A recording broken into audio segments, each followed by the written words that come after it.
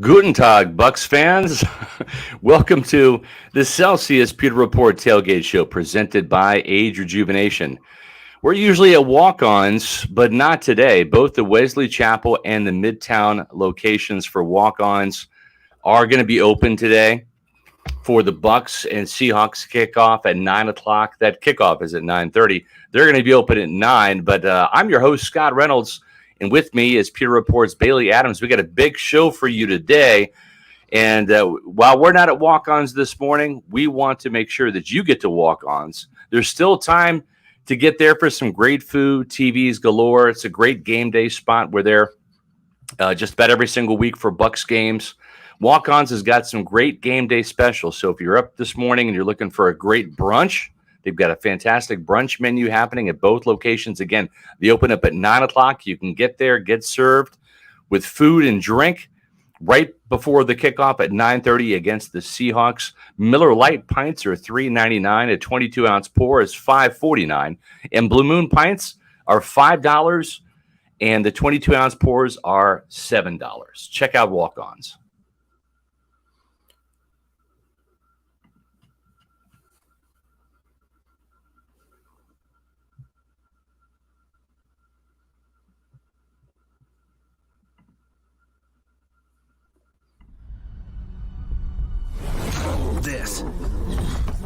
This is a walk-on athlete. They push harder and put their heart into the game. This is the passion we're built on. It's why we put our heart into creating game day with a taste of Louisiana.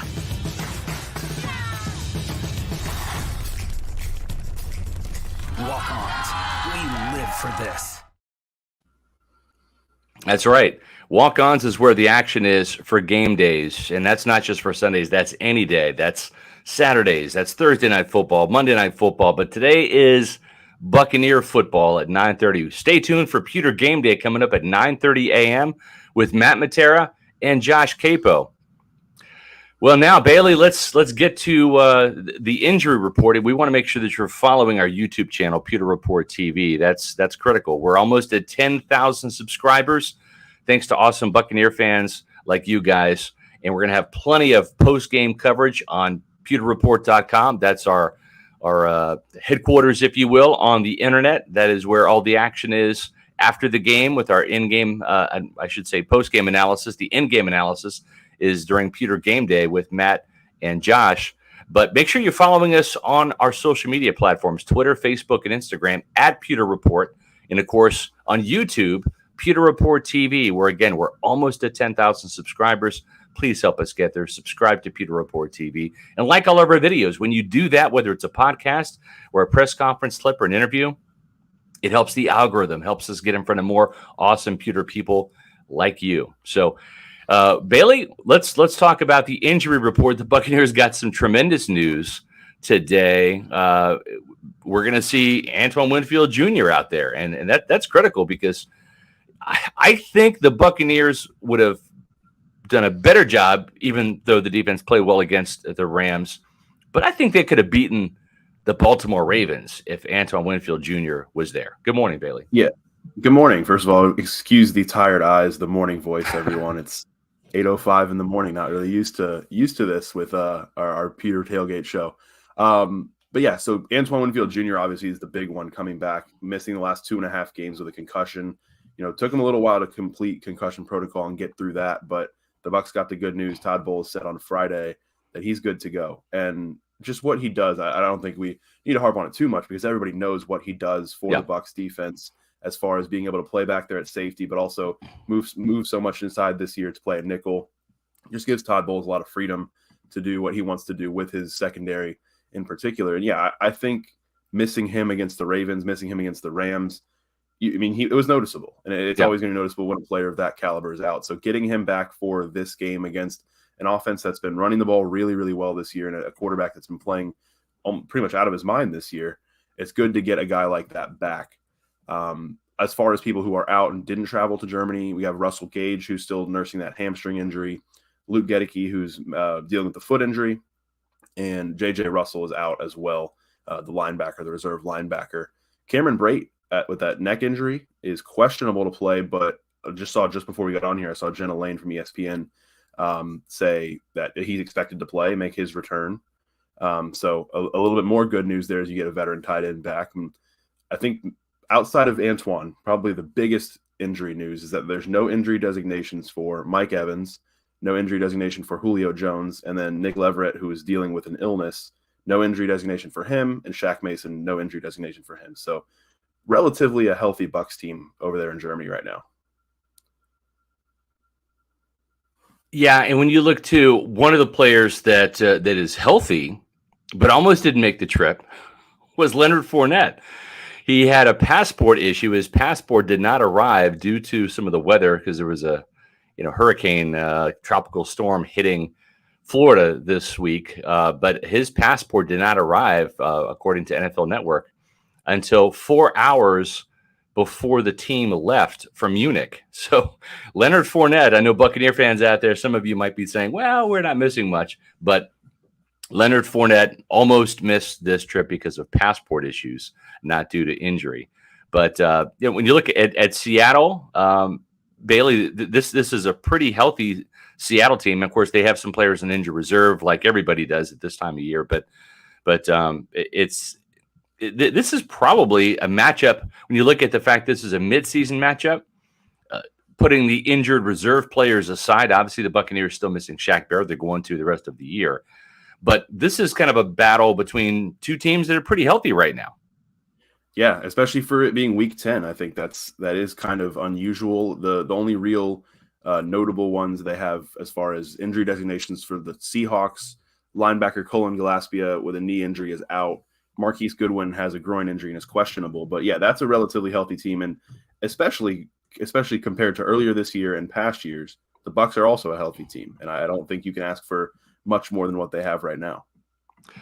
Yeah, that's a fact. Well, as you know, it's early. We usually do these podcasts, even if it's a 1 o'clock game. We are starting these Pewter Reports tailgate shows at 11 o'clock. It's 8 o'clock in the morning, and some of you are out there in the West Coast, and it's not even daylight yet. And some of you are in the Central Time Zone at 7 a.m. out there. And we appreciate all of the Pewter people for getting up in the morning to watch this Bucs Seahawks game. The first time two teams are playing in Germany in a regular season game. It's crazy, right? The Buccaneers are 0-3 internationally. Tom Brady is 3-0 internationally. Of course, those wins coming with the Patriots. But something has got to give, Bailey. Something has got to give. Either Tom Brady's going to help this team finally win outside of the continental United States, or Tom Brady's going to suffer his first loss outside of America today, too. Yeah, I think the negative energy is that, okay, I mean, with the way they've been playing this year, one of those things has to give. It's probably going to be Tom Brady's undefeated international record. But hey, I mean, the Bucs got a win last week. They could ride that momentum, the wave of momentum with that victory. And I feel like we see with some of these international games, it's just they tend to be weird games. I think you get some of those kind of odd matchups, and it's almost anything goes. So I don't think the Bucs can be counted out in this one at all. You know, they've got to get this win to get to 5-5 heading into the bye week. And so, hey, maybe there's some Brady international magic that rubs off, and the Bucs get their first win overseas. Well, Bailey, I think if you're looking for some magic in the morning, what you need is a Celsius, because I'm certainly having a Celsius right now. I've got my orange Celsius rocking, and that's one of my go-to flavors. Also love the Arctic Vibe. I had one yesterday. It's a fantastic flavor. It's the newest flavor from Celsius. They've got three kind of vibes for you in the morning. They've got tropical vibe, which is awesome. Peach vibe, which is a great change-up for me. And, of course, that Arctic vibe as well. And the thing about Celsius that I love, it's replaced coffee for me in the mornings, is it's got 7 essential vitamins. You really can't get that in coffee. And It's also one of the healthiest energy drinks because there isn't any sugar in it. There's no preservatives, and that means there's no sugar crash later. Other energy drinks have sugar, and what happens is, you get that burst of energy for about 3 or 4 hours, but then after that, guess what? That sugar wears off, and it turns into a sugar crash, and that is not ideal. So you're not going to get that sugar crash at all when you're drinking a Celsius, which is the official energy drink of Pewter Report, and of course, the title sponsor of the Celsius Pewter Report Tailgate Show, presented by Age Rejuvenation. And where can you find Celsius? Well, the great thing is you can click on Celsius.com, go to the store locator, type in your address, and you will see all of the different convenience stores, health and fitness stores, grocery stores, and even bodegas that have Celsius. And go there, grab a couple cans, try some flavors. Once you find the flavors that you like, you can buy them in bulk on Amazon using the subscribe and save option. That saves you a lot of money, and they ship them right to your house or apartment. And that way you don't miss any Celsius. I do that. I've got shipments coming about every 2 weeks. So our household never runs out of Celsius. And it's a fantastic way to save money and get Celsius shipped to you. Look for it on Amazon. And also, they're probably going to have some Black Friday deals coming up too. So make sure you are drinking Celsius, the official energy drink of Pewter Report. Okay, Bailey, it's time for us to really dive into this preview here between the Bucs and the Seahawks. And when we're looking at this game, the first thing we always do every week is we look at what happens when the Bucs are on offense, right? And offensively, well, it's been offensive, right? It's not been good in terms of Tom Brady getting this team into the end zone. It took him, 59 minutes and 51 seconds to finally reach the end zone with a much-needed go-ahead touchdown, a 1-yard strike to Cade Otton for the game winner against the Rams last week. So it's difficult. And you look at the Seattle defense, the one thing Todd Bowles said was, this is a smart team, and he has essentially called the Buccaneers not smart, right, this year. And they play hard.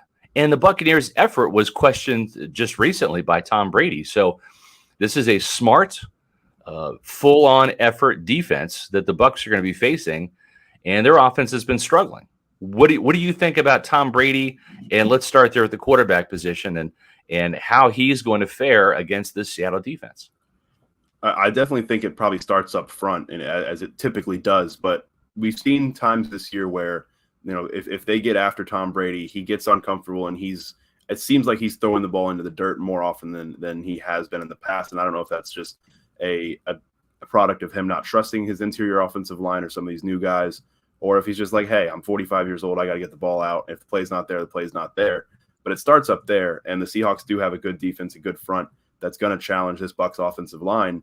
But I think overall, when you look at the whole scope of the season, Tom Brady, he's not putting up massive numbers. I mean, I think he's second in the league right now in passing yards. He's just not putting up massive touchdown numbers, and they're not the normal stats that we're seeing from Tom Brady. But he's playing largely mistake-free football. He's not turning the ball over. The Bucs as a team aren't really turning the ball over. It's just the inefficiency of unable to sustain drives, unable to pick up key third downs, not struggling to get themselves into third and manageable situations. So all those problems have been, persistent through 9 games now.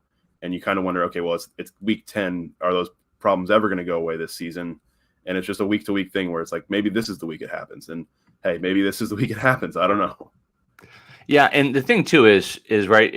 You're talking about throwing those passes in the dirt, and for Tom Brady, it's about trusting the protection up front. And I think that there have been some instances, and certainly right when you look at that interior, Ali Marpet's gone, Ryan Jensen's gone, Alex Kappa's gone, and those 3 players played just about every game together for the first 2 years that Tom Brady was here.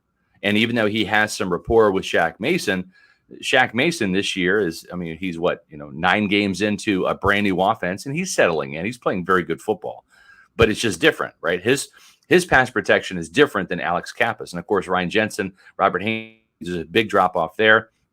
Huge drop off at the left guard position. Maybe not so much now because Nick Leverett, I think, is playing pretty well.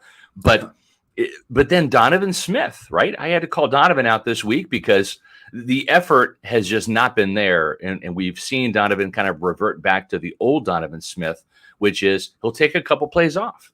And I think if you go back and look, and I've talked to coaches and people in the front office, Bailey, that have said, if you go back and look at that 8-game run, the 4 games after the bye week back in 2020 and the 4 games during the postseason, Donovan Smith was locked in and focused. I think he gave up maybe 1 sack during that stretch, only had a couple of penalties, but that was fantastic play from Donovan Smith. Then he had his best season ever last year.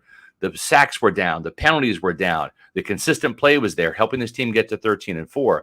So it's not even the change at left guard or the new center that is kind of giving Brady some of the yips a little bit with the football. It's, he's gotten sacked 3 times out of the last 4 games by a player that Donovan Smith was pass protected.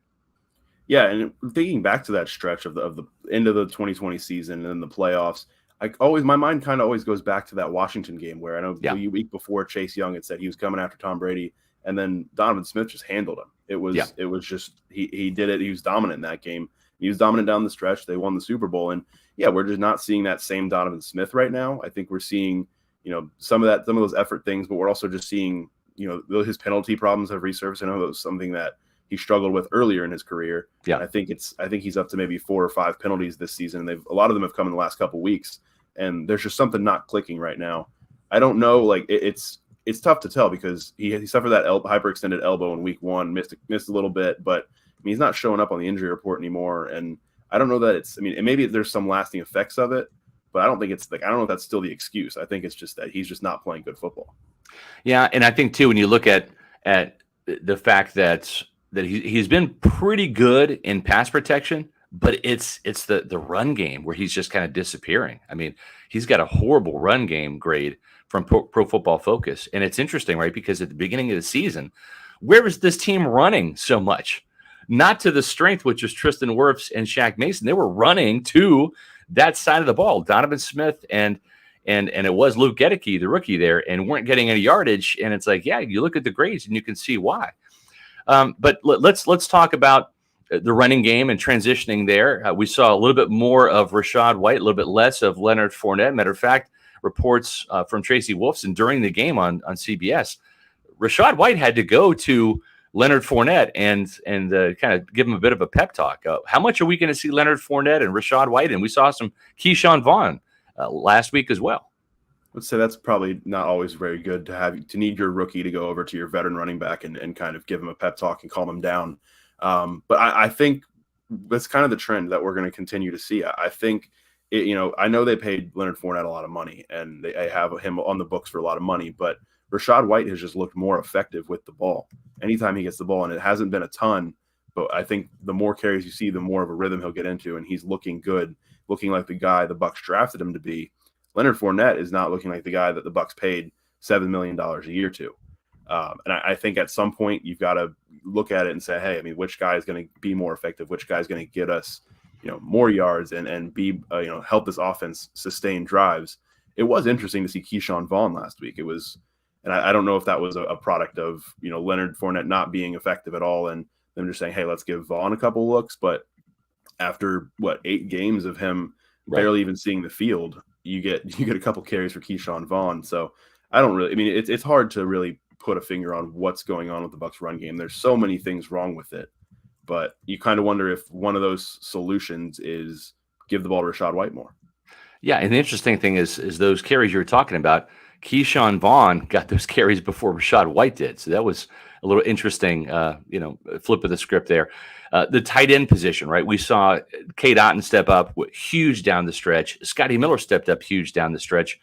But Cade Otton looks like he's a rising star in this offense to me. And I think he's earning some more carries, some more targets, some more catches, and some trust from Tom Brady, is he not?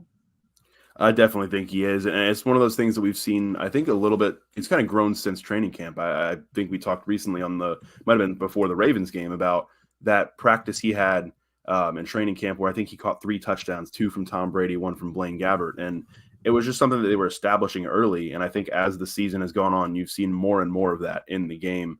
And it's big for the Bucs because right now, I think it was Matt that wrote a piece this week about the Bucs not really having a true number 3 option right now because Russell Gage has been hurt. Julio Jones hasn't been able to stay on the field, and you haven't been able to rely on Scotty Miller, Rashad Perriman. And so if this is going to continue the way it's going, Cade Otton's going to be probably your number 3 receiving option. And so far, he's owning up to that and being what the Bucs need him to be.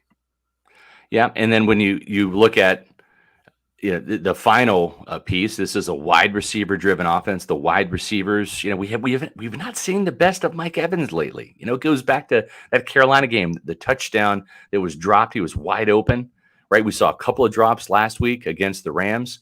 He's the heartbeat of the offense, as Todd Bowles likes to say, or maybe it's Byron Leftwich, but that heart needs to kind of get pumping a little bit because Chris Godwin he's not all the way back. I don't think he's going to be all the way back this year, but he's serviceable. But like Matt said, there's no number 3 wide receiver, but could it be Scotty Miller? Can we see, him strike twice here and like lightning in back-to-back games? I suppose it could be. It was something that he was doing a lot more earlier on in 2020. And we just haven't really seen the same Scotty Miller, I think, since they signed Antonio Brown back in 2020. But, here and there, he's good for a couple plays here and there. If he can show some kind of consistency, I think it would be huge for the Bucs because they don't really have that number 3. If Julio Jones can stay on the field, I mean, that changes the game, I think. I think it would be a huge thing for him to be able to stay healthy. And we've seen him kind of on the field the last couple of weeks. This will be the second straight week where he's played. Last week, he kind of got shaken up on a play, slipped on a route. And every time he runs a route, you're like, is he going to make it through this play?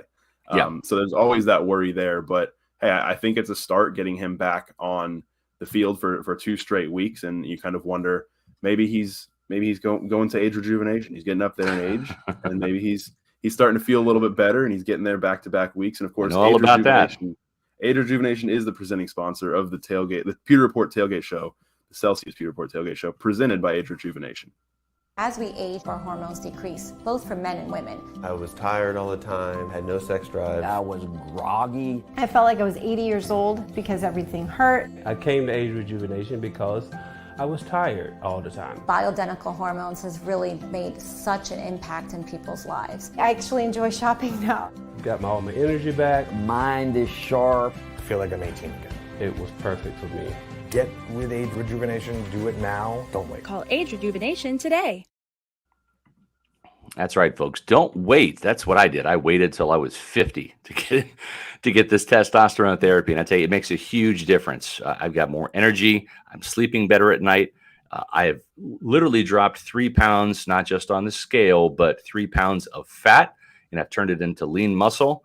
And I honestly feel better than I did at age 45. I'm feeling energy-wise like I'm 40. So it does take about 10 years off of you when you do the testosterone therapy. And if you want to feel better, just go to Age Rejuvenation. Lose weight, feel great, have better sex. You might have seen Age Rejuvenation as the sponsor of my SR's Fab 5 column. Of course, they're the presenting sponsor, as Bailey said, of the Celsius Pewter Report Tailgate Show. And I don't have any issues in the bedroom. But listen, I did turn 50, and energy has been a problem for me for years. Turns out I've got low testosterone. They'll do the labs for you. They'll do the blood work, and they'll shoot it to you straight with what you've got going on. And listen, most men in their 40s, 50s, 60s, they see their testosterone drop. It's just nature, fellas. It just happens. Low testosterone can affect everything from weight loss to your energy levels. Now there's a way to fight it, and that's what I did with the testosterone therapy. I've got more energy. Visit agerejuvenation.com. Get that free consultation, fellas. It is worth it.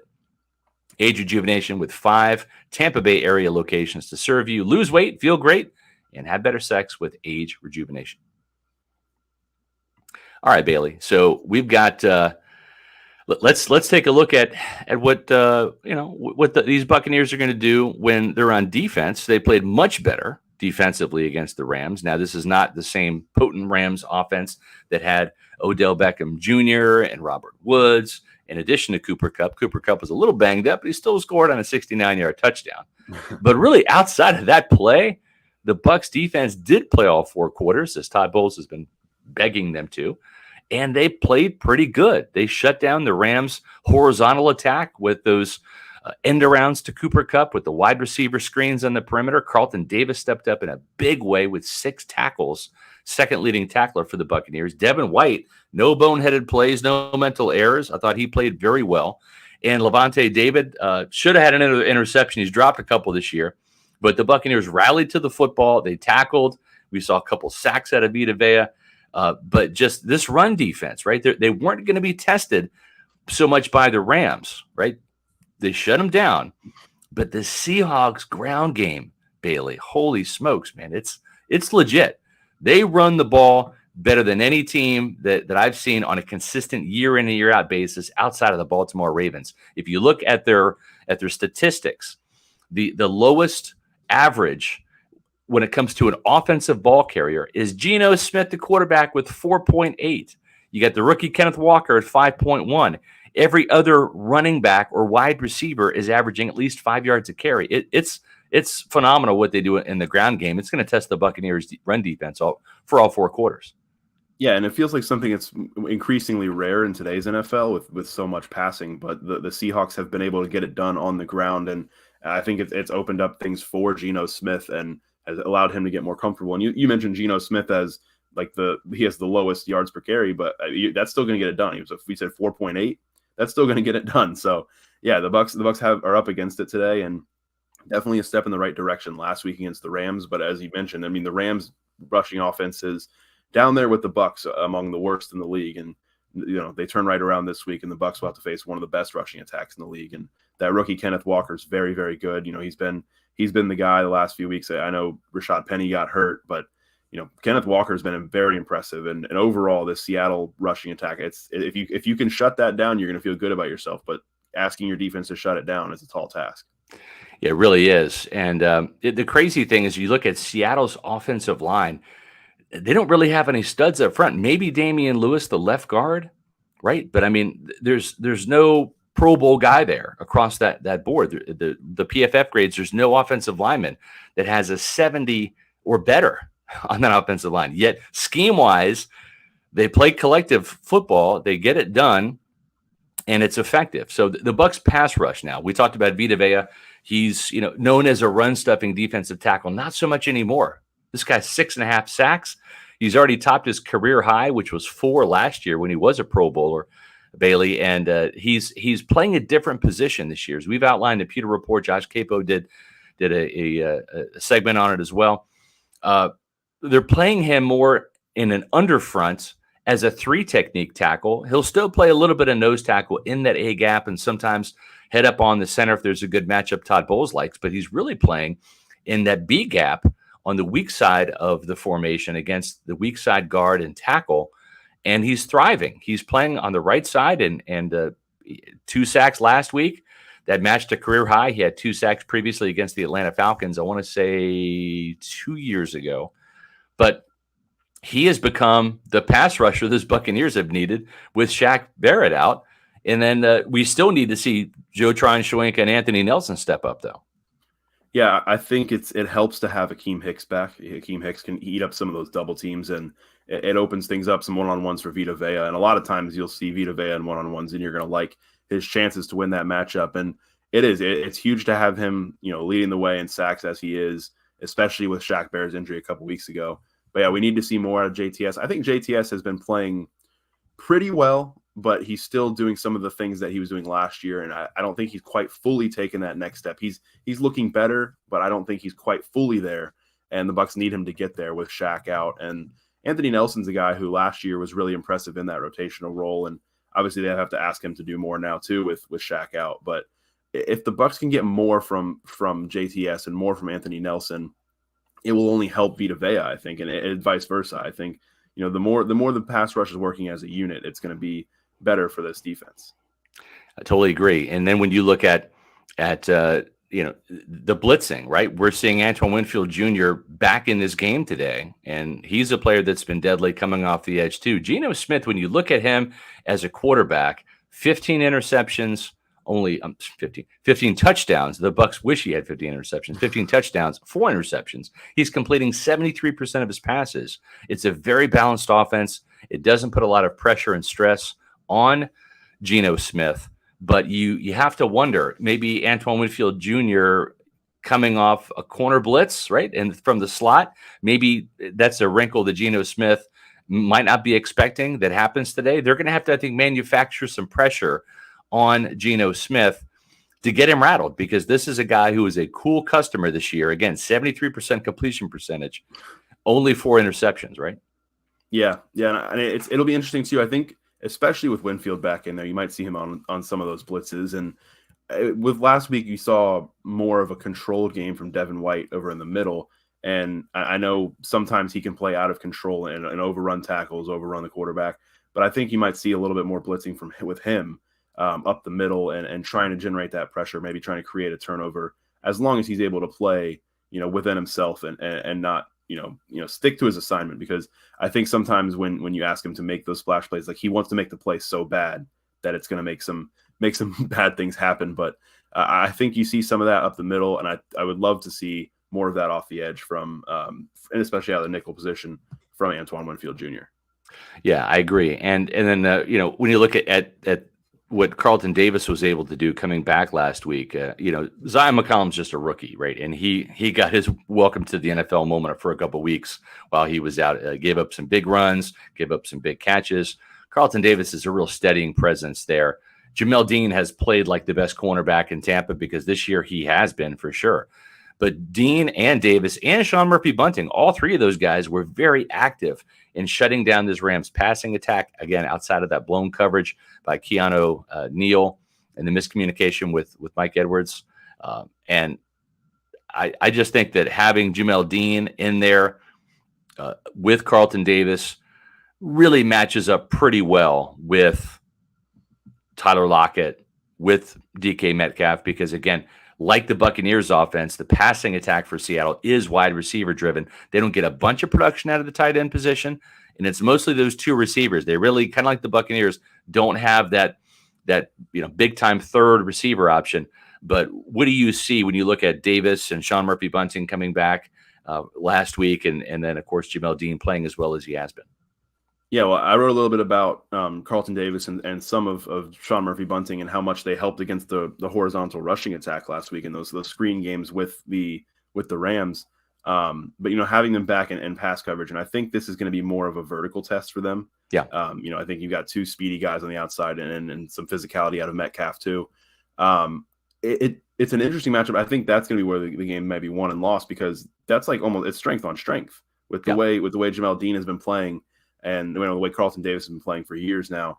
Those are 2 top-notch corners for the Bucs going against 2 of the top-notch receivers over there in Seattle. So it'll be interesting to see how they handle that. I know, Geno Smith completing 73% of his passes. I mean, that's efficient. He's taking what's in front of him, and I don't think he's taking too many risks. If the Bucs can force him into some of those risks, maybe they'll get a turnover. They're not, the most turnover heavy team. Right.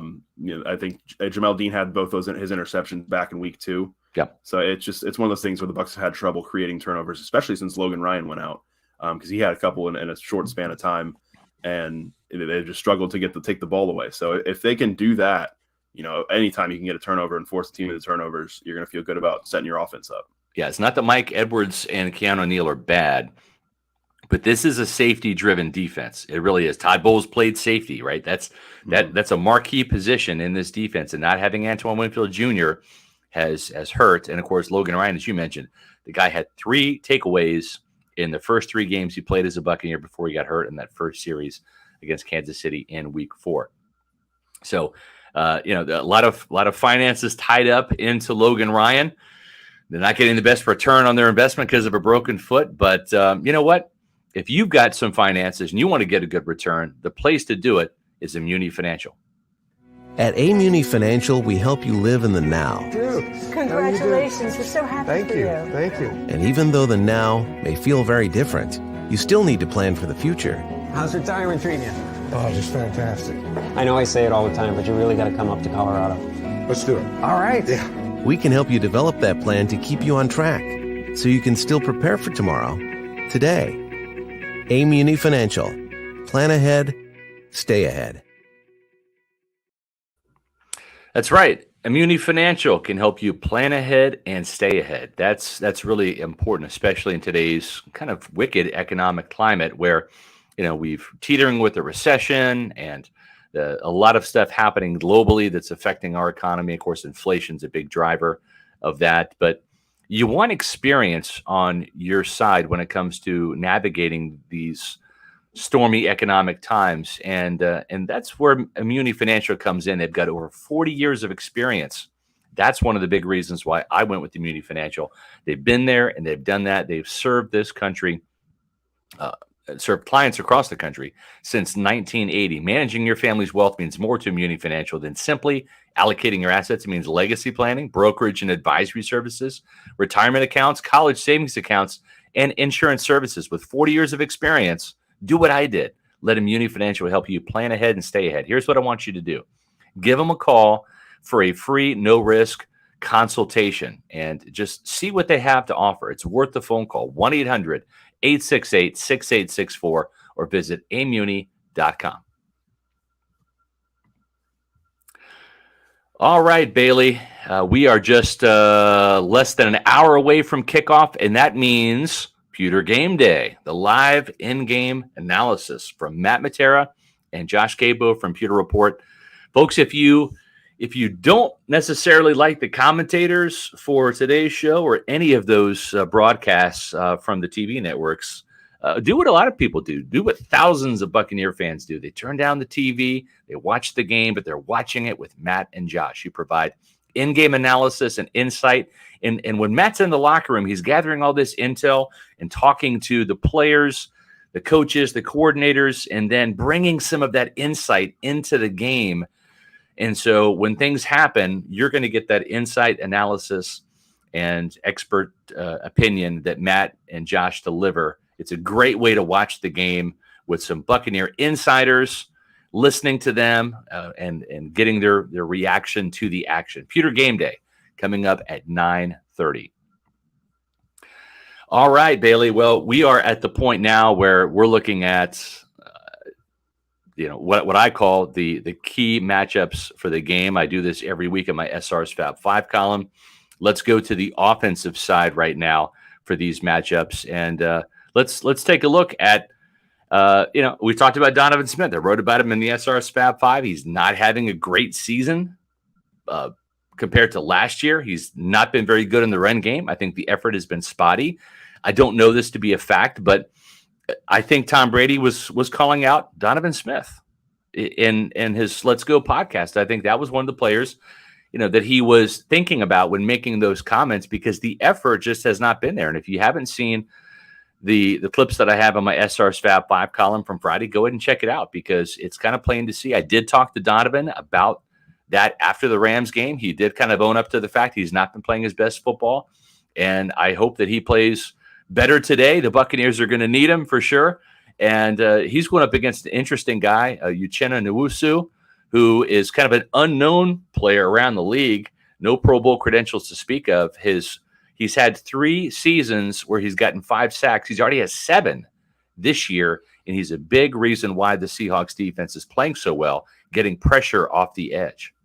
Yeah, and Donovan Smith, obviously, at left tackle plays such an important position because, he can be solid for large stretches of the game, but also give up, if he gives up a big sack and it's a sack fumble, that's a game-changing play. And yeah, those are the plays he needs to avoid giving up. I know, he's given up 3 sacks in the last 4 games, and he's, dealing with some of those penalties. He's got some holding penalties, some false starts, and I think some of those are lack of concentration, and he just needs to dial in. And this is a tough matchup for him. I know Nwosu's been the guy for the Seahawks this year with 7 sacks, but it's one of those things where you'd like to see Donovan Smith kind of return to the Donovan Smith of last year and the year before, because if he's playing that well with the way Nick Leverett's playing at left guard, you start to feel a lot better about the offensive line as a whole. Exactly. Now, I've got this matchup as a push. I'm going to give Donovan a little bit of credit because I feel he's going to have a bounce back game. I think that the message has been delivered by Pewter Report, but also by the coaches. I think this is a push. I'm going to give Uchenna Nwosu his respect. But I think Donovan bounces back. I think this matchup could go either way. I'm going to call it a push. What about you, Bailey? Yeah, I would probably line up right there with you. If Donovan Smith was playing more like himself last year, I'd give him the edge. But with the way Nuosa's been playing and combining that with kind of some spotty play by Donovan, it does feel like a good one to be a push. Next one is Mike Evans, who really is the focal point of this passing attack, as he should be, with Chris Godwin, not all the way back to Chris Godwin's previous Pro Bowl form. But he struggled a little bit, I think, down this stretch here. He had, again, we talked about the big drop, the big touchdown that could have been a game changer early on against the Panthers, and he's had a couple drops last week. He's not been consistent. He has done a good job of drawing some pass interference penalties. That was big against the Ravens, and I think there was also 1 or 2 against the Rams. He got hurt early in that Rams game, hurting his ribs, getting kind of crunched in a collision. Tariq Woolen, on the other hand, this rookie, 5th-round pick out of UTSA, 6'4", extremely fast, maybe looks like a younger version of Richard Sherman. We'll see if he can get to that Sherman level, but so far so great for this kid. 4 interceptions to lead the Seahawks. Matter of fact, he has 4 out of the 5 interceptions the Seattle defense has, including a pick 6. This kid is fast. He's fearless. He's physical for his size. And I'm going to actually give this a push. I'm going to say Evans, if he was playing on top of his game, if we see the best of Mike Evans, I think he can take advantage of the rookie. But the way Woolen is playing right now, the way Evans is playing, I'm going to have to say this matchup's a push. What say you, Bailey?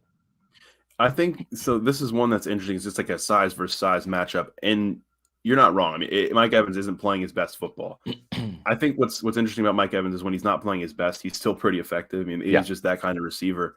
I'm giving the edge to Evans here, and I think part of it is a little bit more of a hopeful. Like, I think he's going to get back to his Mike Evans level because the Bucs need him to be there. I mean, he's been good this season, maybe not great. The Bucs need him to be great, especially with the way Godwin's kind of still working his way back, and then there's just outside of those two, there's really nothing to be able to consistently rely on. So I think they need Evans to be Evans, and I like him in this matchup. Exactly. We appreciate the £5 super chat from Colin Shaw. Thoughts are with Devin White. He lost his father just the other day, playing with a heavy heart today. Hope he balls out similar to his predecessor, Quan Alexander, a few years back. Let's go Bucs. That's right. Quan Alexander had a massive game in Atlanta in an overtime win by the Buccaneers, where he pretty much just put the entire team on his back and made some incredible plays playing with the heavy heart. Hopefully Devin White can have a similar performance. And certainly our thoughts and prayers are going out to him. I've lost my mother and stepfather. It's difficult to lose a parent. And we're just wishing Devin the best. And we'll talk about Devin in a minute, but we're going to finish up with the offense here. Leonard Fournette got his passport, but can he get past Jordan Brooks, who is their leading tackler for the Seahawks? He was kind of second fiddle to Bobby Wagner, but now that Bobby Wagner's gone, Jordan Brooks is a tackling machine for Seattle. He is going to be kind of the guy that's going to be charged with plugging those interior run lanes in the Bucs duo run scheme. I'm going to give the edge to Brooks. I don't even know if Fournette's going to end up with the most yards or carries. He'll get the start, but I think Rachaad White is going to end up being the guy today for the Bucs ground game. Yeah, I'll have to give it to Brooks too. Just with the way Fournette's play has just been too spotty and too subpar to really rely on him in this matchup. And maybe he comes back with a Leonard Fournette type game that we saw more of last year and kind of getting involved in the passing game. I remember that Eagles game last year. I think he might have had 8 to 10 catches and was just that outlet guy for Tom Brady. Yeah, we haven't seen that so much this year. And just the Falcons game. That was it. Just the Falcons game. Yeah, and he's struggling to get going in the run game. He's getting probably 2 yards per carry here and there, and it hasn't been easy to watch, I think, at times. And Rachaad White has been a guy who has looked more explosive when he gets the ball. And Brooks is all over the field. I mean, he, like you said, he's a tackling machine. Already numbers up there close to the hundreds this season. So yeah, I would give this one to Brooks. Next matchup is rookie tight end Cade Otton, who's really become a prominent role in the passing game now, versus free safety Quandre Diggs. Diggs has got all the experience. He's an 8-year pro. But the interesting thing is the size differential, right? You've got Otton at 6'5", 247, who's really stepping up. I mean, you go back to that Pittsburgh game, that diving catch with the linebacker draped all over him right down the seam, the 35-yard catch and run the next week at Carolina. He had a 28-yard catch on Sunday against the Rams that was big in the fourth quarter, and then, of course, the 1-yard touchdown. He's got such a huge size difference over the 5'9", 200-pound Diggs that I think the Buccaneers were starting to see some of those Gronkowski routes, right, beginning to be more common in this passing game. And Otten's the guy that's running those Gronkowski routes. He's not going to be Gronk. Maybe he could be baby Gronk. We'll see. But I like Otten in this matchup. This kid, the arrow's pointing up. I feel there's some real momentum here with Cade Otton. Yeah, that stock chart is going way up right now. And it's easy to see, not just in terms of his performance and his production, but in just what they're trusting him to do. I mean, you think back to that game against the Rams, and came out, Tom Brady said that there's Tom Brady suggesting that play to Byron. And that shows a lot of trust. I mean, they need this play. The game's on the line, and he's like, "Yeah, let's run this play. Let's run this play designed for Cade Otton." And Cade Otton paid off that trust with a touchdown. And I think we're seeing more and more of that. And Cade Otton's been a guy who I think week by week is like, "Oh, this has been his best performance of his career." And then next week it's, "Oh, this is the best performance of his career." He's continuing to do that week after week. So I like him in this matchup, and I think the Bucs are going to take some advantage of some of those routes that I think they're starting to trust him more with. I wrote about him in my SR's Fab 5 column. He wears that war paint right down the side there. Looks a little bit like the Ultimate Warrior from the old wrestling days. And I asked him because he's such a nice guy. You've met him. I mean, he's the most humble guy. Reminds me of John Lynch, smiling all the time, just a great kid. And I said, does the flip switch for you out there in the field? Because, it kind of did for John Lynch, right? He would knock the crap out of you going across the middle, but smile and be all nice after the game. And he said, yeah, he used to play linebacker back in Pee Wee football and high school. And he went to Washington as a linebacker. It wasn't until his freshman year they switched him to the offensive side of the ball. He says, but I love running down there, covering kicks, making tackles. And I think he brings some of that defensive mentality to the position. He's a fun guy to watch. And, man, he's going to be the starting tight end, even if Cade Otton, or I should say, even if Cam Brate comes back. Cade Otton is the future of that position. And I like him. You can see some of that defensive mentality in the way he blocks too. That's what he brings to the blocking game. Is he's physical, and he likes to get in there. And he's only going to get bigger and better next year. It always takes that biggest leap is from your rookie year to your second year. When you get in that NFL weight program, that offseason weight program, he's going to be from 245, 247 right now. He's going to be 255 next year, bigger, stronger in the trenches. And a player who did that last year, got bigger and stronger, was Robert Hainsey, the center. We haven't talked about him a whole bunch. He's been okay, but he's going up against a big boy in Al Woods, who is a massive nose tackle, 6'4", 330 pounds. He's kind of that run plugger in that Seattle defense, and that's that's going to be a big matchup. I like Woods in this matchup just because he's got the experience, and this Bucs run game has not gone anywhere in the middle of the trenches in that interior. And I think Al Woods is going to do a pretty effective job of bottling it up today. Yeah, my head's telling me to go with Woods here. My heart's telling me to go with Hainsey. I've been more or less impressed with the way he stepped in for Ryan Jensen. I think we haven't talked about him a ton, which is typically a good thing when you're talking about offensive line play. And I think with him, it's all about the technique and what he's doing, especially with a guy as big as Al Woods. Yeah. I'm very close to going Hainsey in this matchup. Okay. I'll go with Woods. But I do like Hainsey, and I think I would be interested to see what he can do today. All right. Well, you're going to bet on Woods. So I'm going to bet on Woods. I got to be honest, Bailey. I looked at the point spread, the MyBookie point spread, and it was crazy because when you look at the fact that the Buccaneers are 2.5-point favorites, I actually took the Seahawks. I put a big, huge bet on the Seahawks. And I did that because I followed my strategy from last night. I bet on Tulane against UCF. I bet on Baylor against K-State. I used that reverse psychology. I lost some money for the sake of the wins for our teams, Bailey. Charge on. I appreciate it. Knights. I appreciate it. Every man a Wildcat. K-State. So K-State thumped Baylor. Always good to see. Deuce was loose last night, Deuce Vaughn. And, of course, it was great to watch before that game.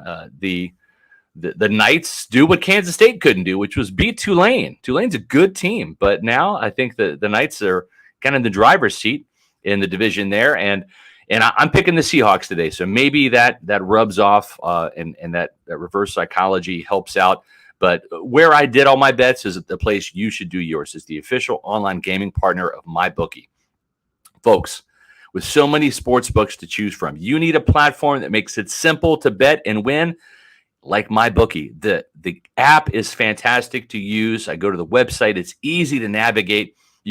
Everything's laid out there for you, all the prop bets. They have a huge selection of odds. They've got contests for all your sports betting needs, anytime, anywhere with MyBookie. You can stream games and live bet while you watch. So you can turn down game day, and you can turn that game day into a payday with MyBookie. Sign up for free today. Use the promo code Pewter and claim a half deposit match of any amount up to $1,000. That's promo code Pewter, Pewter, to claim your deposit bonus and give yourself the competitive edge. Again, I'm urging you to take a look at this line. I'm not saying bet against the Buccaneers, but if you want your team to win, bet against the other team, because if the Buccaneers win, then you lose some money, but you're happy. But if the Buccaneers do lose today, and they lose to a 6-3 Seahawks team, then you're going to at least make some money that you can go use at walk-ons or any other place to drown your sorrows. So when you play with MyBookie, you're not just betting, you're joining the winning team. Bet anything, anytime, anywhere with MyBookie, and use that promo code Pewter when you do. All right, let's wrap up the show here, Bailey, by looking at some of these matchups. When the Buccaneers are on defense, these are my SR's Fab Fives key matchups. Bucs defense versus Seahawks offense. We talked about Devin White, the loss of his father, going up against Geno Smith. Geno Smith is a guy who can scramble and gets out of the pocket. But I think Devin White and Geno Smith are going to have those chess matches, right? Those pre-snap. Am I lined up in the right defense, right? Do I need to audible? Do I need to change the call? What's Geno doing there? I think it's going to be a bit of a chess match, but then also a physical match. Devin White's going to get after Geno Smith and some of those A-gap blitzes and then try to track him down when Geno gets outside of the pocket. I like Geno Smith in this matchup, though. I want to trust Devin White. He played much better last week, but Geno Smith is just having a Pro Bowl caliber season. Yeah, I'm trusting Devin White, even though I'm fully, expecting he might hurt me again by trusting him, putting my full trust in him. But better last week, and I think, if he continues to play the way he did last week and add in a little bit more of those splash plays, we'll start to see, the best Devin White again. So I'll go Devin White in the matchup. Okay, we're sticking with the linebacker matchup for the next one. The old wily veteran Lavonte David versus the young rookie who's averaging 5.1 yards a carry and doing it well. 7 touchdowns on the season for Kenneth Walker out of Michigan State. This kid was a dynamo at Michigan State, and he is looking like a dynamo in the pros. The thing is Lavonte David might be the cleanup guy because Devin White's going to be at the point of attack a lot, but Walker will find those cutback lanes that go against the grain and try to bounce something back the other way once the defense is flowing. That's where Lavonte David has got to be in his gap and got to make the tackle. As well as David has played, I'm impressed by this rookie. I'm going to go push in this matchup, but this is a critical matchup in stopping Walker if Lavonte David can be a tackling machine today. Yeah, I think push feels about right. Lavonte is playing well. I think the best thing, the thing you could say about Lavante's play is that he's playing sound football. Like he's just playing solid football. He's not making the splash plays that he did earlier in his career. We haven't seen those in quite a while, actually. But he's still playing, consistently well. But with the way Kenneth Walker's going right now, I don't want to, put any disrespect on him. The push probably feels like the right move here. Jamel Dean is playing fantastic football for the Buccaneers at the cornerback position. He'll be faced up with both Tyler Lockett and DK Metcalf. They'll switch assignments, but mostly Metcalf because he plays that X receiver, that split end like Mike Evans plays, and he's just a big physical down the field threat, 6'3", 229 yards. But ironically, Geno Smith has not been pushing the ball down the field like Russell Wilson did. It's been mostly underneath stuff. We haven't seen a lot of the explosive plays from DK Metcalf, but 4 touchdowns this year. I like this as a push. I think that Jamel Dean can win this matchup, but I'm going to give DK Metcalf his credit as well. I'm going to call this a push. What say you, Bailey?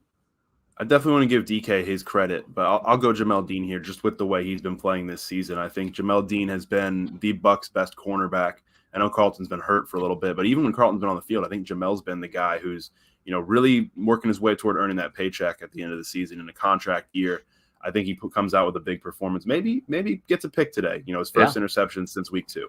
They would love it. They need an interception. They haven't had one since Sean Murphy-Bunting picked off Patrick Mahomes in garbage time in the fourth quarter back in week 4. It's crazy, but that's the last time. Carlton Davis is back. He got paid last year. I should say this past offseason. Going up against Tyler Lockett from Kansas State, one of my guys that I used to love and root for.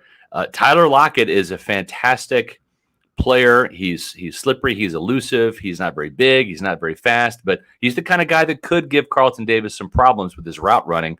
And Davis, I don't think he's back to 100%, still dealing with a little bit of hip injury. Because of that hip injury, I'm going to say a push. I think if Carlton Davis was all the way back 100% at the start of the season, I might give the edge to Carlton Davis, but I think Lockett's playing pretty well with the 4 touchdowns right now. Yeah, I'm going to line up here with a push too. I think Davis did play well last week. He's been playing well, when he's been on the field this season. But Tyler Lockett deserves his respect still. I mean, even getting up there in age, he's a veteran guy, but he is slippery, like you mentioned. He's might challenge Carlton with his speed. Maybe test that hip a little bit with some of those vertical routes, and we'll see what he can do there. But this feels like a pretty even matchup. And we talked about it earlier. I mean, both of these corners against both these receivers feels like a big part of this game. It really is. It's going to come down to which cornerback plays better against which wide receiver and all that good stuff. All right, don't think I'm a Buck hater because I've not picked a Buccaneer to win a matchup, but I'm going to right now. Nose tackle Vita Vea is playing great football, 6.5 sacks. Damian Lewis is a very good run defender, not so great against the pass. I like Vita Vea. His pass rush right now, his confidence is through the roof, according to Joe Tryon-Shoyinka. He's feeling really good about his pass rush. I like Vita Vea against Damian Lewis. He's a big guy, 6'2", 6'3", 330 pounds. Vita Vea, 6'4", 350 pounds. This is going to be like, if you're a Marvel comic fan, this is like the Thing versus the Hulk, right? This is like Juggernaut versus, the Hulk. These are 2 big dudes going up against each other. I do like Vita Vea in this one, though. Well, I would hope Vita's feeling pretty confident right now with the way he's been playing, especially last week against the Rams and affecting that game the way he did.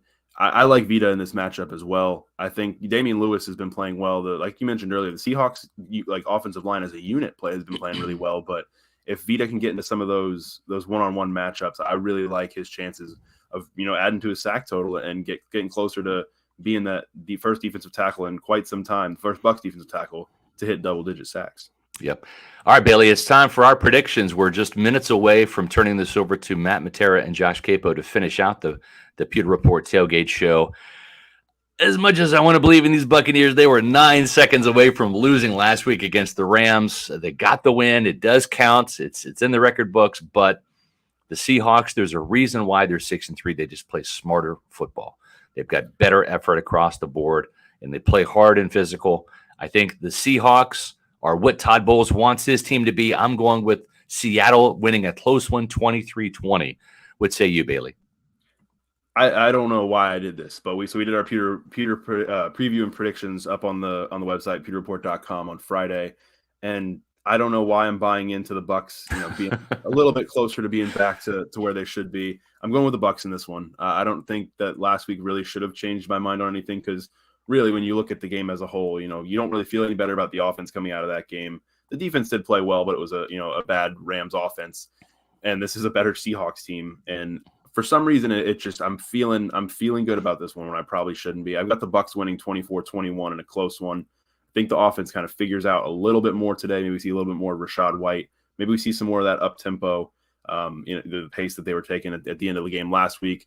Close win. I think Ryan Suckup hits one late. Oh, okay. All right. Well, Bailey's feeling good about those predictions. If you want to feel good, gentlemen, you need to go to Age Rejuvenation. At Age Rejuvenation, we have a lot of interest about erectile dysfunction in men. It's not like my sex life was dormant, but you can always improve. I was having an adverse effect on my marriage and was very happy with the results. We have various treatment programs available to enhance their physical abilities that can improve blood flow and sensitivity. The Pulse Wave has made it so much better. It's been a significant improvement. The good news was that I heard it from my wife. Stop waiting. Start doing Age Rejuvenation.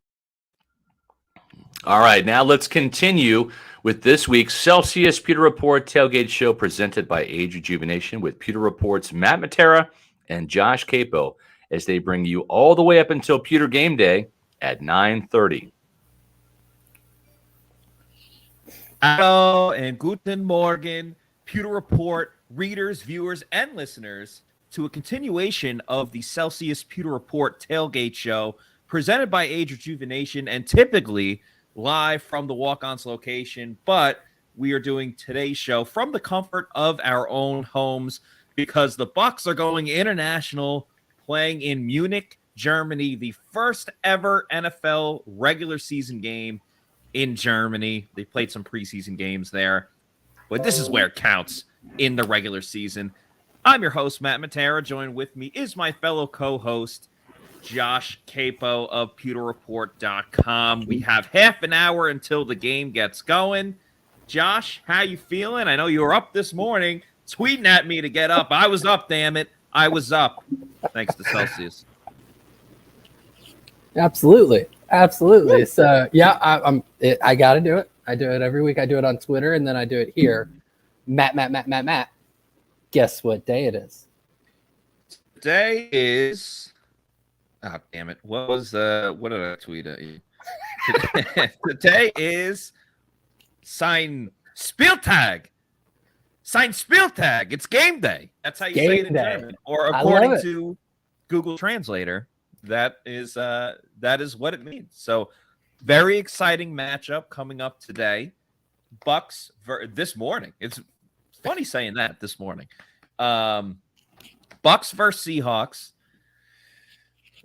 Season is not on the line because no one in the NFC South is even thinking about trying to take this division. But the Bucs could at least separate themselves, give themselves a little bit of a cushion today. But this Seahawks team, Josh, is a very complete team and a team that I think maybe in the beginning of the season definitely got overlooked just because of the big Russell Wilson trade, and that obviously changed a lot of things. But now listen, I get it.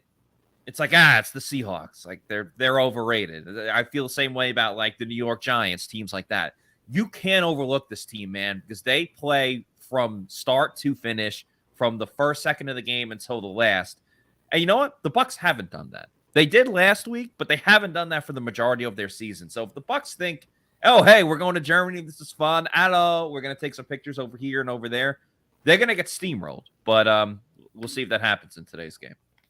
Yeah, I love the way you kind of contrasted the two teams, because this Bucs team coming into this year, everybody thought their talent was so much greater than everybody else's. They were going to just kind of moonwalk across the regular season right into the playoffs. And with Seattle, what it's been is some great coaching, right? I mean, the way that their defense has been, I like the little moonwalk you did. Yeah. Well, can we say moonwalk? Is this, separating the art from the artist type of thing? I hope so.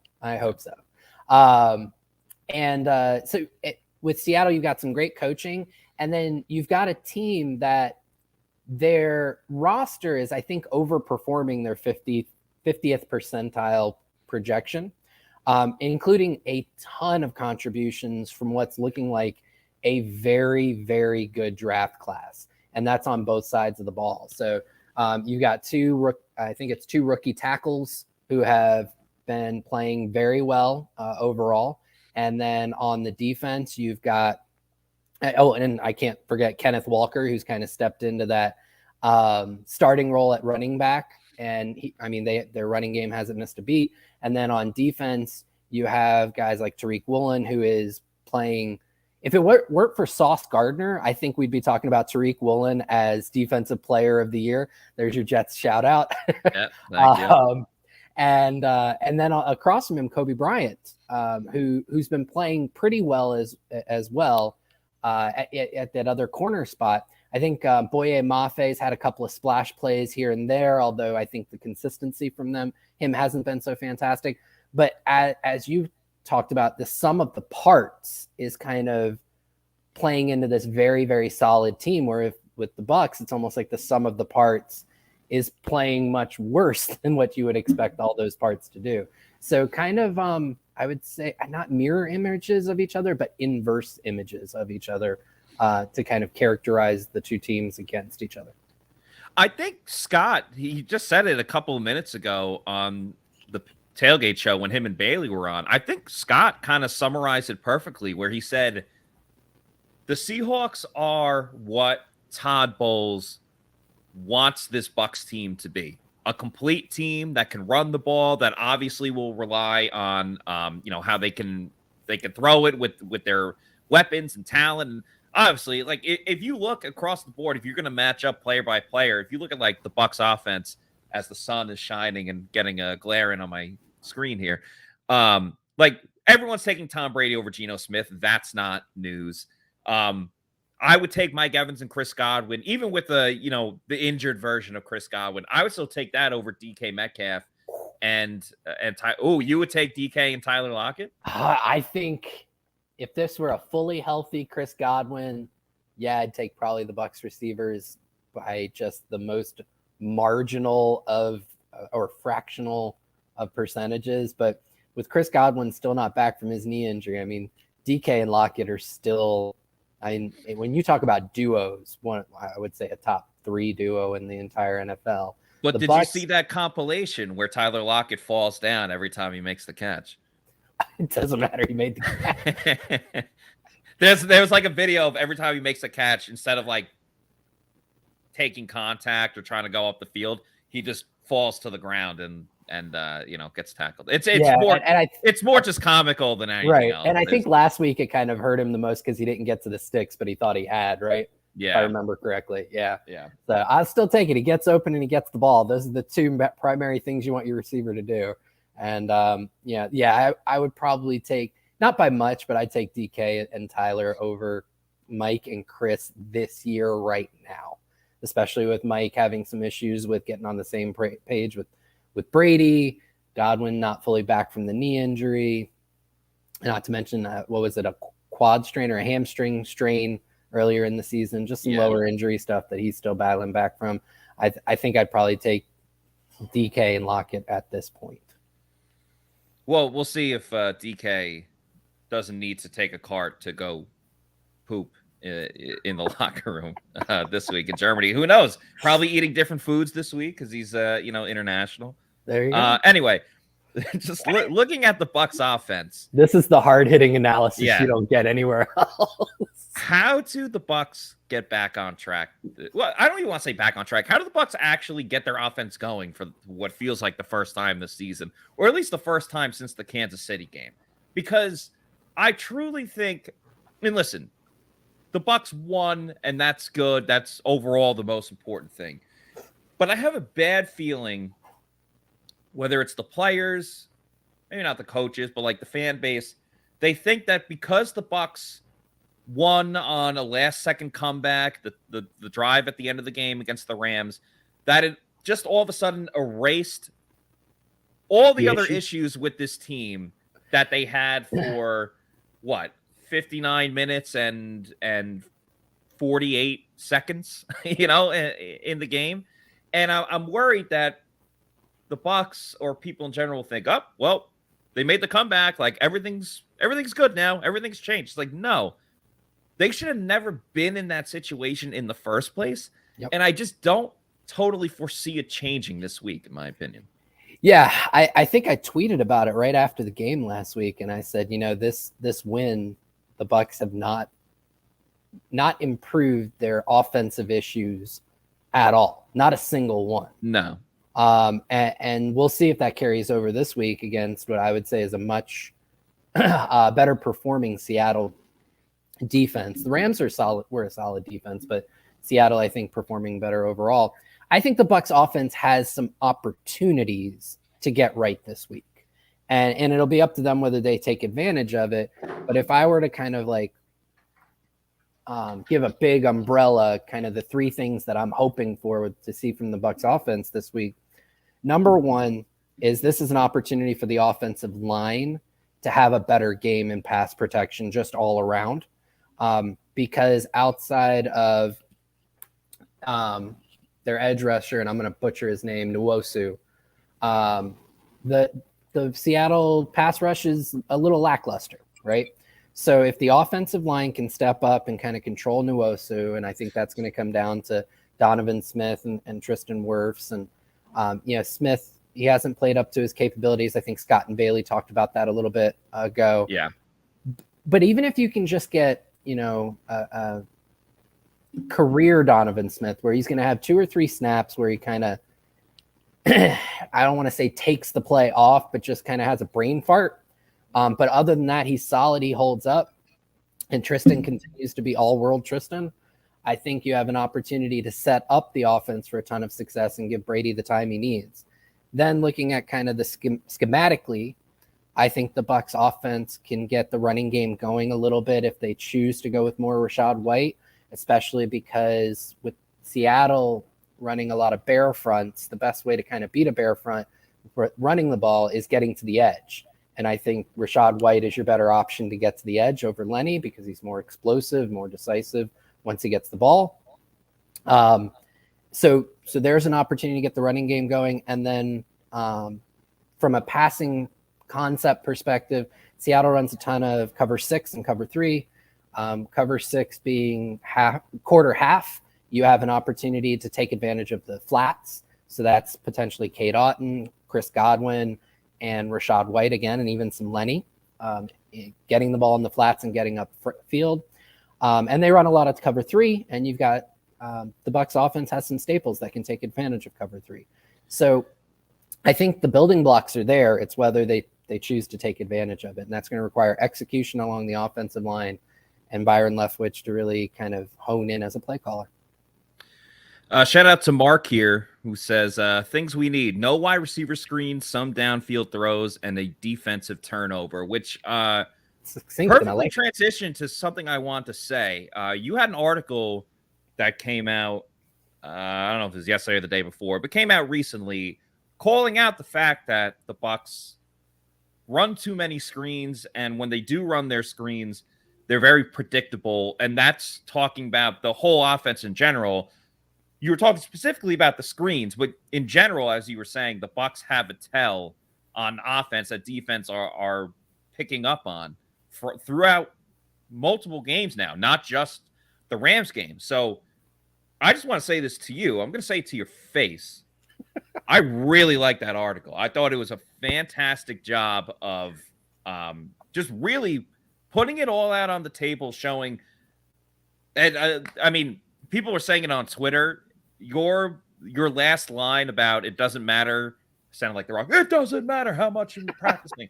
It doesn't matter like how much better they're getting in practice and how it's transitioning, because when the teams know what you're running, it doesn't really matter how good you're getting it. Because if you know, hey, it's a screen to the right side, all right, I'm going to jump that. And as you put in that article, the Rams should have had a pick 6, when they were trying to throw a screen to Chris Godwin. I'm fully in agreement with you. There's too many screens. That's why I asked Todd Bowles on Monday after the game, and I probably didn't even word it perfectly because I was just so angry about it. I was just like, Todd, what's going on with the screens? Like what's the matter? What's going on with the screens here? But even more importantly than the screens, I think what you highlighted, what was most important, is just the fact that they are predictable on offense, and that makes it so much easier for defenses. I think the NFL films with the Ravens being like, they're going to run this, they're going to run this. That's all. I'm sure it's a little bit on the players, but that's all on Todd, on Byron Leftwich, man. That's that can't be happening. Yeah, well, I want to give some credit to you because you know who tipped me off on the screens. It was the last time you and I did game day. You were like, I'm all out on the screens. That's right. I'm done. I'm over. I'm done with the screens. And because of that, it was just sitting in my mind. And I was doing a film session with Paul Atwell, I want to say. It was Thursday. And we were going through things, and we got to that pick. And it was just something that I guess subconsciously I was kind of picking up on. We got to that almost pick, I should say, where it was a bubble screen to Godwin off of motion from the shotgun, and it was on 2nd and 10, and and the Rams edge defender, and I can't remember his name off the top of my head, but he watches Godwin motion in front of him, and he literally looks back and he checks where Godwin is. And right off the snap, he doesn't pass rush at all. He drops for that screen. He knew it was coming, and he almost got it. And Paul starts laughing. He's like, I can't believe they literally knew it was coming. And I went, well, yeah, it's a second and medium to long screen. And he's like, what do you mean? I said, well, go back. Like there was one to Lenny earlier in the game, and they ended up doing it a couple more times. And Paul was like, you should look into that. So I went back and checked some data and stuff like that. And yeah, the Bucs run on second and medium to long, like 2 out of every 5 plays in that situation. They're running a screen, and it usually comes in shotgun with Brady with his right foot forward off of motion. So if you have all of those things that are kind of, you can tell that that's always happening or happening a significant chunk of time. If I'm catching that, you better believe Raheem Morris was catching that, and he told his players to be ready for it, and you could see that there was that opportunity. So this kind of goes back to the predictability that a lot of people, ourselves included, I'd like to say Pewter Report's kind of been on the forefront of this, because going back to John Ledyard and Paul's days, last year, we've been on Byron's predictability as a play caller for quite a while. And so the Bucs need to step away from that. They need to figure out, if the defenses are keying in on this, how can we counter it? So they can actually, at this point, use it to their advantage. And I'm hoping the next time we see a second and medium to long, hopefully sometime today, you see the Bucs do something that would make the Seahawks think they're going with a screen, and maybe they get something over the top. They go deep on it. Maybe a pump fake on a fake bubble screen, and you have Evans on a go route, where they can get it over the top. So they need to start figuring out, what are our tendencies now? How can we break our tendencies and really show defenses a different look? So kudos to you for putting it in my head and allowing me to run with it. And kudos to Paul Atwall for helping foster it, because that was a really fun one to figure out and write. And it wouldn't have happened without the two of you. I'm glad I could help. I mean, it was maybe 10% me and 90% you, but glad to help out where I can. Spark that started the fire. Yeah, we didn't start the fire. It was always there. You go, Billy Joel. I like it. Harry Truman Doors Day, Rich. I could do the whole nice. The whole first verse. Anyway, that was my favorite Joel song. Nice. And it's funny. Paul literally, last season, charted all the times Tom Brady had his right foot forward before his left. So, you want to talk about attention to detail and doing a tell? Paul's got it all for you right there. If you haven't watched it, he had a podcast with Riff from the Seattle Overload podcast. As Paul said, again, I'm not saying these aren't my words. Paul said it himself. Just the two of them nerding out for an hour and a half over the complex X's and O's of the Bucs and Seahawks. It was a really great video. I know the game's going to start in 10 minutes, and that show went almost an hour and a half, so you could see how much detail they went into. But it's one of those, even though it's talking about the Bucs versus Seahawks matchup, you can still get a lot out of it watching it a day or two later, just understanding more schemes about the Bucs and the Seahawks too, if you watch a lot. It was really awesome to watch. My favorite thing that I saw was somebody quote tweeted the Pewter Report tweet about the video going up, and they said it's almost like watching Belichick and Saban talk. Yeah. Football. Yeah, kind of. And I thought that was so fantastic, because it really is. I mean, those two know so much, and they were able to talk so in depth about things, but in a very relatable way. It was just fantastic. It absolutely made my Friday. I'll say that. Yeah, it was a lot. And mentioned it was like hearing Belichick and Saban talk. Partially true, absolutely. People in the comments were like, offensive coordinator Paul, which I thought was great. Another really to talk about is our picks on Underdog Fantasy, which we got to get to very soon. Of course, Underdog Fantasy is the easiest way to get some action on the NFL with their pick'em game. You just pick an over or under on your favorite or least favorite player stats, and you can win up to 20 times your money in a single night. Underdog keeps it super simple with their easy-to-use website and mobile apps. You pick between 2 and 5 players to fill out your pick'em slip. Get every pick right and take home some cold, hard cash. Use the promo code Pewter, that's Pewter. Get your first deposit doubled up to $100 by Underdog Fantasy. Even if you learn from Plant City Math, you know that that is a great deal. That's Underdog Fantasy, promo code Pewter. And also, we have fellow from PewterReport.com. JC Allen just sent me his. Now, JC and I teamed up for our picks on the Thursday night game between the Panthers and the Falcons. We had a 4-team pick, and we hit 3 out of the 4. We had under passing yards for PJ Walker. We had over receptions for Drake London. And we had something else that hit. But the one thing that did not hit, over field goals for the Panthers kicker, Pinheiro. The only thing that did not hit was the total yards for Cordero Patterson, which was the one pick that I was most confident in going into that game. So go figure. I'm going to give JC's picks, and then Josh, if you have any picks, you can go ahead. I'm going on the lighter side this week because I want to win this week. So I'm probably going to go with 2. Before you do, I have to ask, did Underdog have an over-under on Pinheiro doinks? No, they did not. But they should have. It would have been a thumbs up for the doink because it exactly. You said it at half, and I think he hit for 1. I like that. All right, here are JC Allen's picks. He went with 5, so he's going for money. He's going for he's going for big money here. He has Geno Smith lower than 240.5 passing yards. He has Kenneth Walker higher than 18.5 rushing attempts. So sounds like he thinks that the Seahawks going to jump out to a lead and then kind of ride Kenneth Walker the rest of the way. He has higher than 28.5 rushing yards for Rachaad White, higher than 5 receptions for Mike Evans, and higher than 1.5 field goals for Ryan Succop. The Rachaad White one is very, very interesting. I would want to take him. It's just we don't totally know when the Bucs are going to pull the plug on, all right, Lenny, you're our lead back, but not anymore. We're going to go 50-50. It's kind of like you're kind of throwing darts and hoping this is the week that the Bucs do it. It's just you can't totally guarantee it. But I do like the pick. It has great potential to pay off easily if they decide to really back the Rachaad White horse. Yeah, the one that I like the most, just from I think the Ryan Succop 1.5 field goals.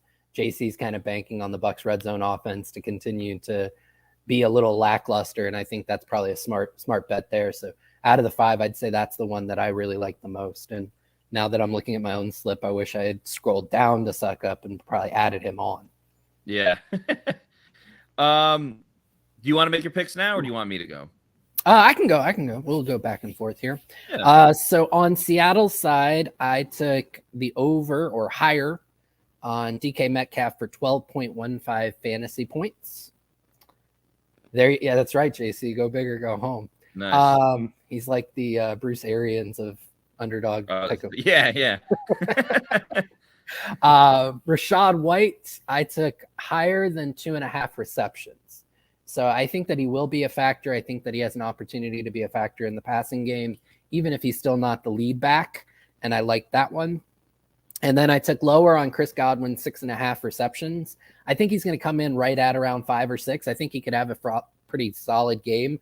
I just don't know if he's going to be that big of a factor where he's getting 7+ receptions.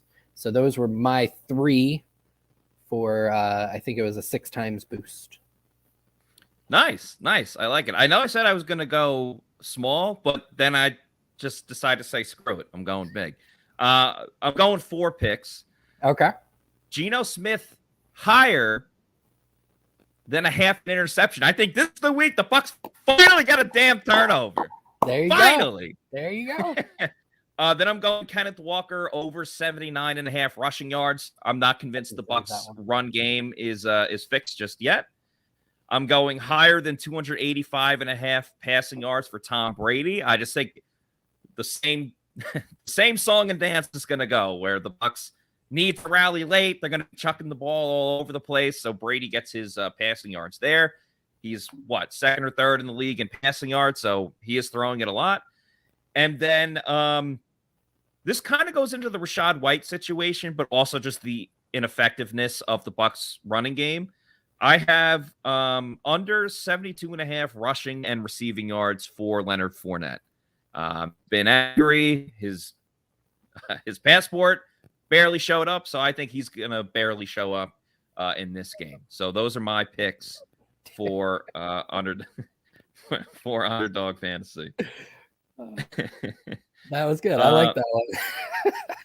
Thank you very much. And if you like that, you're also going to like what they have to say about age rejuvenation in this commercial. As we age, our hormones decrease, both for men and women. I was tired all the time, had no sex drive. I was groggy. I felt like I was 80 years old because everything hurt. I came to Age Rejuvenation because I was tired all the time. Bioidentical hormones has really made such an impact in people's lives. I actually enjoy shopping now.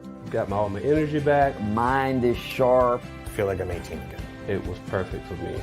Get with Age Rejuvenation. Do it now. Don't wait. Call Age Rejuvenation today. If I was going to do my Scott Reynolds impersonation, I would say, I believe everything in that video, but I don't believe that woman finally enjoys shopping. All women love shopping. Something along those lines. But anyway, look good, feel good, have better sex using Age Rejuvenation. Scott Reynolds speak very highly of it. John Gilmore, usually on the Pewter GameDay show, also speaks very highly of it. They are not just they're not just spokesmen. They are clients as well. They use this. They give it their seal of approval. So check out agerejuvenation.com. See how it can help you. Josh, I know we didn't talk a ton about the Bucs defense, but that's okay. We've just been having so much fun talking about this game. We're 3 minutes to game time, which, of course, stick with us. The show's not done. We'll be on for the Pewter GameDay show in just 3 minutes. Myself and Josh breaking down this game, giving our live reactions, insight, and analysis to everything that's going on. So since we only have 2 minutes till the game, why don't you give me a brief prediction about what you think is going to happen and who is going to win? So I know that this Seattle offense has been pretty good this year. It's been one of the most efficient. Geno Smith's having a fantastic year. I took a look at kind of the teams that they blew up on, and those were all fairly pedestrian or worse defenses. And when Seattle was faced with some of their tougher defensive opponents, especially like San Francisco, they got shut down. I don't think this Bucs defense is quite as good as a lot of fans tend to make them out to be, but I still think they're a top 10 defense in the NFL. And I think that they can pose some problems for the Seattle offense. I think the Bucs corners match up very well against those top two receivers when you talk about Jamel Dean and Carlton Davis. And so I think that the Bucs defense can hold the Seattle offense to about 17 points.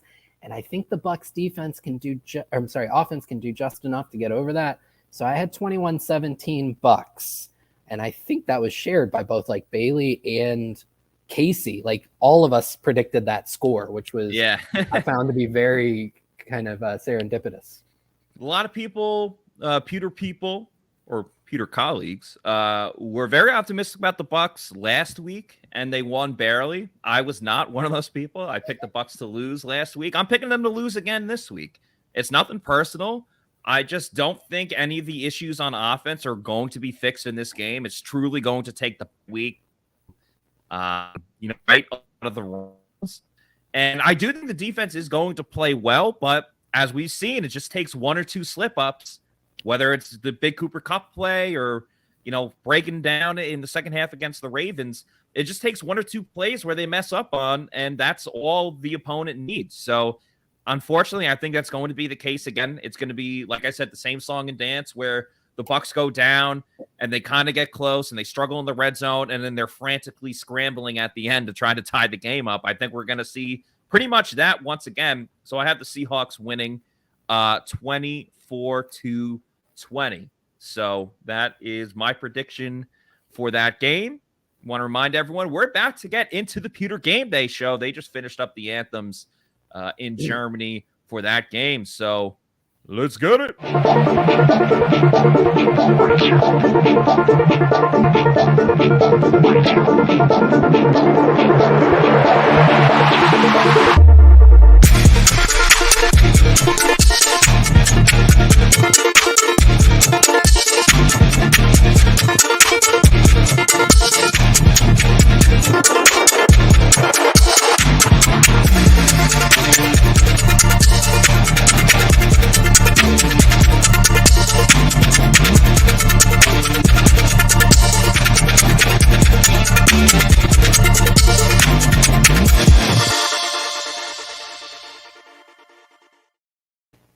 Hello and guten Morgen. Once again, Pewter Report readers, viewers, and listeners, welcome to the Pewter GameDay show as myself and Josh Capo are going to break down and give our insight analysis to everything in this Bucs Seahawks game live from Munich, Germany.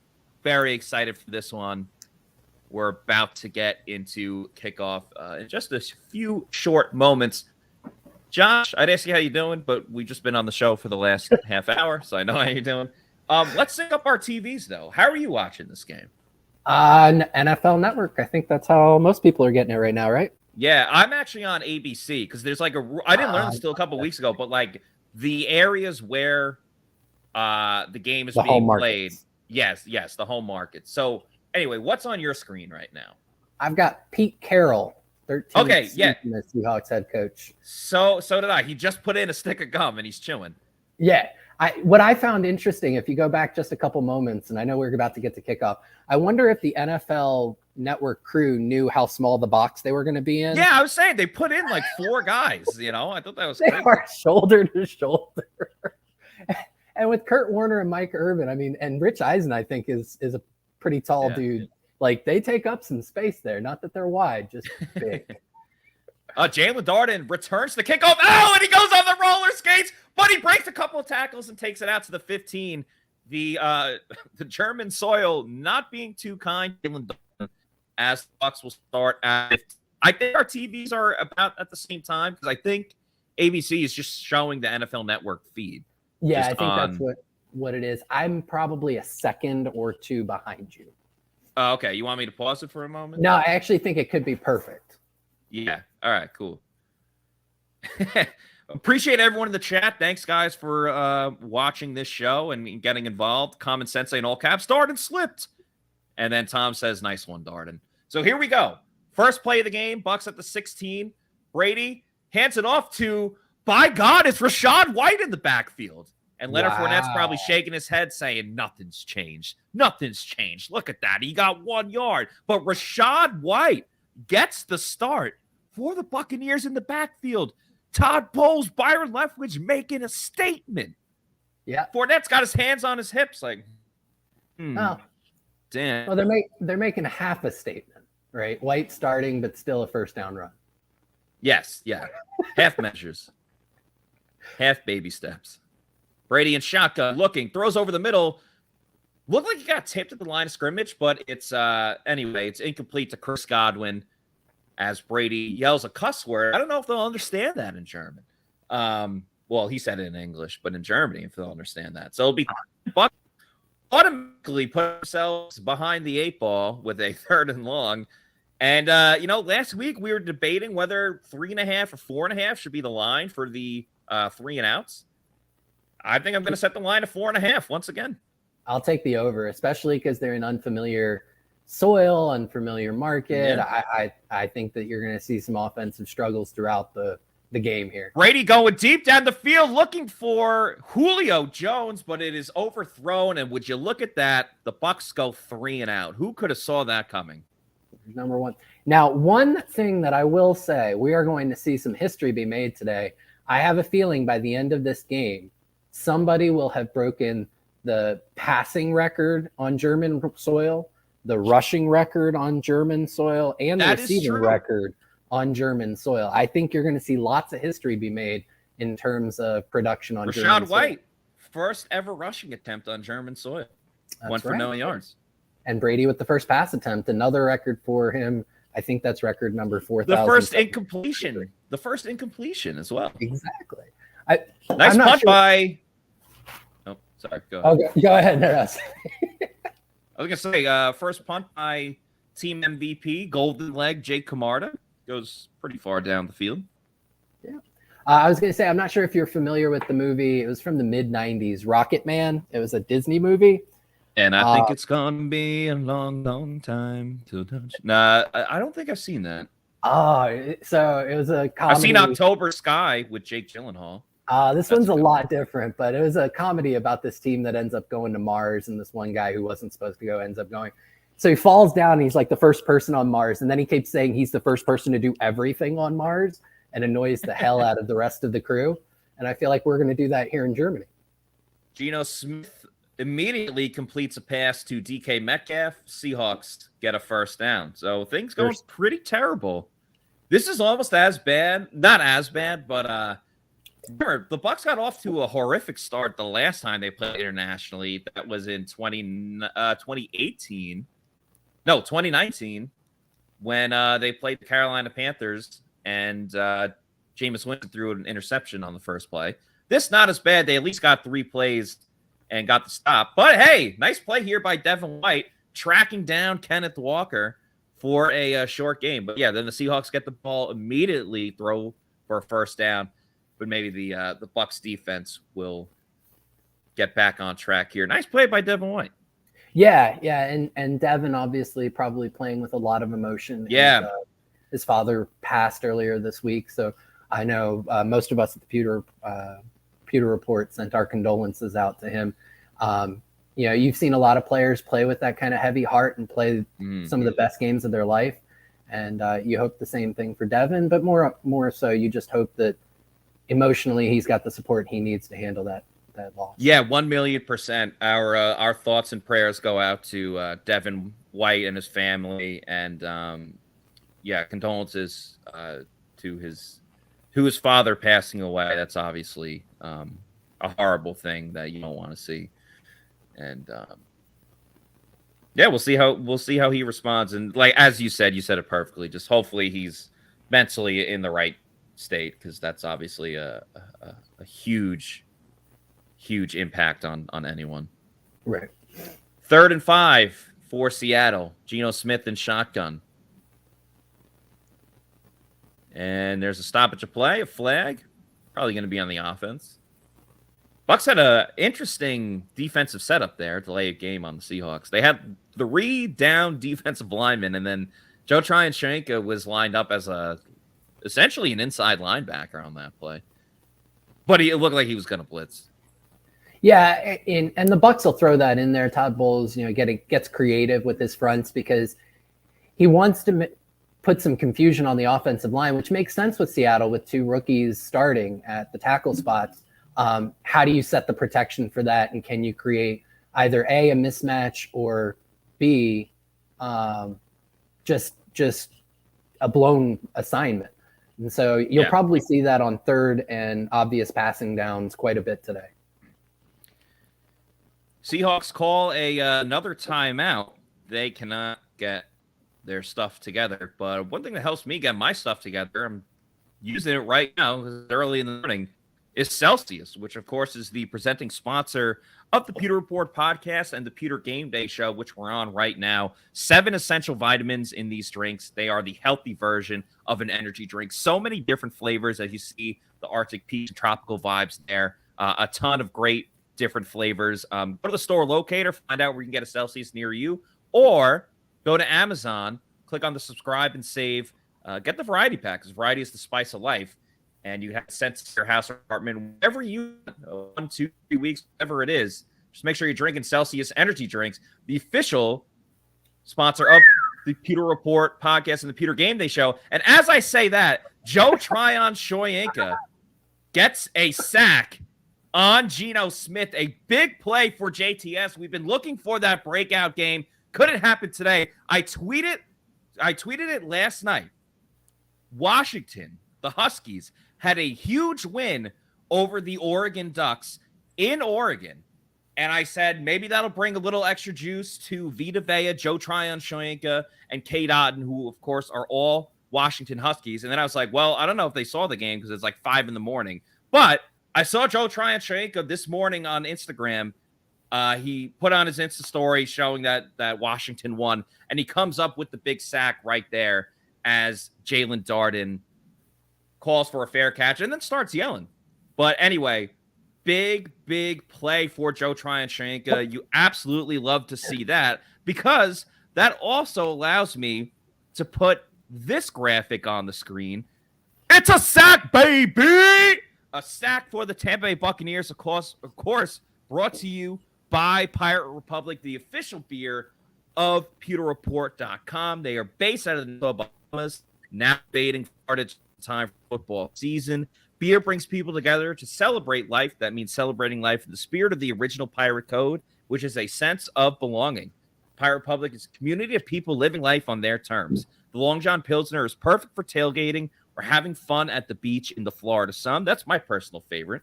The Take No Quarter IPA is the best IPA that you'll drink.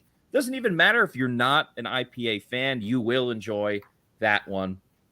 Or you can drop an orange in the golden haze of piracy Belgium with beer and enjoy that pirate life. Pirate Republic is a beer available at participating retailers like Total Wine and More, Lucan's Liquors, Party Liquors, and ABC Liquor Stores. That's where I get my Pirate Republic. They're in the greater Tampa Bay area, and they're expanding across the state of Florida, which is fantastic. So live life on your terms and drink like a pirate. Maybe you'll turn into a great player like Joe Tryon-Shoyinka and make great plays. Pirate Republic. Yeah. It's not National Pirate Republic Day, but still great that we get to feature them so early with the sack. I'll say, just kind of from my perspective, there are three things that kind of contributed to that sack. So the first of which I think is interesting with this being the first game in Germany, is that stadium holds about 67,000 people, and they had over 3 million people try to reserve tickets for it. So you have to figure that the crowd noise for what's supposed to be a Bucs home game, and apparently the Bucs are one of the more popular teams in Germany, had to have been insane. And that led to potentially the false start that set up the 3rd and 10 instead of 3rd and 5. Then you get Seattle to burn a timeout, partially because what we were talking about earlier, Todd Bowles setting some defensive front looks that may confuse Seattle's offensive line. So they end up taking the timeout to try and reset. The Bucs still come out with an overload look on the right, and the way the pass protection was set, that gave JTS a one-on-one against Abraham Lucas, and that's something he's going to have to win, and he did. And that sets Bucs us go up. play action. Brady over the middle, caught by Mike Evans. The Bucs are in business at the 30-yard line. I did not mean to interrupt you, but I was in shock and awe when the Bucs went play action on first down. No, it was a great play. It was a great play by Brady. I love the play call in terms of the play action there, and then getting Evans over on that crosser, and he just went out and kind of won that on a jump ball there, contested catch. So start to finish, that's kind of the opposite of the Bucs season. Good play call, good execution, good result. And they're in shotgun here. They run it with Leonard Fournette, who, you know what? He's running angry. He's like, damn it, I want my spot. But there is someone down on the ground. It was Kate Otten. There's a flag on the play. Oh, wait, did the ball come out? I'm so confused. How did Otten end up with that? Yeah. Holding penalty. Looks like it's on Nick Leverett, so that negates all the good things that Leonard Fournette just did. Or did it? Yeah, on Leverett. See it here. Oh, yeah. Yeah. I think that was a good call. I think around the league, teams should emphasize when they're coaching more and teaching. I know you don't want like the defender to get to your guy when they're running to your side, but just let go, because they're going to call it like every single time. Fournette slips on the ground a little bit, spins, and gets about 4 yards, but, you know, running out of a first and more 20. than 10. Yeah, first and 20. That's kind of like Brian Leftwich's calling card, is running out of first and 20. You know, if he did it once every blue moon, okay, as a changeup, but it's almost expected now. So the other thing I think we need to pay attention to, that's the second Bucs player to slip. So that field has got to be slick, different. Yeah. There's almost a holding. And a pass that goes nowhere. So 3rd and 14. Hello, darkness, my old friend. What did I say, Josh? It's just like we're going to see the same thing that we get every single week. Yeah. One splash of brilliance and then just same BS every single time. Yeah, I think it's fitting that they just showed a Bucs fan with like a skull face. Yeah, yeah. That's the emoji I'd be putting in our group chat right now. Brady throws over the middle. Was that caught? Nope, it was not. Incomplete. Bucs do not capitalize on the big splash play to Mike Evans. And I think they're just out of field goal range, so they'll need golden leg Jake Camarda to pin them deep. And this is the perfect opportunity for him to do what kind of he does best coming out of college, which is these pin deep situations. Yeah. I don't think his throw was affected on that, but it was close. Very, very close. But yeah. Oh, wow. They're bringing out Ryan Suckup to attempt the 52-yard field goal. All right. So either the Bucs will be up 3-0 or Seattle will have pretty good field position. And Suckup's hit from +50 a couple times this season. It's wide right. Bit of a high snap by Zach Trinner. But it's wide right. Ryan Suckup misses. And the Bucs miscues continue. Ooh. An uncharacteristic miss by Suckup. And like you said, that high snap probably delayed him a little bit, which threw off his kicking swing. Jake Camarda officially takes the lead as team MVP for the Bucs. After that game last week, oh my goodness, it was almost historic. I really wish they would have challenged that last punt, because that would have been wow. So we've had three first, 1, 2, 3, 4. A lot of cussing. Yeah, sorry. A lot of cussing in the chat right now. I can't put that on the screen, but I feel your guys' anger. As Clock 5 White says, let's go defense. And you get 3 and out. Yeah, defense played well in that first drive. Yeah. And Seattle's offense has been really solid this year. I shouldn't say solid. That's underselling them. They've been downright good this year. But I do think that the Bucs can match up well against them. And I'm looking for the Bucs to have a pretty solid game overall. The other thing that I think we can't undersell is the fact that for the Seattle players, and I know they came out to Germany a little early, but as somebody who travels across time zones a lot myself, it's hard to get on a new time zone, especially one that's 9 hours difference from where they're based on the West Coast of the U.S. So right now, it is approaching 7 a.m. their home time. And I know, it's wild. I don't think that their internal clocks can be completely reset that way. And I do think that that's going to have an effect on both their offense and their defense. I think that plays to the Bucs' defensive strengths. Would you consider yourself a time traveler? I've never thought of it that way. But you're damn right I do now. Absolutely. The hardest part is so for my other job, I cover a very large geography.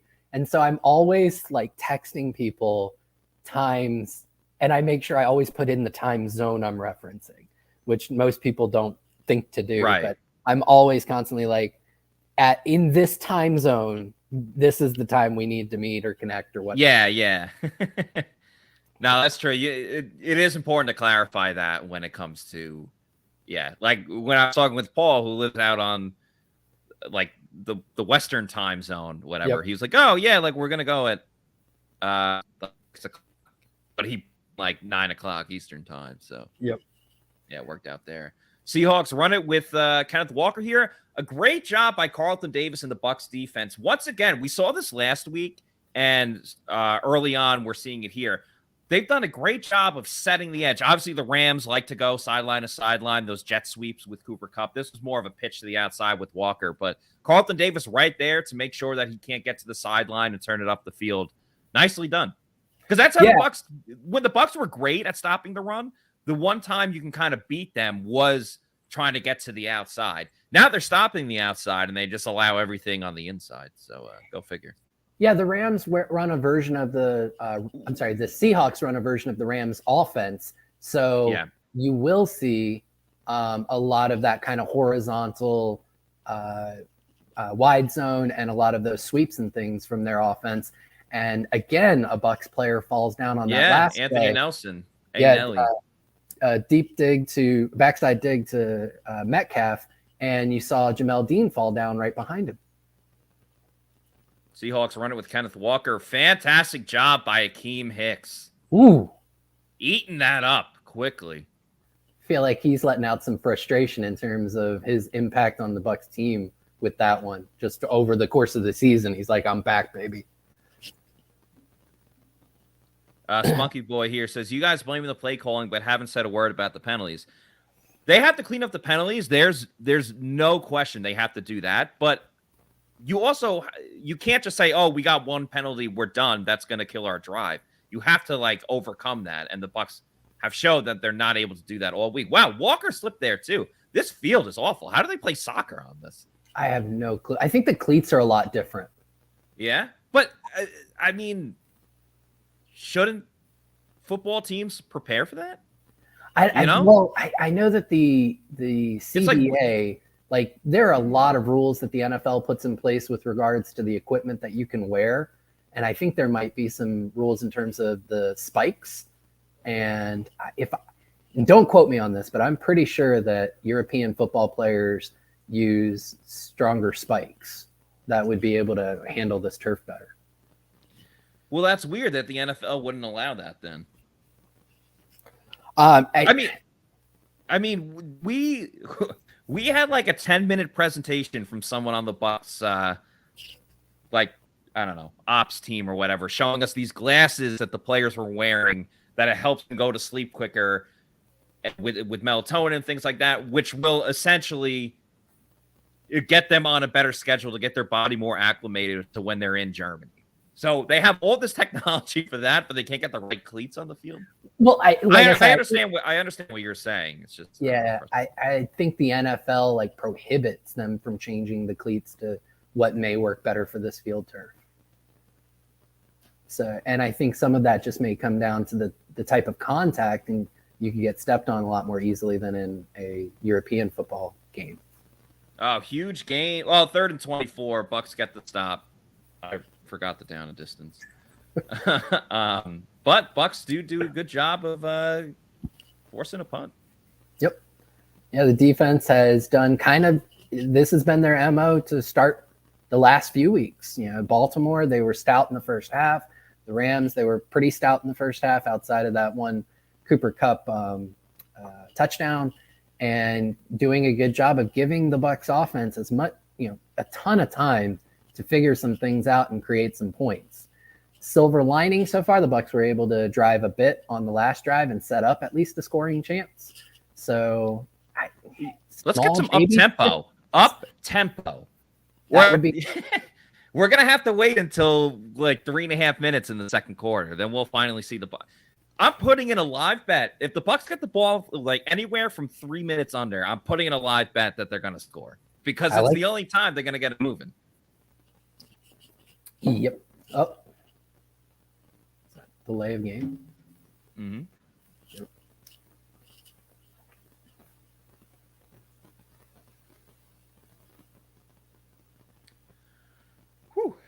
So what do you think? Jalen Darden touchdown right here?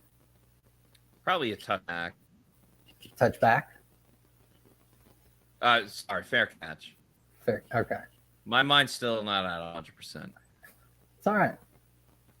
Again, the time zone changed. They're playing in Germany. I don't blame that. Blame me for that. So you see Darden doing something there that could have used against the Ravens. Exactly. He made sure that his teammates knew to get the hell out of the way of that ball. So you can see they're learning from mistakes. Yeah, most teams have a word. For example, in high school, ours was just fire. Get away, fire, get away. That was also when if you were running a field goal and then the snap got botched, the holder dropped it, so you had to throw it or whatever. Fire, fire. Now, if you were designing that, let's say you're the special teams coordinator, what word would you use? Would you go for something like fire? That makes sense. Get away. But see, I would be somebody who goes for something like super out there and funny. Yeah. Like think 40-year-old virgin when they're peeling his chest Kelly hair Clarkson. off. Exactly. That's what I'd be trying to figure out. So what would the word be for get the hell away from here? The first word that jumped into my head was banana, because you'd be like, banana, banana, banana. Like it's something you can kind of like say quickly. Maybe like a Harry Potter spell, like Expelliarmus, like something like that. Awesome. I think I'd go with Expelliarmus. See, the very first thing that's popped into my head was Vanessa Hudgens, but I feel like that's way too many syllables, but it definitely just threw right in there. Yeah, maybe like if I was gonna go the celebrity route, yeah, because it's got to be quick. You know, you can't say like Matthew McConaughey. Like that takes too long. You know, maybe Bono. Like you got to get it out quickly. I like it. I like that one. I don't even really like Bono or U2, but yeah, shares a single syllable. Share. Yeah. Do you believe in life after life? I don't know, something like that. That's like another play call. Well, as soon as you said Bono, I went back to the one U2 song that absolutely drove me nuts. And it was when they opened, speaking in Spanish, 1, 2, 1, 3, 2, 3, 14. 14. Yeah. Why jump 10 numbers? It doesn't make any sense. And if I remember correctly, 10x. That's like the new thing now. 10x. Okay. And I want to say like that song was everywhere because it came out like right as the original iPhone came out. And I want to say U2 had a deal with Apple where it was preloaded on everybody's iPhone. Yeah, and everyone was furious over it. Yeah. You ever watch Entourage? Oh, yes. I like that birthday, one of the U2 concert. As they run it with Rashad White, he gets slammed to the ground. But hey, positive yards. And at the end, he's like, I want to give a birthday shout out to Johnny Drama. Feliz cumpleaños, amigo. Anyway.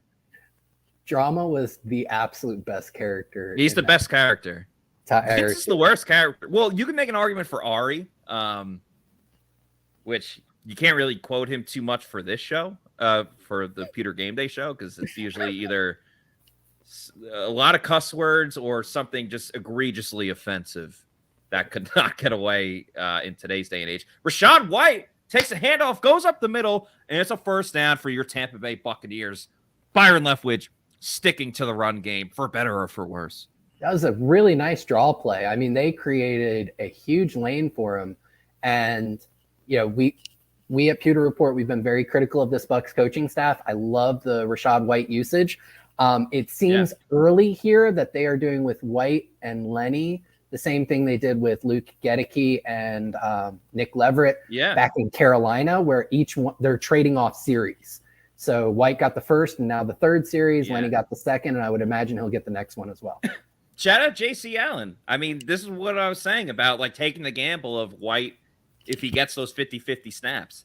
And Common Sensei with a good comment here. This is kind of like the Tony Pollard, Ezekiel Elliott situation. You have two great running backs, but in this case, I guess Rashad White is the Tony Pollard that is kind of usurping the guy that they currently had in there. The guy who's gotten paid, the one who's got the big paycheck. Yeah, that's also true. Bucs run play action here. Brady throws to Chris Godwin. Godwin moves it up the field. That'll set up about a 3rd and 1, maybe even inches. But Lord knows, the Bucs are awful on 3rd and short situations. So let's see if we get something different. Dare I say creative? Maybe. 2 things I'll try and get out real quick before the next play comes off. So it looks it was very hard to see, but I think that was a cover 6 because you could see that flat was vacated by the cornerback and the linebacker had to trail Godwin to the flat. So I like that play, taking advantage of that space in the flat. The other thing was right before that play, Donovan Smith rolling his hand. I'm not sure if he's saying hurry up or if he's saying let's keep rolling with White. They pitch it to the outside. White breaks a tackle.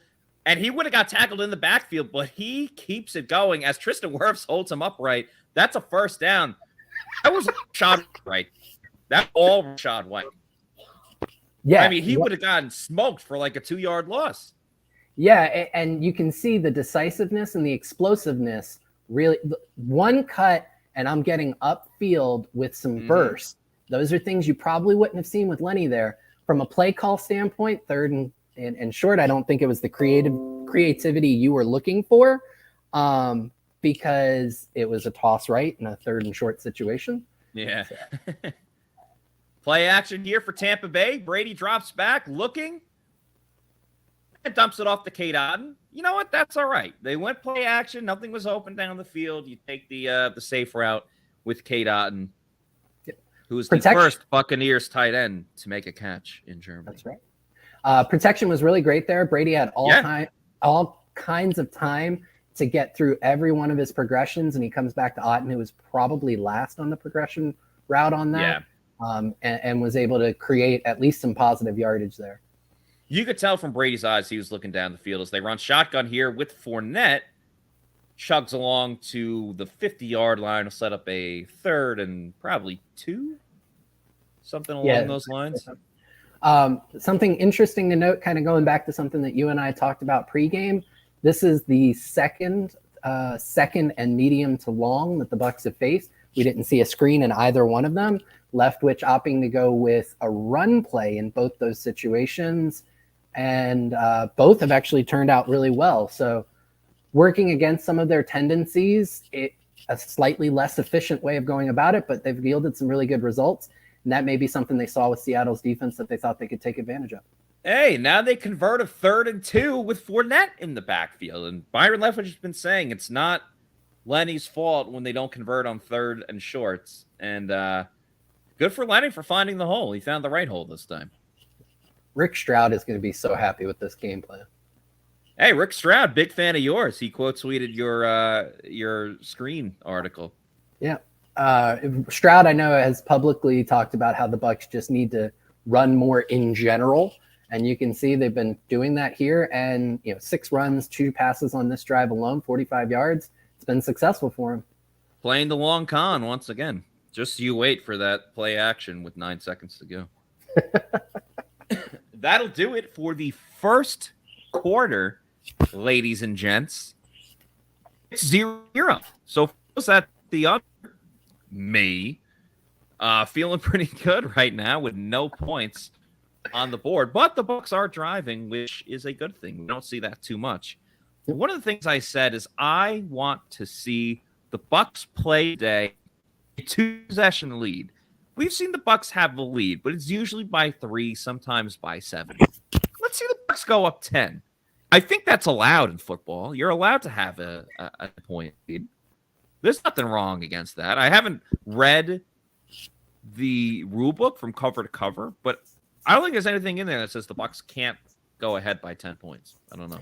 We've seen other teams attempt it, and I don't think that they've been fined or penalized by the league. So I'm going to guess that that's the case. Although many people who follow the NFL casually would say that there's a special set of rules for Tom Brady and Tom Brady teams. So maybe that is a special rule that they put just for the Bucs. That is true. And the NFL will try to find anything to fine players. And so the fact that they haven't done it yet is very surprising. I'm going to go back to our little mini discussion on Entourage. So yes. I like the point you made about Ari being one of your favorite characters. The one issue I have with Ari as a character in terms of his character development in that show, and I know everybody watched Entourage for character development, but was in the first season, he's made out to be a guy who, despite being married, he was constantly talking about his interest in, and even made references to having relations with other women outside of his marriage. And then I think it was from season 2 on, you see this complete turn in his character where, despite his colorful language, he was absolutely faithful to his wife. I mean, it just a very kind of pillar of holding up his marriage vows, which, don't get me wrong, I love that. I love that thing. It was just the complete 180 in terms of the character. Yeah, I would chalk that up to sometimes from season 1 to further seasons, you'll see differences in shows. Like you might bring in like this person's wife. They might bring in a different actress for later season or for like the next season if they didn't like the first actress, or you might change a character's name or a kid's name. I know they did that in like Everybody Loves Raymond. As Tom Brady, everyone loves Mike Evans. As they throw to Mike Evans here for a first down for Tampa Bay.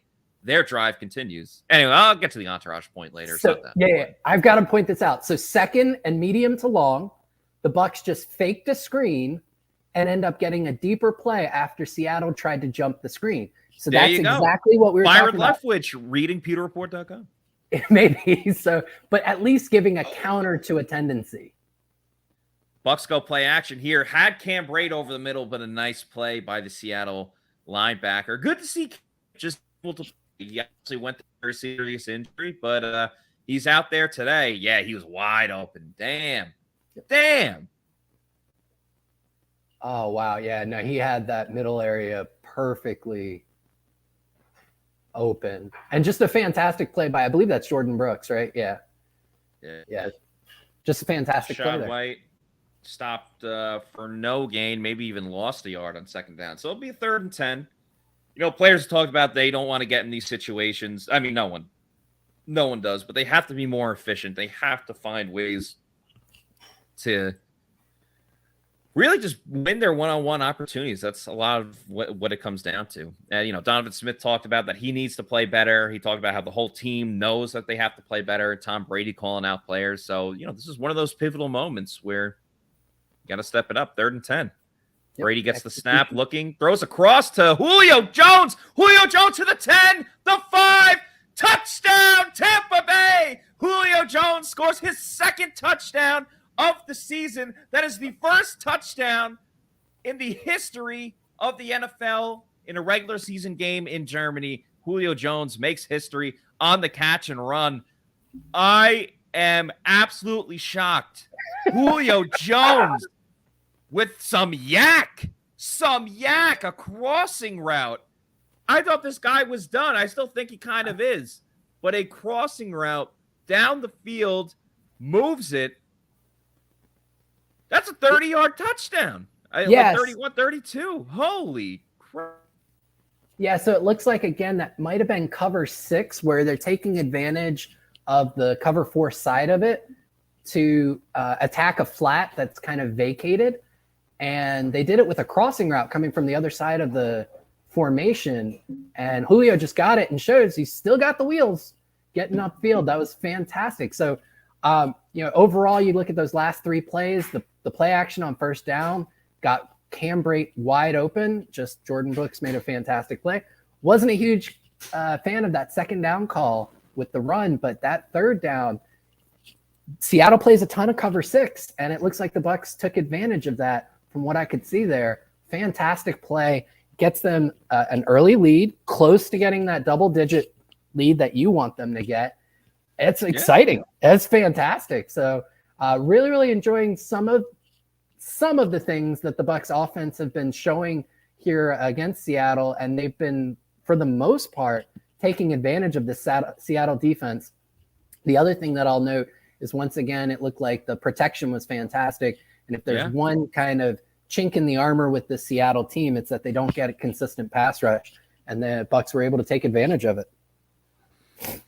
I don't know what to do. It's that gif, like, I don't know what to do with my hands. Like, that's how I feel right now with Julio Jones actually looking like a legitimate NFL wide receiver. He looks – go ahead. I was going to say, in Dallas, he looked fantastic. And I think just showing that 2 months ago. It was when his body is right, he can be a huge factor in this Bucs offense. The question is, will his body be able to stay right? So, but you love to see it when it is. He looks rejuvenated. He looks absolutely rejuvenated. That's a segue. As we age, our hormones decrease, both for men and women. I was tired all the time, had no sex drive. I was groggy. I felt like I was 80 years old because everything hurt. I came to Age Rejuvenation because I was tired all the time. Bioidentical hormones has really made such an impact in people's lives. I actually enjoy shopping now. Got all my energy back. Mind is sharp. I feel like I'm 18 again. It was perfect for me. Get with Age Rejuvenation. Do it now. Don't wait. Call Age Rejuvenation today. Look better, feel better, have better sex using Age Rejuvenation. Maybe you'll the same that Julio Jones just had on that last drive. So check out Age Rejuvenation and see how it can help you. Julio Jones, a 31-yard touchdown reception. By God, the Bucs are up 7-0. Not 3-0. They're up 7-0. As golden leg Jake Camarda kicks a ball to the side that the Seahawks probably should have let go out of bounds. I think it might have had a chance to go into the end zone, so I don't fault Eskridge there for taking it, and he ended up getting past the 25, so results were there. Let's take a look at this coverage. Yeah. That actually looked more like cover 3. So I was going to say, I think you just put up like the perfect Age Rejuvenation segue ever. And based on that, I think every week, even if Julio Jones isn't playing on the pregame, Scott needs to make Julio Jones the last matchup so he can just go right into Age Rejuvenation. Just no matter what. Julio Jones versus the trainers. Right. He needs some Age Rejuvenation. Oh, man. By the way, Julio is just a fun name to say. Isn't Julio. it? Julio. Huli. I mean, it's no Matt, but it's pretty close. Yeah. Seahawks go play action here. JTS with a swim move. He's in pursuit, but then slips on this damn grass.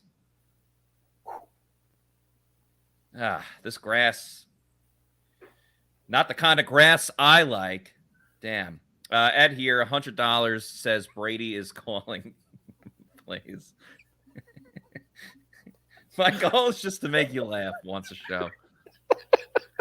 Well, the delay for me on picking up on what you said there, I think is contributing to my laughing. It's like, I get that. 3rd and 2. Let's see if the Bucs can get a quick stop. See, I'm used to my 11-year-old giving me dad jokes, so I've got to switch to adult jokes there. Right. And it takes me a second. Geno's got time, rolls out, JTS in pursuit. And great job by the Bucs defense. Coverage all over the place.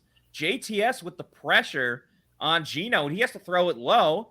And Tyler Lockett, sorry, Scott Reynolds, went to Kansas State, is not able to make the play.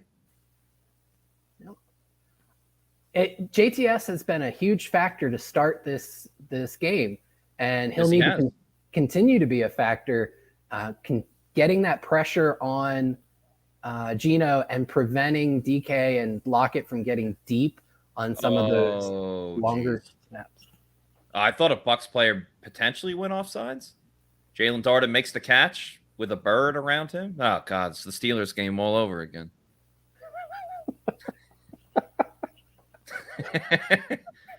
All right, folks. The Tampa Bay Buccaneers have a chance to have a 2-possession lead. Ooh, buddy. Could you imagine if they get a touchdown? Oh my, don't even go there. All right. So the laptop is set up on a wooden coffee table. I have knocked it. We should be okay there. All right. Cool. So I think the truth. Oh, go ahead. Sorry. The truth here says bowl special teams stink. Hey, the truth. Why don't you try to be a little positive? How about that? All right. The Bucs are up 7-0. The defense is playing great. The offense finally scored a touchdown. Yeah, Let's be a little positive here. The truth. But anyway, thanks for the I comment. Thanks for watching. And we appreciate you, the truth. I don't know if I agree with that this year. Historically, over the last 3 or 4 years, this Keith Armstrong-led special teams unit has had a lot of troubles. But if you look at it over the aggregate for this season, Camarda just came off of his best game of his career one of the best games a punter's ever had in the history of the NFL. Ryan Suckup, yes, he had a miss, but it's only his second miss all season. Jalen Darden technically third. He had one blocked though, so that's not. That's right. Jalen Darden slipped. Okay, so did like 6 other guys. Yeah, so that's not. Initially, I agree. Initially, I would have thought, oh, he's slipping again. It just so happened that he was the first guy to slip because it was the first play of the game. So we didn't know. So I think a more measured approach to that is that they've been pretty solid this year. I won't say elite, but solid at the very least. Yeah, very much so. Antonio Santiago III says, y'all are great this morning. Thank you so much, Antonio. Really appreciate that. Yep. Tanner James Gauff says, Germany Joe with a couple exclamation points. I like that. Germany Joe could stick. That's good. Could we come up with a German-centric nickname for Lenny? We'll have to try and find one. You know what? I'm going to outsource this to one of our interns, Adam Slivon, that we call Sly. He will actually be on during halftime to give his thoughts about the game. But Adam took 4 years of German in high school, as the truth says. Why do people put Bowles on a pedestal? We all forgot his call cost us a trip to the Super Bowl last year. Bowles should be fired. I don't think he should be fired just yet. I mean, the team, it's his first year coaching this team as head coach. Give him some time to get it together. But anyway, Adam took 4 years of German, so he still speaks some of it. And we'll see if he's got a name in mind or something he can come up with. I hope Adam has a similar story about him taking German as Bert Kreischer has when he took Russian and became the machine. Yes, the machine. Yeah, Bert Kreischer is also, he grew up in the Tampa area, so shout out to him. Not your alter ego, your parody account. I'll take it. PR Joshua, travel issues Lenny. I like that. Brady throws to Mike Evans, who slips. Damn it! I hate this freaking turf. They should never play another game in Germany ever again. Be careful with that. They're up. Yeah. They scored a touchdown in the first half. I mean, there's a lot of things going on in Germany that we don't see stateside these days. And going back to the truth, real quick, I do want to mention this. I don't think anybody at Pewter Reports really put Bowles on a pedestal.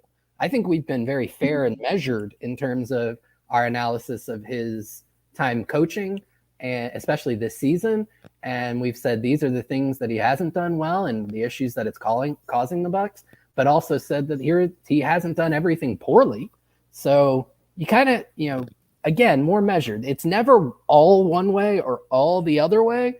The truth, to play on his name, his screen name, the truth lies somewhere in between. Yeah. And with Bowles, we've been critical when it's appropriate. And we've said there are some things that he's done well. That defense is playing top 5, top 10 this year, and you've got to give credit to where it's due. That's his baby. Very, very, no pun intended, true. My mom just texted me. She would like to remind me and remind everyone that she also took 4 years of German when she was in high school. So shout out to my mom. She also tells me all the time she did this play, which I will talk about after the shotgun snap for Tom Brady on a 3rd and 2. And it is completed to Mike Evans. Nicely done. A short gain, but enough for the first down. Bucs keep the drive moving. She had to do like a whole play in German. Actually, I'm getting this mixed up because I think she had to do one play in German. She also had to do this other play. It was like a Thanksgiving play, but it wasn't just a Thanksgiving turkey. It was this thing called the Chirkendoos, a chicken, turkey, duck, and goose. And I'm only saying this because we're in Thanksgiving season. But shout out to the Chirkendoos. I don't know if anyone else has heard of that. Chicken, turkey, duck, and goose, all in like one thing. That sounds and like a ducking. The ducking is very popular now.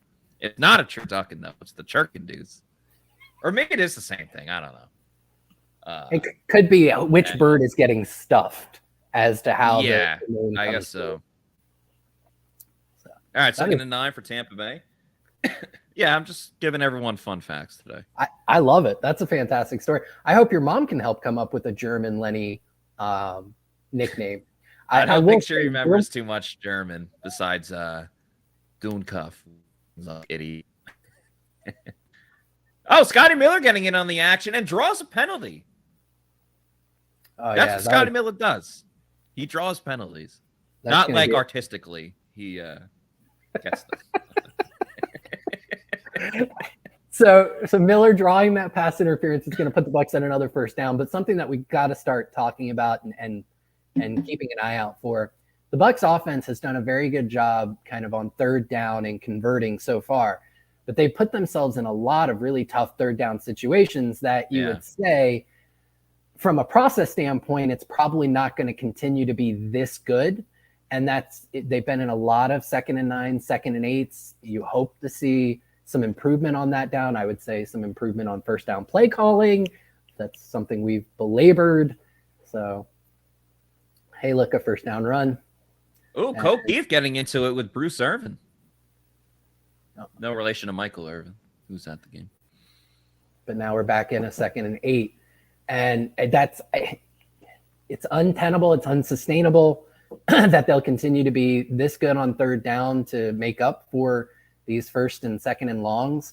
So something's got to give here. And the odds are not in the Bucs' favor if they continue to be in 2nd and 8s.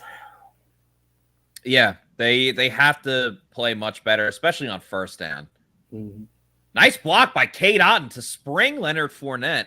Ooh, yeah. Gives the Bucs a first down. Nicely done. Of course, Josh also had a YouTube video that came out this week on Cade Otton, him emerging as a weapon for the Bucs in their offense. And you highlighted a lot of his receiving game, but you also talked about his blocking, how it's solid, but it's a little inconsistent at the time. And you pointed out some good blocks that he had and some bad blocks that he had.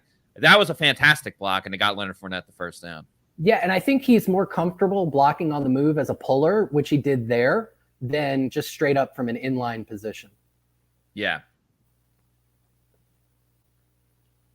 Another first down run sets them up at, 2nd and 7, 2nd and 6. So I am done with my Celsius, and I'm just going to say you might see me drinking out of this mug.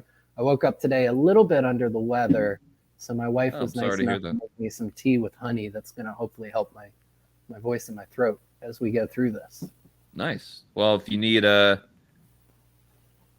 break, then I'll just keep talking. Now I'll play through the injury. I appreciate it. All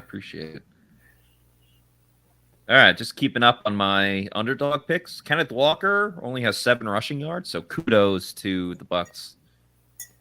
Defense. Leonard had 44 combined rushing and receiving yards, so that bet is not looking good for me. But again, that's good for the Bucs, which I will gladly take that over my personal success because I'm all about the people.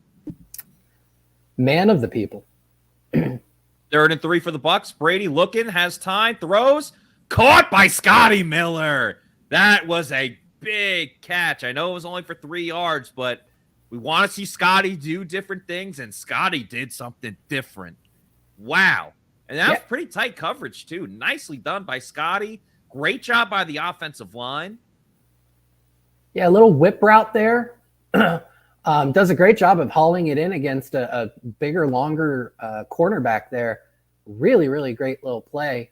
Oh, and hanging on just at the end, though. The ball almost popped out. He popped it for a brief moment. Bucs go play action here. Brady over the middle, caught by Praise be to Godwin. First down, Tampa Bay, and they are in the territory to get a 2-possession lead. So really nice. This is what we've been talking about. So the Bucs coming out with play action from a tight split. They've been running out of that a good bit here on first down.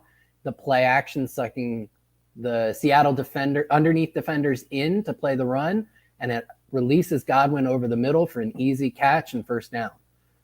Easy peasy.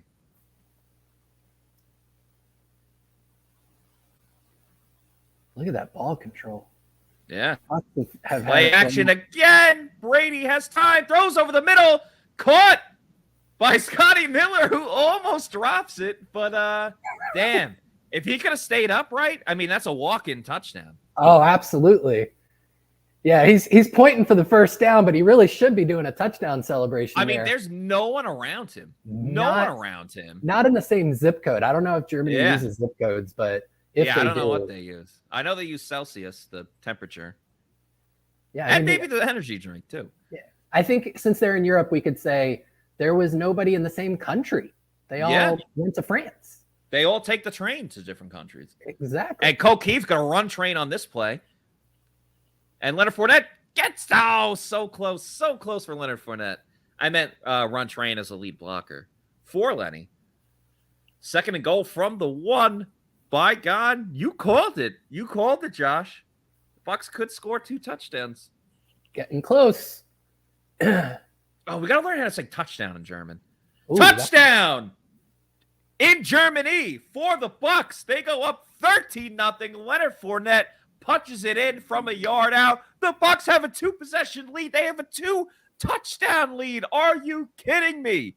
Woo! You'll love to see it. You'll love to see it. I'm just looking it up. All right. So and touchdown in German starts with an L. So Landung Lenny. What? Landung Lenny. All right. We'll have to get Adam to get the official pronunciation. But man, that's great. Landung Lenny. I hope that's right. I hope the goodness Google Translate is not failing me on that, because that rolls well.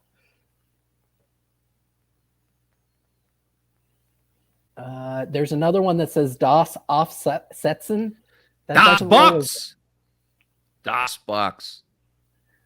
Well, this is a great start to the game. I mean, you're up 2 scores. You're controlling the clock. Your defense looks fantastic against the Seattle offense. The offense is generating points. And it kind of feels like, obviously, the slip and slide on the field sucks, but I feel like the larger lead that you have, the more it's going to help the Bucs in an odd way, because the Seahawks eventually are going to have to try to push the ball down the field, and that just means you're going to get more slipping and sliding all over the place. Yep. Oh, my goodness. The only thing that I'm a little worried about, and this goes back to you and I calling games together. The Bucs had a pretty significant lead in the first half against Atlanta. You and I called that game. But Bucs they did, but it got very close late, right? That was the whole Grady Jarrett roughing the passer kind of fiasco. Yeah. And then you and I called Baltimore together, if I remember correctly. And the Bucs had a very good first half there, only to lose. I'm not trying to be Debbie Downer. I'm really. But they've not. never done this in Germany. They have never done country, new country, new team.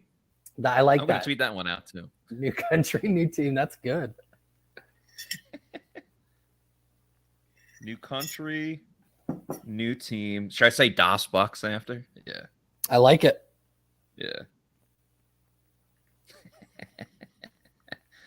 No one can make me laugh like me. No one can make me laugh like you as well.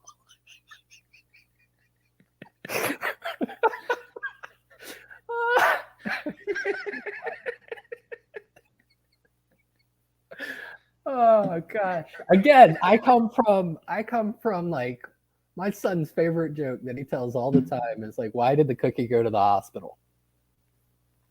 Because he felt crummy. Because it crumbled? What's up? He felt crummy. Yeah, you were very close. So this is the world of jokes that I come from, and then just your sarcasm and quick wit. Thank you. It's a pleasant reprieve from dad jokes. Ooh, buddy. I am very sarcastic. Yeah, they're showing Bruce Irvin on the sideline. He is pissed. He's like, the Bucs never score. How are we letting up 2 touchdowns? And you know, like I said, like the Seattle team has so far this season been greater than the sum of its parts, and the Bucs team has been the exact opposite. And you're kind of seeing talent even things out here. You know, Bucs have a much more talented roster, and you're seeing the results of that when they play up to their potential. Bucs defensive line is better than the Seattle Seahawks offensive line. JTS is getting consistent pressure, which is preventing Seattle from getting longer developing routes. Absolutely loving what I've seen, obviously from Joe Tryon-Shoyinka, but the defensive line in general, the bottled up Kenneth Walker.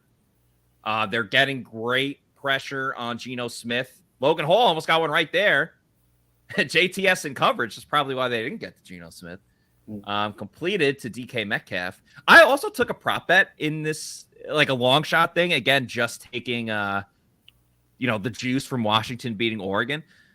Typically, you can bet on like a player to get a sack. So I was going to bet on Vita and JTS, but I couldn't. So instead, I took Kate Otten to have more receiving yards than Tyler Lockett. And Otten only has that one catch, but I think Lockett has been shut out to this point. You are correct about that. Yeah. Run with Walker on second down. Short gain, but gets enough to get the first down. The thing that I really like about that particular play, even though Seattle got the first down, the two players who brought him down securing the tackle, and that was Mike Edwards and Devin White, who have had some issues with tackling this year. Edwards had the nice secure tackle, and then Devin kind of getting high on Walker and wrapping him up as well. So, and you haven't seen that be a problem so far for the Bucs defense, that they've been able to really wrap up overall really well. That is very accurate. Geno throws over the middle. Oh, my God. It's dropped by Kenneth Walker. He dropped it before the hit, but Lavonte David absolutely annihilated him. Great hit by Lavonte. And the Bucs secondary forcing Geno to go underneath, not giving up anything big, and then allowing the linebackers to play fast underneath. All right, 2nd and 10 for the Bucs. I'm going to get my phone ready to live bet the Bucs score again. Because I said I would, damn it. I didn't think it'd be up 14-0, but I'll take it. Well, great coverage play there by the Bucs. Secondary and linebackers. Geno had all day in the pocket. The pass rush wasn't as great there. You saw, I believe, Joe Tryon-Shoyinka once again out in coverage on the flats, but they covered everything up, tried to force Geno to go to a check down in the flats, and he couldn't complete it. And setting up this 3rd and 10. If the Bucs can convert here, they can really get in the driver's seat and kind of put the pedal down. Really try to pull away from this game. Yep.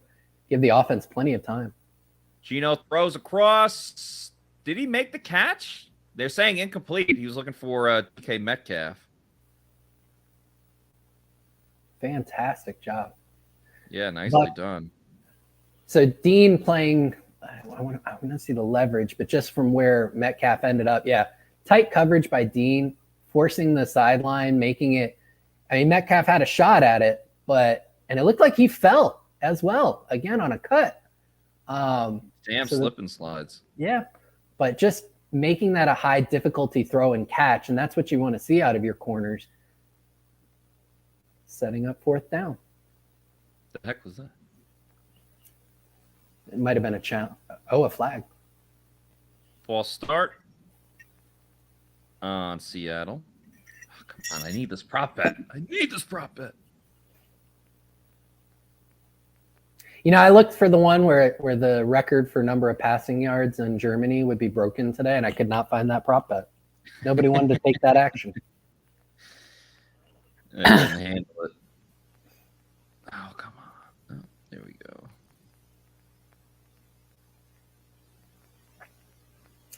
So I think at this point, Matt, and I know this is very early in the game to say this, and I am knocking on wood as I say it, but if the result of this game continues to look like the current score, I'm pretty sure Bucs fans are going to want you to bet to keep picking against the Bucs. Keep picking against the Bucs on your Pewter predictions and previews every week from here on out. Yeah, that's fair. Almost like a reverse. Like I said, like I said, I'm for the people, so I'm not against it. So punt went into the end zone, so the Bucs will for a touchback. So the Bucs will get the ball at the 20 when they come out of this commercial break. Have around 3 minutes on the clock, so that's plenty of time, especially because they have all of their timeouts. So it'll be interesting to see how Leftwich calls this, because he's got enough time that he could add some runs in there. But right, I would really love to see them come out and spread up tempo and take advantage of this situation with their passing game, which has been really strong. You know, you get into some second and shorts, third and shorts, sure, mix in the run, but I'm really hoping to see more first down passes to start this drive off. I'm with you. And it is interesting how they'll go about it, because they could just boom, boom, boom, boom, boom, go down the field quickly. But I kind of think they'll take their time with this. I'm not seeing anything. All right. Apologies for those looking at me being like, why is he looking down the whole time? I'm trying to find a live bet for the Bucs to score on this drive, but I'm not seeing it. What I could do. Sorry, go ahead. I was going to say, while you do that, what I'd be interested in is, and this is something that maybe you could do as you transition from me to Adam as we go to halftime, is Bucs are up 14-0 here in the first half. We've seen the defense kind of take a step back in the second half in previous games. Bucs fans who are in the chat, let's start seeing what your score predictions are with now almost 2 quarters to go, or in the books. Yeah. The Bucs are up 14-0. Do you think that it continues to trend that way? Becomes a blowout? Do you think Seattle makes the second half adjustments, where the Bucs have maybe had trouble making second half adjustments throughout the season? What do you think the score is going to end up? And I think that'd be a great way to kind of transition into halftime is, Matt, you can post some of those for everyone to see. Yes, I will. And I just found it. Could have done 2 separate ones, either like field goal attempt, touchdown, punt, or turnover. But there's another one, just no offensive score or offensive score. So I picked offensive score at plus 240. I absolutely love that. So this is their 5th drive. I absolutely love this prop bet right here for the Bucs to score. I don't love that they're at the 1 yard line. I thought that went in for a touchback. Yeah, so did I. I'm kind of confused by that. That's probably why the odds were so high. Yeah. and given the spot on the field, I'm not upset with that first down run. Not nearly as much as I would have been at the 20. Yeah, that's different from that far.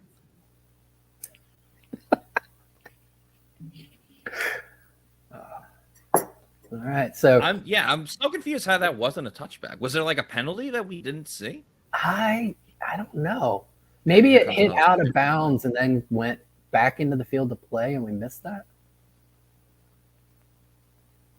Could have. It was right on the sideline. I already hate that. I immediately regret taking that bet. But you know what? We'll have to fight another day. You know what? The Bucs have been money in 3rd and long so far, so maybe you see that continue here on this drive. Yeah, and it would be great to see them be right on the money. Right on the money, kind of like if you're trying to hit a strike when you're bowling, which, of course, if you were bowling, you best be going to Pin Chasers, which is a fantastic place to go to, because it's not just a bowling alley. It is a place that is a great night out with friends and family, or a great day as well. They have so many different deals, from all-you-can-eat pizza to all-you-can-bowl to dollar beers. The food's underrated, from the nachos to the pizza to the chicken tendies. They serve brunch on the weekends. You can go there right now or after the game and watch more football and get some brunch over at Pin Chasers. You can also have your child's birthday party there. They obviously have all of the bowling lanes, but they have an arcade area as well. Kids love video games these days, so they can do some bowling, do some play some video games, things like that. A ton of great different deals. So go to pinchasers.net to reserve a lane or book a party, or start booking your holiday party. That's coming up next month, obviously, and those come up very quickly, and they get booked up very quickly. So make sure you check that out. They have multiple locations: East Pasco, Zephyr Hills, Midtown, and Veterans, pretty close to the Advent Health Training Center where the Bucs have their practice. Check out Pin Chasers. That's pinchasers.net. We are at the 2-minute warning for Das Bucs, and I was going to say Los Seahawks, but that's Spanish.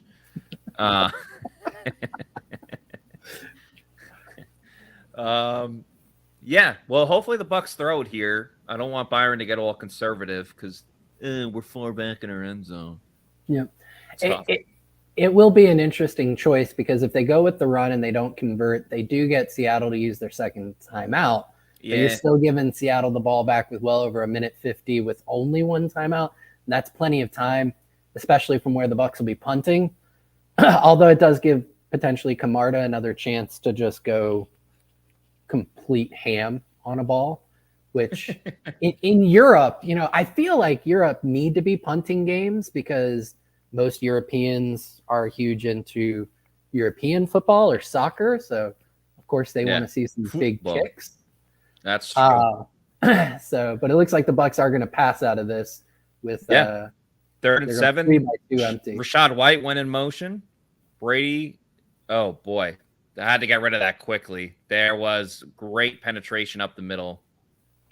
Yeah, Harris is looking for a whatchamacallit. He wants a safety. Yeah. And I lost my bet. So shout out to me. I know what I'm doing. 3 and out. Yeah, only their second 3 and out of the game though. Yeah, and looks like Nick Leverett was the one who lost on that rep. I wonder if we'll get a replay here and see exactly how the Seahawks were able to get that pressure, but apparently not. Camarda, a chance to show off his NFC Special Teams Player of the Week skills. And does that. Kicks it all the way back to the 30, and they call it fair. Wow. I mean, good punt by Camarda, but I'm very surprised DJ Dallas did not try to return that. He had the room.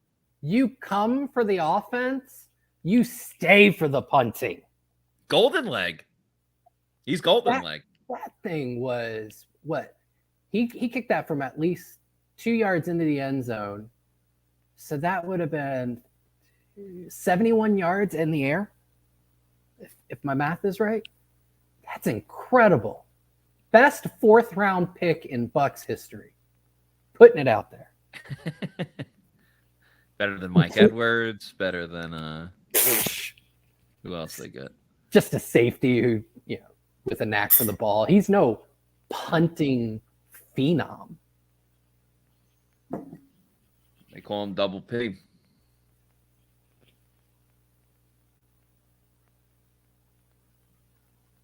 All right.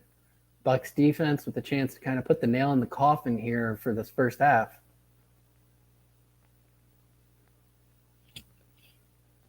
Oh, Devin White, get alive, 45. Nicely done. Gets the sack and then does the cross and looks up top. Obviously, paying homage to his father. That's nice to see.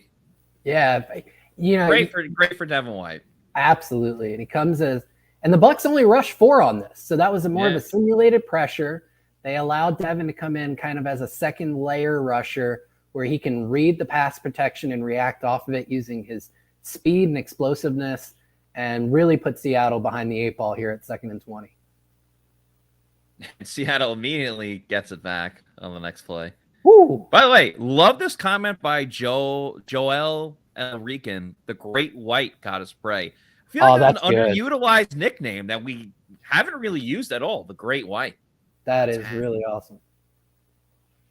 And you could use it twice because God White. And the Bucs do a fantastic job on 3rd and short. Wow. Lavonte David, they got good penetration up front too. I didn't necessarily see who it is. Antoine Winfield is involved as well. Yep. Great push by the Bucs defensive line. You Nicely can say done. You can say Anthony a lot Nelson of things. did a great job of forcing him to just stop in his tracks, and then Winfield and Lavonte David clean it up. Devin White right there as well. Awesome job by the Bucs defense. You can say a lot of things about Todd Bowles, and I know the truth earlier said he needed to be fired, but he has this team ready to play this week against, again, a very good Seattle team that's been playing very well. And you look at the side of the ball that Bowles is most responsible for. This defense is lights out to start the day. Yeah. What's that? 5 drives Seattle's had, and they haven't even gotten beyond the 50, I don't think, once. So absolutely incredible job to start off. and giving the Bucs a 14-point lead and an opportunity to maybe even add on here. Potentially. Probably not now. Yeah, no, that was a good punt. Really good punt. Yeah, Dixon gets it down to the 4. Yeah, you're gonna see a couple of runs to end the half. Hey, that's fine though. That's fine. I mean, you're pinned that deep, 30 seconds to go. They don't need points. I mean, obviously you want points, but they don't absolutely need points right now. As Only Bucs fan says, battle of the punters. That's kind of been the case right now. I am starting to worry a little bit though, and you kind of pointed it out, Josh. Like they came firing out of the gates against the Falcons. And then nothing else since. I mean, they were picked back as Brady takes a knee, and that'll essentially do it for the first half. Yeah, I thought Brady had a chance to break that for the 98-yard touchdown, but fortunately got tripped up in the backfield there. Oh, they're doing Learn German on the screen. Seahawk, Seadler. Buccaneer, Srauber. Touchdown. Yeah, Landon. You're on it first. Landon Lenny. Zeke. Goat. Blitz is blitz. Wow.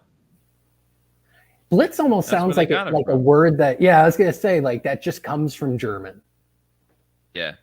What is it? I know when they talk about, like, World War II and stuff, they talk about, like, a blitzkrieg, right? Yeah. Well, and the Ramones, Blitzkrieg Bop, of course. Just like in Entourage when Vince wants to play the Joey Ramone character and he's stuck at that guy's house the whole time. Now that's a callback right there. Yeah, yeah. Segues and I got it all, man. Elite. I got it all. As Canucks, me, thank you. So, interesting what Seattle has done. So rather than allowing... Brady got hit in the back. Oh, no. Brady got, his helmet got hit in the back of Robert Hainsey. I think he'll be okay, but that was odd. Was that his helmet? I almost thought that was like a ankle or foot. Oh, no, you're right. Okay. Yeah. Let's make sure when he got up that he didn't have any... Well, he didn't start screaming, so that was good. Well, I was thinking more like throw him into concussion protocol. All right, Josh, we're going to give you a little break, man. We're going to give you a little break as we get to halftime. And since we just got here and the Bucs are winning, which is a great thing, we're in a good mood. And sometimes you can get in an even better mood if you are winning some money. And so we're going to hear from the Seminole Hard Rock Casino in Tampa, Florida. Just the way you like it. Me and my wife decided we'll have some fun. I was playing a 2-cent machine. 6 bets in, I hit a jackpot.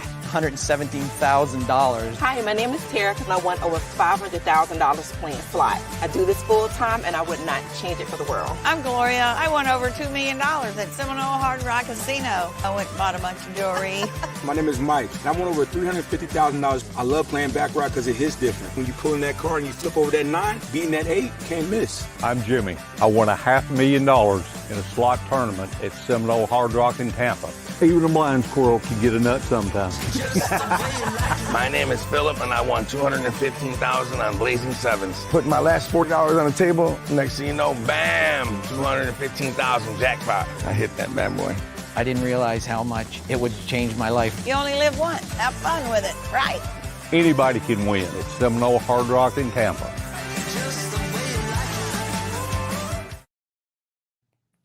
You never know when you can win big, so check out the Seminole Hard Rock Casino in Tampa. I'll be there for a Christmas party next month, and I'm very much looking forward to. So, yeah, check it out. Win big. And now joining me, one of our great interns at PewterReport.com, Adam Slivan. Adam, guten Tag. Welcome to the show. What's going on, guten man? Morgen. What's up? How's it going? Morgen.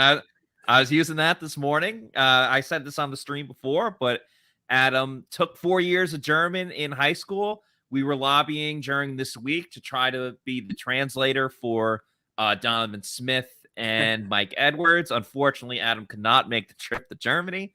So he is here with us. But I saw you. I requested this, and I appreciate you going through with it. Saw some German tweets this morning on the Pewter Report account. I believe that was your doing. So thanks for getting those up there. Let's get your thoughts on the first half, though. The Bucs have a lead that hasn't been too common, and they have a 2-possession lead, which is even more rare. We haven't seen that since it feels like week 2 against the Saints. So just give me your overall thoughts about this game so far through one half. If I can preface my thoughts, I'd want to say, Es war bisher für Bucs in die first half ein schönes Gespielen. It's been a nice first half so far for the Bucs. They've done well on both sides of the ball, on defense and offense. JTS, one of my guys, he's been playing really well. Got a huge sack, almost had a second one. Devin White had a sack. That was huge. And the offense, I think, coming out with Rachaad White and then switching it up with Leonard Fournette's been a nice balance. And they've actually been moving the ball on the ground, which is something they haven't really done too well this year. Absolutely. And that was the first big drive. Rachaad White is in the game. I was like, oh, my, they're doing it. They're like moving with Rachaad White as the starting running back. And then instantly they run it on first down, first play of the game, no yards. But I think we are seeing that difference with Rachaad White in there. There was a 3rd and 2 where he should have gotten tackled for a loss, but he was able to break a tackle, get the first down, and a couple of extra yards. So love them implementing Rachaad White. And for Leonard Fournette, you see him running angry now. Like, this is also kind of a wake-up call for him that he's really got to do his thing. I've been calling for weeks that they go 50-50, and it looks like we're finally getting that. And then Leonard Fournette benefited with the touchdown. So I think this is really going to help out everyone involved. Love what I'm seeing from Rachaad White.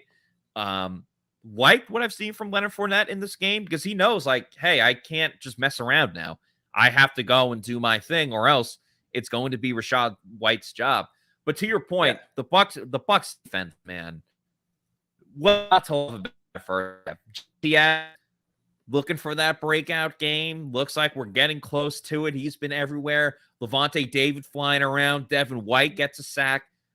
Seattle can't even get to midfield. This is just great pressure by the Bucs defense. We've been looking for it. You want to see if they turned a corner from the Rams game, which was good, but the Rams, a lot of injuries, not a lot of going on the offense for them. Seattle, a lot more formidable, and it's been a great job by the Bucs defense. And to add to your point with the Bucs defense, stopping Kenneth Walker III. This man has been on an absolute tear. Yeah. I wrote about it earlier this week. He's been averaging over 100 yards, touchdown and a half the past 4 games. And for them to stop him at the line, there was a nice play by Akeem Hicks. He stuffed him. He kind of just threw him down to the ground. Devin White, Antoine Winfield, they're all meeting him at the line of scrimmage. That's been huge. And honestly, probably one of the biggest reasons why the Bucs have such a lead heading into the second half. Yeah, without question. That was, again, something we've all been contemplating, is how much of a difference will Akeem Hicks be, with, again, the caveat being that the Rams don't have a good run game. So how much are we really going to see? And as you mentioned, he made that big play there. And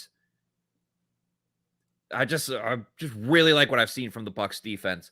One thing that's really annoying me about this game is that they're essentially playing on a slip and slide out there. Turf spin. People are falling all over the place. I don't understand what's going on with this. And Josh was saying that, soccer players, Bayern Munich plays at that stadium, soccer players have these different cleats that are better suited for that field. And he was saying that the NFL only allows a certain kind of cleats, which it's, kind of been the issue. But my question is, if you're going to play on a field like that, has the NFL not, even if it's like a 1-week thing, allow the right kind of cleats to help players move on this field? I mean, people are slipping left and right. We saw it from Jalen Darden on the first play, and it's gone out throughout the whole game. So that's just an absolute catastrophe from that standpoint. Definitely agree. And it was interesting before the game at like 7 this morning, our time, Tom Brady went out on the field with Blaine Gabbert and was kind of like touching the field and kind of seeing what it was about. And I don't know if he told something to the guys and was like, hey, it's a little slippery out there. But yeah, I feel like they should have done something more with the field to accommodate an American football game.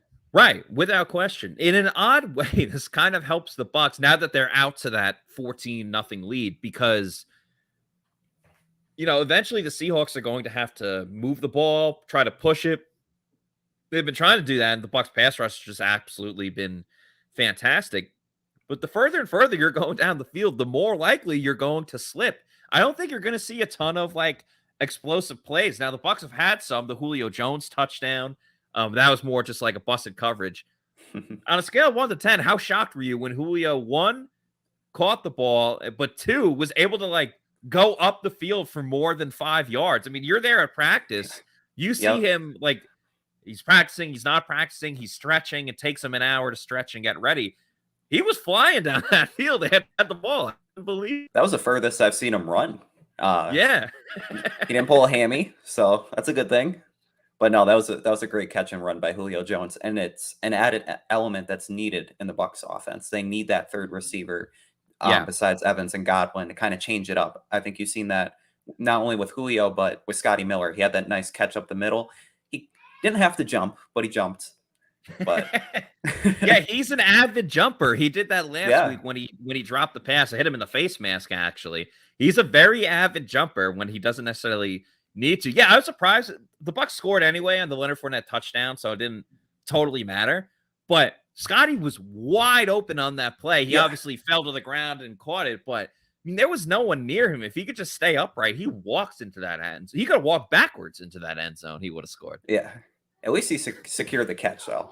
Yeah. I've been more impressed with his third down reception. I know it was only for 3 yards, but that corner was all over him.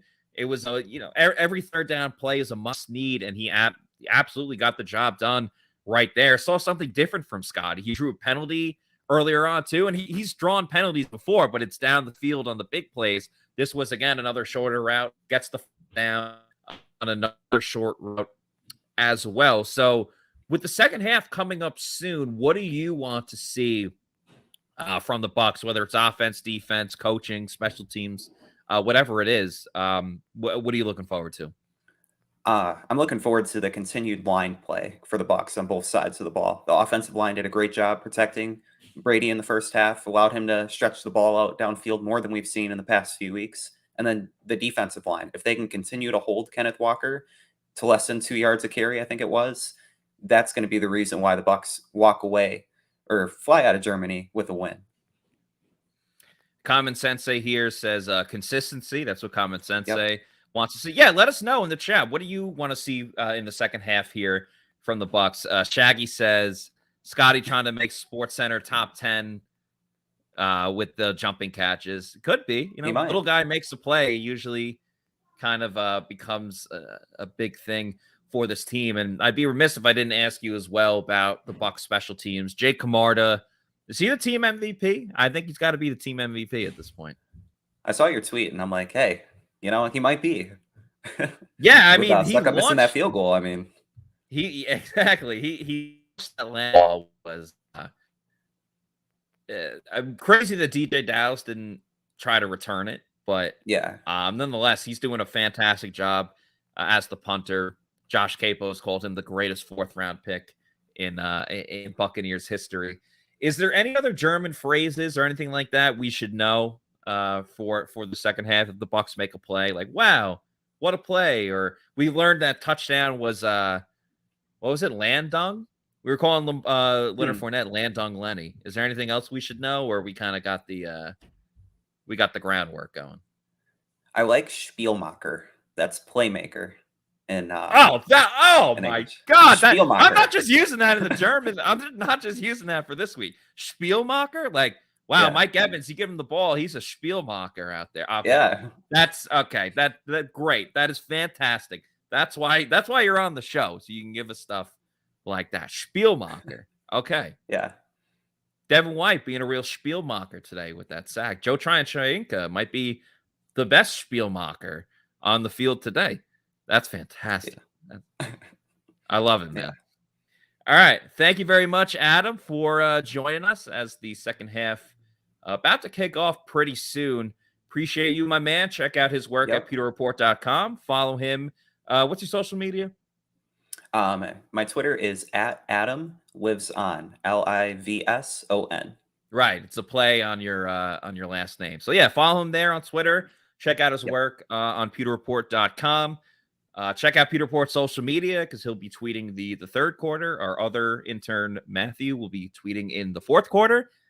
Compare and contrast. See which one you like. Not trying to put you on the spot there, but anyway, thank you very much, Adam. Appreciate it. Thank you. Yep. Go Bucs. There we go. And coming back on the show, ladies and gentlemen, the ever-talented, one of my favorite people to talk to at pewterreport.com, Josh Q. Josh Capo. Yes, sir. What's going on, my man? So while we were at half, I decided to take a little look.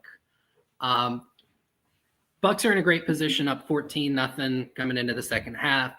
There are some things to still worry about from a process standpoint.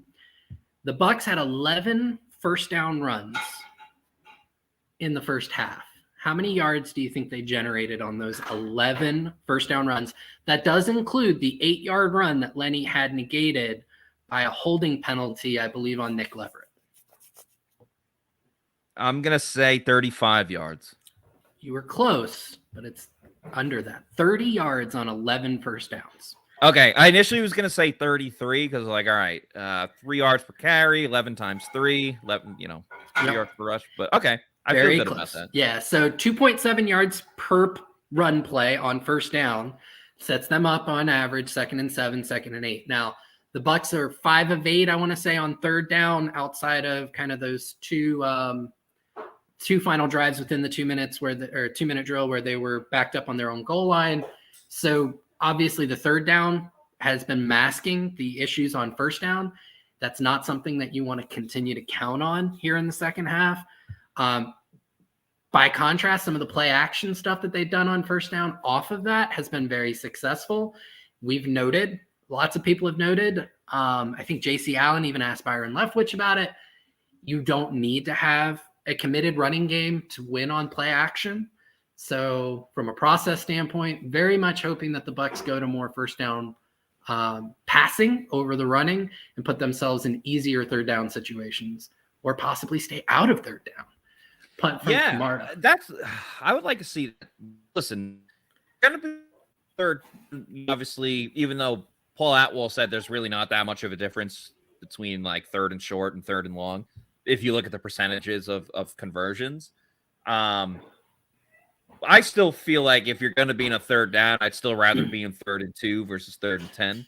Absolutely. Well, but with that said, yeah, the Bucs haven't had too many first down conversions that were before third down, which, yeah, I'd like to see them improve that here in the second half. Well, while the 3rd and 2, it's still, I want to say, around a 50% success rate for the offense. You're forcing the defense to cover more ground. That's the issue. And first down here for Seattle off of short pass to Will Dissly. He turns upfield, makes a man miss, and gets the first down.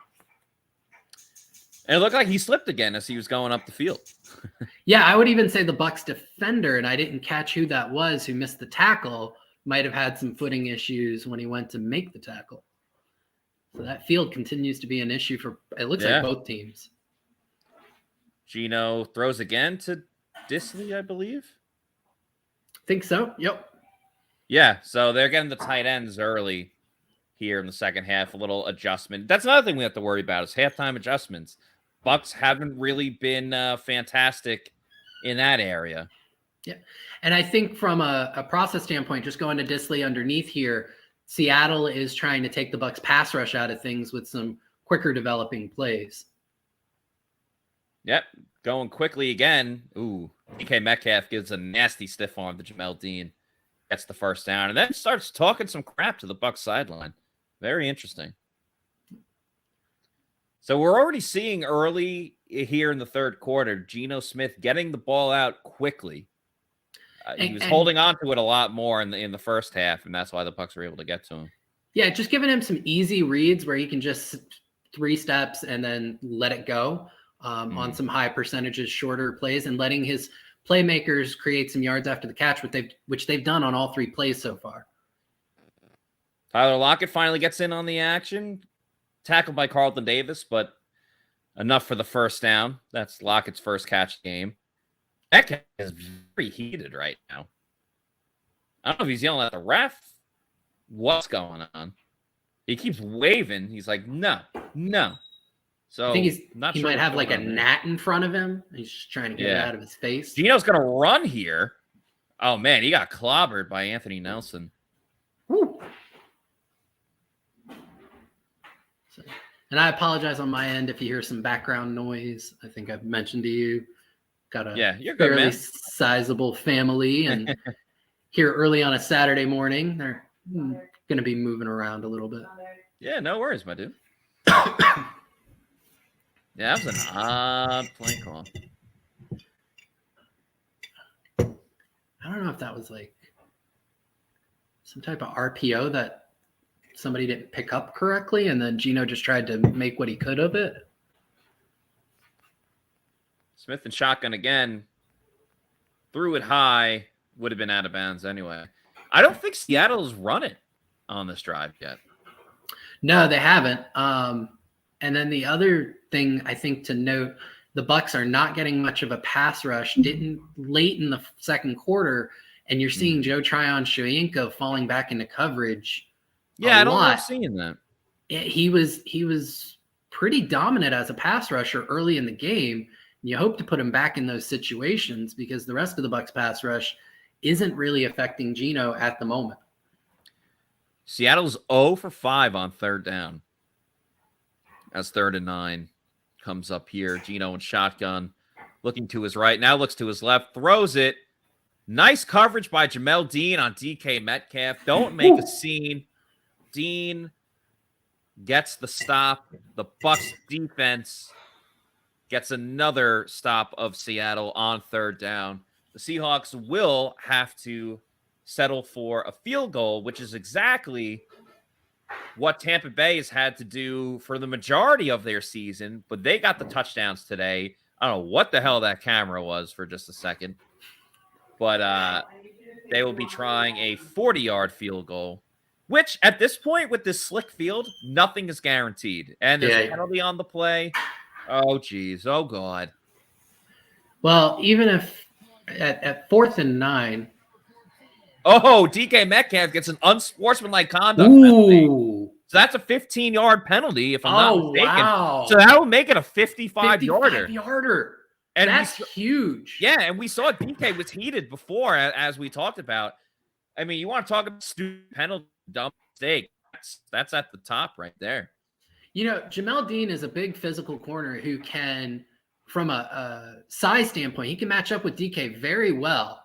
And I'm wondering if DK is just not enjoying how physical Dean's been playing, and he's been trying to get some DPI calls that the refs have not been handing out. If anything, on that last rep, DK got to Dean's face mask. What a boot. Great kick by Seattle's kicker, 55 yards, and he hits it. DK still heated on the sideline. He's lucky that they hit that. Nice job by Myers. Bucs lead 14-3. Yep. Just kind of going back to that third down play there, Dean had played it extremely well, very tight in coverage. You saw he was playing with some inside leverage, so he wanted DK to release to the outside. He wanted to use the sideline to really cut down how much room DK had to move, and he felt confident again because Dean's a bigger, faster corner who can match up well with DK on those longer developing routes. He was right on it, and like I said, if anything, I would have said that was more OPI with Dean grabbing or DK grabbing Dean's face mask for a half a second there. So, Bucs defense continues. I mean, that was more of a bend don't break. You could see the Seattle offense got some positive things going on that drive before stalling out late. But it'll be interesting to see, again, the chess match. How did the Bucs start to react to Seattle going to more of this underneath passing game, dinking and dunking? What does Todd Bowles do to counter that? I'm hoping you see JTS rushing a little bit more and just making Geno a little bit more uncomfortable than he was over the course of that drive. Yeah, I think JTS to this point has been the ultimate Spielmacher for this team. So I would rather see him as an edge rusher than than in coverage. I think you could say though that JTS has he been the best defensive player for the Bucs in this game specifically? Carlton set the edge on the run game a little bit and kind of taken away the Seahawks' ability to stretch the field. He's been pretty decent in coverage as well. Devin got that big sack earlier and has been playing controlled foot. I don't know if I can really point out maybe JTS by a little bit, but I would say overall the Bucs defense has been extremely sound. Yes, that's the perfect word. Sound. They've been very, very sound. It's been a collective effort. They're doing what the Seahawks typically do, which is a welcoming sign for the Bucs. Yeah, I'd say overall you've seen somebody at each level of the defense who is leading the charge, right? JTS up front, Devin White in the middle, and I'd say Carlton Davis and Jamel Dean kind of really shutting down those big Seahawk receivers.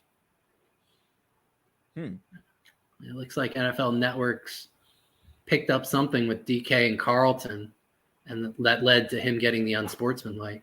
I wonder if he got a warning from how much he was talking to the refs early in that drive, and then that was kind of the straw that broke the camel's back. Sha White takes the kickoff here, gets up to the 30, so nicely done by him. But I thought Jamel Dean was covering him on that last play. He was. I think it was Carlton said something to DK, and DK turned around and said something to the ref. And I wonder if it was something like he was criticizing the refs not calling something on Carlton. Yeah. Or the Bucs DK defense is in general. still heated. Like, he's still talking a lot on the field. Yeah, it looked like for a second there he spoke with head coach Pete Carroll and seemed to calm down for at least a second. Yeah. All right, Bucs and shotgun here. I still think they're going to run it. And they do. And it goes for a yard. Maybe 2. All right, so we said Lobello asking if DK got ejected. I don't believe so. No. If he was ejected, he would have been in the lock. Yeah. Yeah, he would have had to have left the field to play entirely. 2nd and 7 for the Bucs.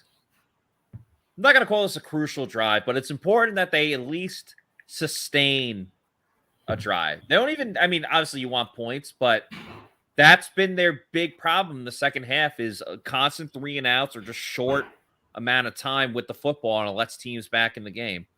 Brady goes to Evans here on 2nd and 7.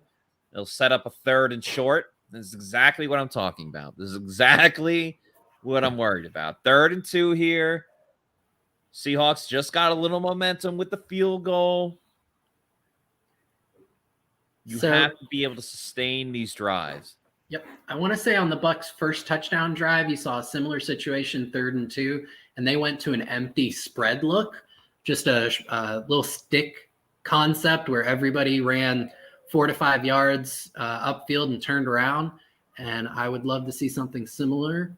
Although this is more of a 2x2, they're motioning to 3x1 from a Julio close set. Quick speed out route. Yeah, quick little speed out to Julio Jones, and it's a 1st down for the Bucs. Nicely done. And they threw it. I'm happy with that. Yeah, they've been very successful in terms of passing. I think you've seen it on the screen a little bit. The NFL Network's been highlighting next-gen stats that Brady from a clean pocket at this point is now like 10 of 13 for well over 100 yards and the touchdown to Julio. The offensive line's been giving him plenty of time. I would want them to lean into that. Yeah.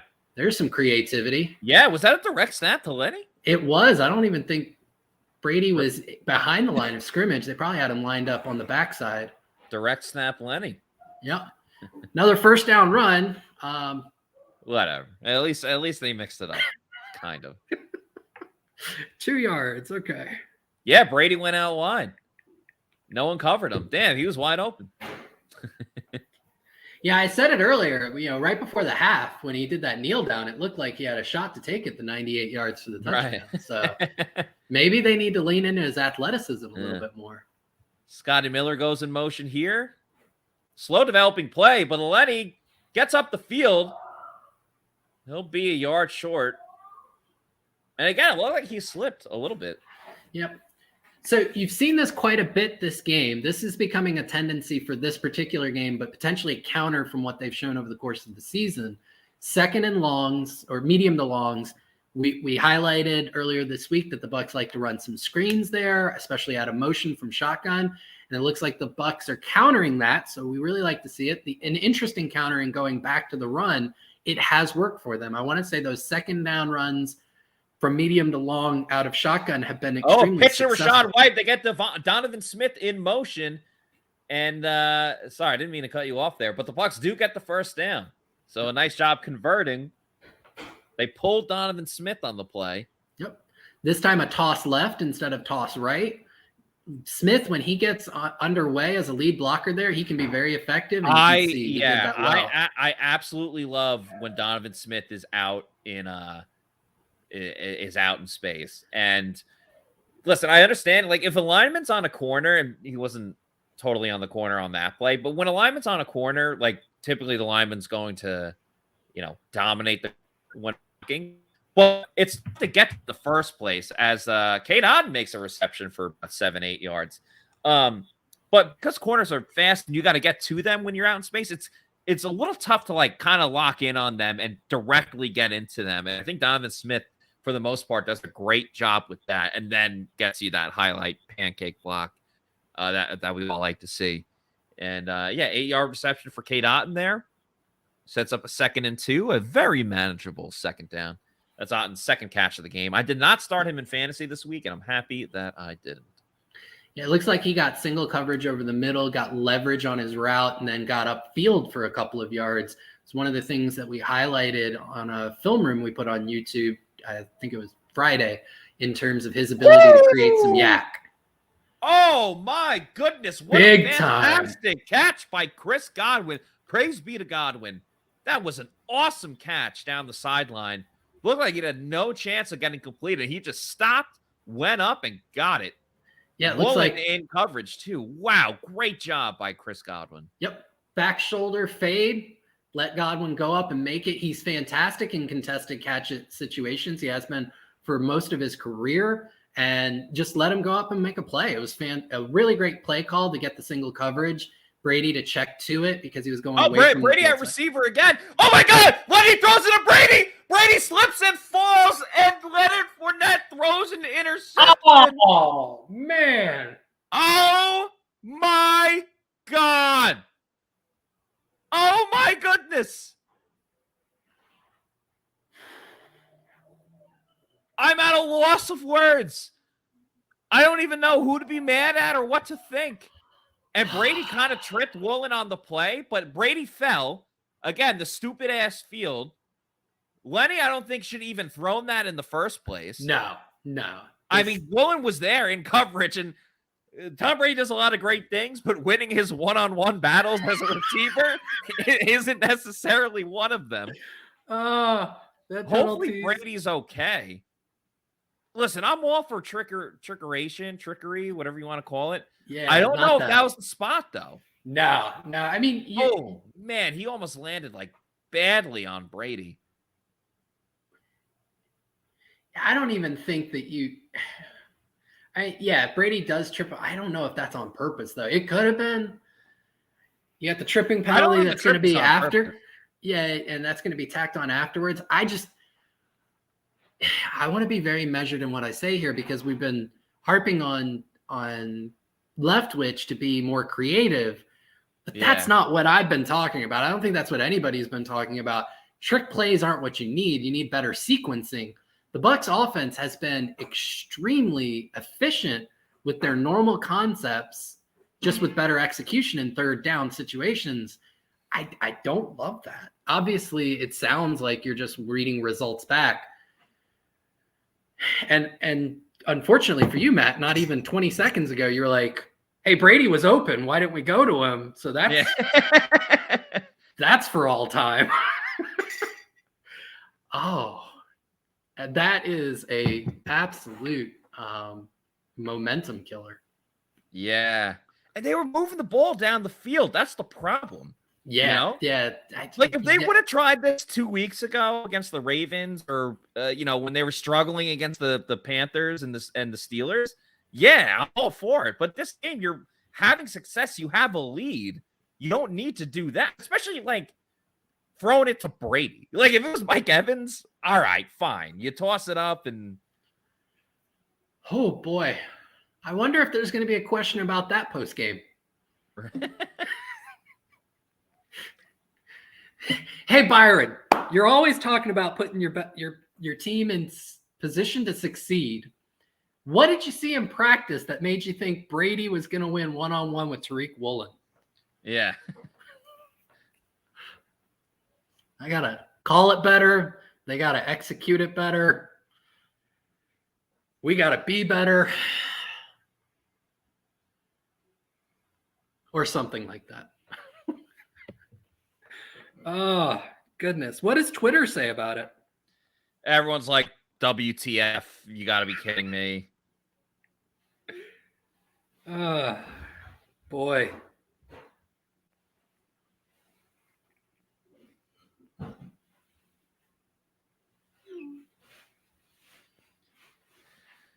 I would have loved to see Brady go one-on-one for a jump ball.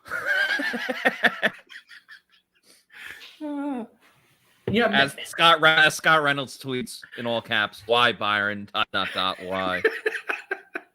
I almost want to tweet at 2 Byron. Hold on. Have you checked the Pewter Report chat? Just look at the very last one from Paul. Well, yeah, I'm reading it right now. Cannot say it on. Yeah, I wish we could. No, we could say it. In our Pewter Report group chat, Paul just said, "I really wish I could kick Byron in the nuts."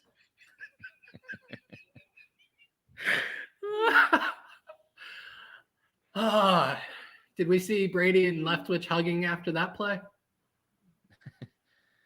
Don't believe so. All right, kind of back to the play. So unnecessary roughness on the last play against the Bucs. So you got Geno Smith scrambling out, goes for the slide. I guess they were going to get. They called that. What was that? Akeem Hicks? Because he pushed his helmet. This is almost equivalent. I don't know if you watched. I just remember this because it's the first game of the season. Nebraska played against. Shout out Lavonte, David, and Jason Light. Nebraska played against Northwestern in Ireland to start the season, and Nebraska finally got the lead at some point. I think it was still the first half. They had all this momentum, and they immediately tried an onside kick, like a surprise onside kick on the ensuing kickoff, and Western recovered it. The ball 50, and they just never got the momentum again. So, yeah. And now you see Seattle taking advantage of those soft underneath zones that the Bucs have been running, and they are driving upfield. Changed everything. Yep. Also interesting that you see DK on the right against Carlton Davis. I wonder if they're concerned that his matchups against Dean might lead to another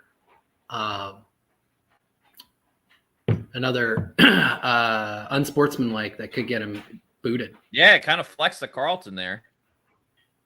Walker, nice juke on Sean Murphy bunting. Man, that play just changed everything. We're gonna have to get Casey or someone to clip that Brady play.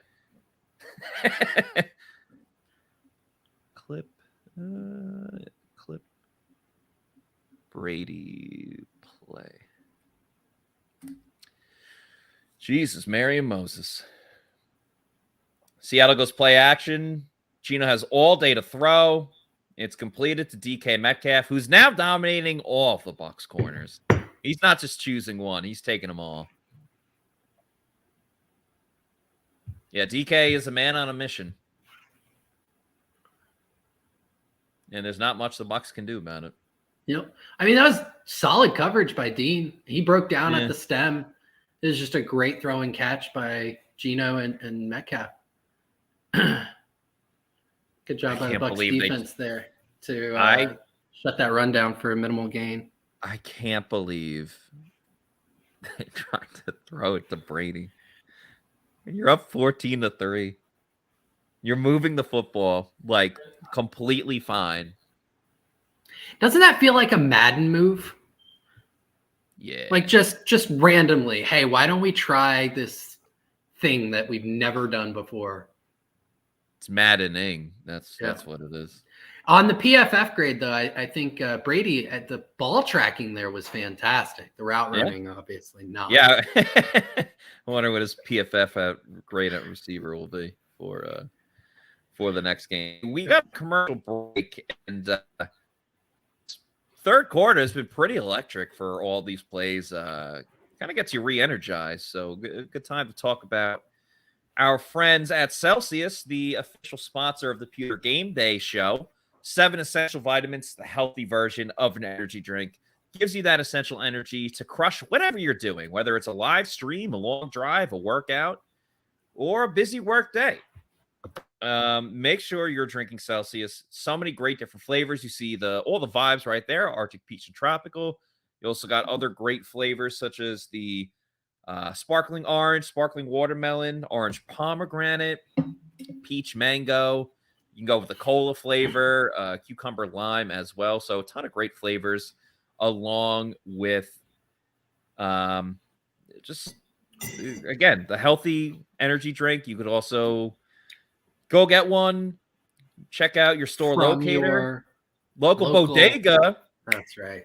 That's right, ladies and gentlemen. Your local bodega or a convenience store, Target, Walmart. They're in a lot of places, which is really awesome to see.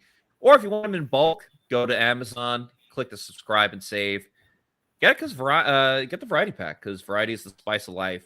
Just make sure you're drinking Celsius energy drinks, the official sponsor of the Pewter GameDay show, the Pewter Report podcast.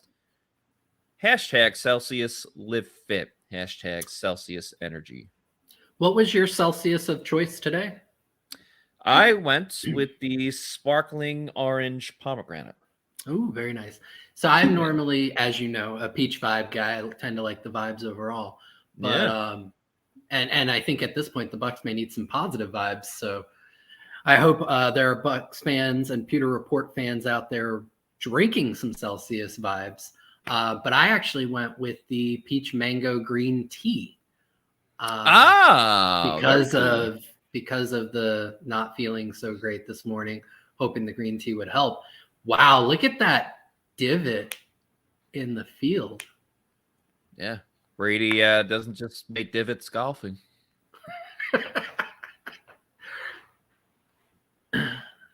Geno dumps off to Kenneth Walker, and Bucs kind of get bailed out because he slips and falls before he can get a first down. Yeah, this field thing is an absolute disaster. I mean, just looking at the field right now, it looks like absolute shit. Like there's ground broken up all over the place. This is honestly kind of pathetic by the NFL and the stadium. Like there's no reason that the field should be this bad. I don't care when Bayern Munich played last. There's no excuse to that.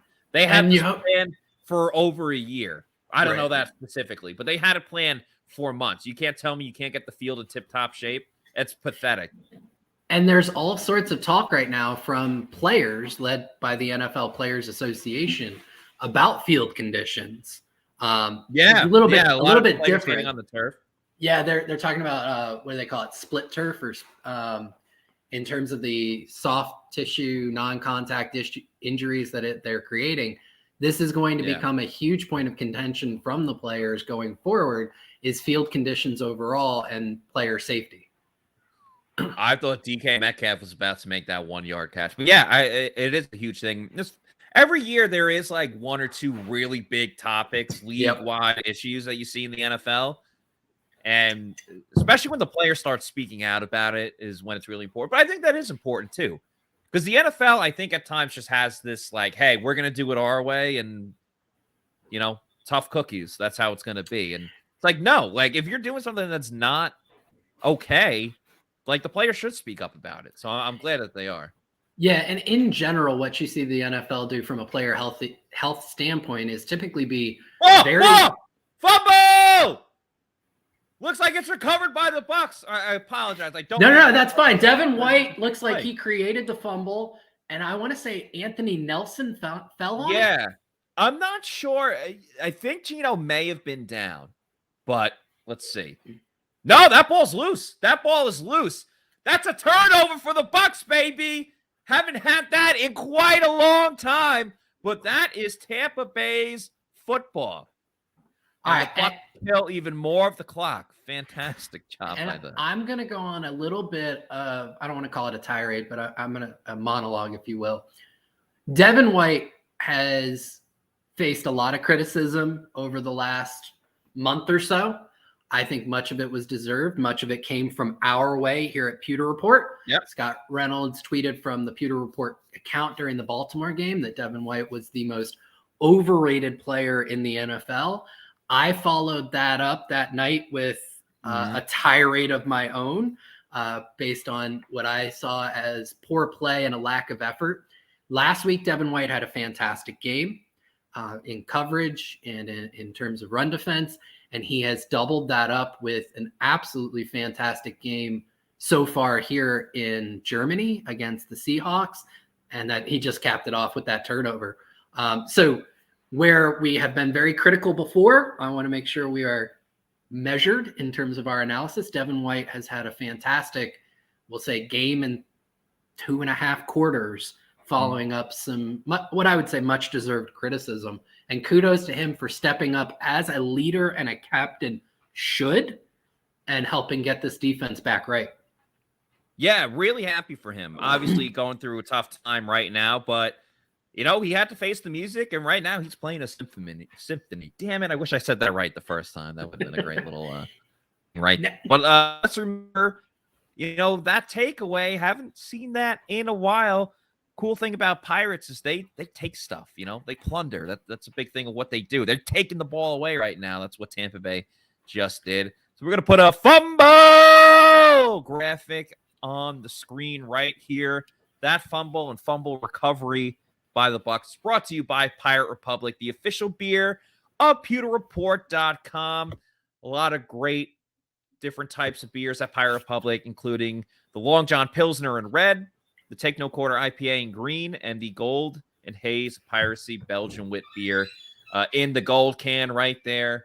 You get them at Total Wine and More, Lucan's Liquors, ABC Liquors, a bunch of liquor stores in the Tampa Bay area. Pirate, the official beer of PewterReport.com, as the Bucs start their next drive at the, let's say, 13-yard line. I also think that might have gone down as a sack for Devin White as well. Yeah, I'm not always. Oh, sure Rachaad White. Yeah, close. Got to the outside, almost broke it for a big gain, but that's going to be a nice 2nd and 4. A regular field probably does. Yeah, so like Geno's scrambling the whole time. Sometimes they get weird with the stats there, but anyway, huge play for Devin White. Either way, it's a forced fumble. We know that. I put a sack for him. 2nd and 3. Not even 2nd and 4. Pitch to the outside to White. Ooh. Tough one. Oh, God. Oh, I thought he was on the ground for yeah, tough one there. I don't hate the play call. Just, you know. Yeah, I mean, these are the situations where we've been calling for run plays 2nd and short. Yeah. So no issues with that play call right there. Kind of going back to the decision to do the first down run. Hold on 1 second. You're good. 3rd and 7 coming up for the Bucs. See if they can convert here. Julio's on the field. It's time for some more Julio action. Maybe Mike Possibly. Evans. Yeah. I'd like to see Godwin from the slot. It's caught by Godwin. You called it, man. Hey, every once in a while, a blind squirrel will find a nut. Yeah.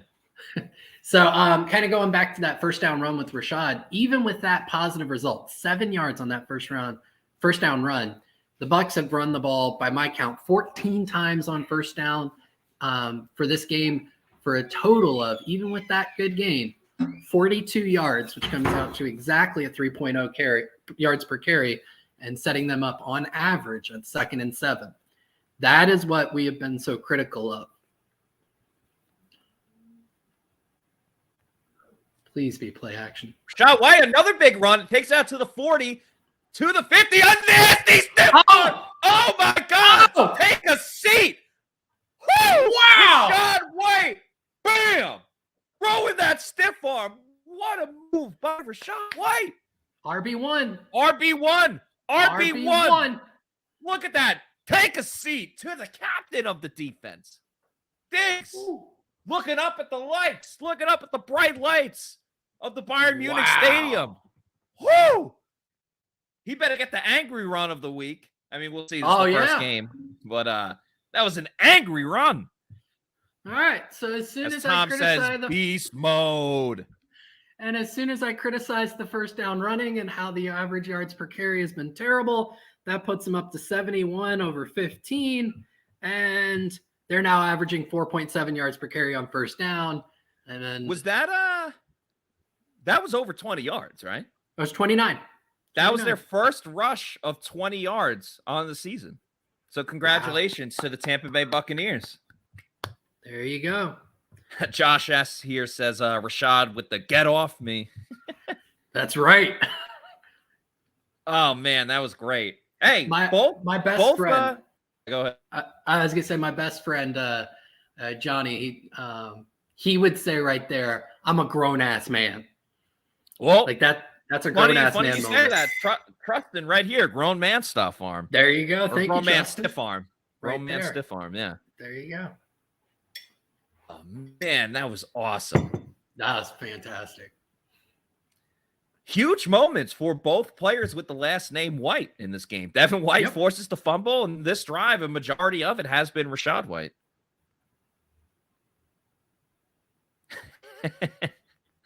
Gary Hansen, it's right witch today. I like that one. Let's see. Paul, in our group chat, he was going off about momentum and how there'd be all this analysis about momentum. I don't know if he will appreciate the website, and I don't know if you've ever read it, but you're more likely to because you're a baseball fan like I am. Have you ever read FireJoeMorgan.com? No, but I think I've seen. Does he have a Twitter account? I'm not sure. So it's now a defunct site, but they kept the archives up. They stopped posting back in 2008. Funny enough, one of like the three guys who ran the site went on to become the co-creator of, I want to say, Parks and Rec. I love Parks and Rec. Yeah. So it was these three guys who just devoted themselves to terrible journalism and like just bad takes. One of their very last posts was from 2008, where it was like a point counterpoint between Jason Stark and another writer for ESPN about the Tampa Bay Rays and the Phillies in the World Series that year. I'll hold off while we do this play and maybe come back to it at our next commercial break. Short gain for Rashad White. Leftwich going to be dedicated to this first down runs. Get that average back down for me. Oh man, that freaking stiff arm by Rashad White. Oh, I'm gonna see that in my dreams tonight. It's a 2nd and 8 here. Yep. Brady in shotgun. Has time, steps up in the pocket, fires over the middle. Oh, caught by Cade Otton. Nasty by this. But Otton quickly gets up and points for a first down. Once again, second half Cade Otton coming up the play. Yeah, and the other thing I think that we have seen here is with Cam Brate back in the lineup, and we'll have to wait till tomorrow's snap count analysis, but I do believe you've seen Otton on the full field for more than Cade, where Cade's been tight end to. So you go back to some of the things that we at Pewter Report have been calling for. We've called for more Rashad White as RB1 to Lenny's RB2. We're seeing that in this game. Yeah. You're seeing tight end 1, Cade Otton, making some plays. We're not seeing any screens? No. The one thing we did not look out for was Tom Brady wide receiver one. No, that definitely was a new wrinkle. Nope. So Yeah, that's another first part down, of right? practice they show to the media. 16 rushes for 68 yards for Rachaad White. So that's definitely the most carries he's had in a game for his young career, and most likely the most rushing yards he's had. All Gosh. internationally. Some of the analysis coming out of this game is going to be so many terrible Play hot action. takes. Cam Brayton, nice. Well, that's a screenplay, but that's all right. That was a that one was nicely set up. I thought maybe they were going to Don Smith for block back. He kind of got the defender at the side as one of those 50-50 calls. But nice job, Donovan Smith getting out there to get the block. Yep. And this was again great for Cam Brayton coming back. Yeah, this was this is similar to a wrinkle that they showed last week. Down by the goal line, they did a screen to Lenny in a similar situation, but the wrinkle is how they set it up. It wasn't a screen set wide towards the sideline, but really coming more back towards the middle, but not even like a tunnel screen. It was more set up as a traditional screen just in the middle of the field. Yeah. Tom Brady barking at the refs, not exactly sure. I don't think he liked the ball placement, the spot of the ball. Yeah, I don't really like it either. I don't think it was a first down either way, but or he might have been upset that they weren't going to bring the chains out and he was calling for it. No. Hey, Tom, you want to? I think I just read Byron Leftwich's lips there. You want to split out wide again? We'll do a back shoulder fade at the back of the end zone to you. Let you use that just for the Bucs. 6'4", Hey, man, 6'5" frame. A touchdown here pretty much puts the game out of reach. The way the play defense. I know they've kind of, allowed the Seahawks to push the ball down the field the last two drives. But all right, Rachaad White gets the first down here, knocks over some defenders. Nicely done. And the thing that, it's been refreshing to see is every time he's gotten the ball, there's no hesitation in the backfield. He's constantly moving forward, preventing himself from getting taken down behind the line of scrimmage. Yeah. And just very decisive and using what I would say is above average burst to create extra yards. They showed the skull guy again. Yeah.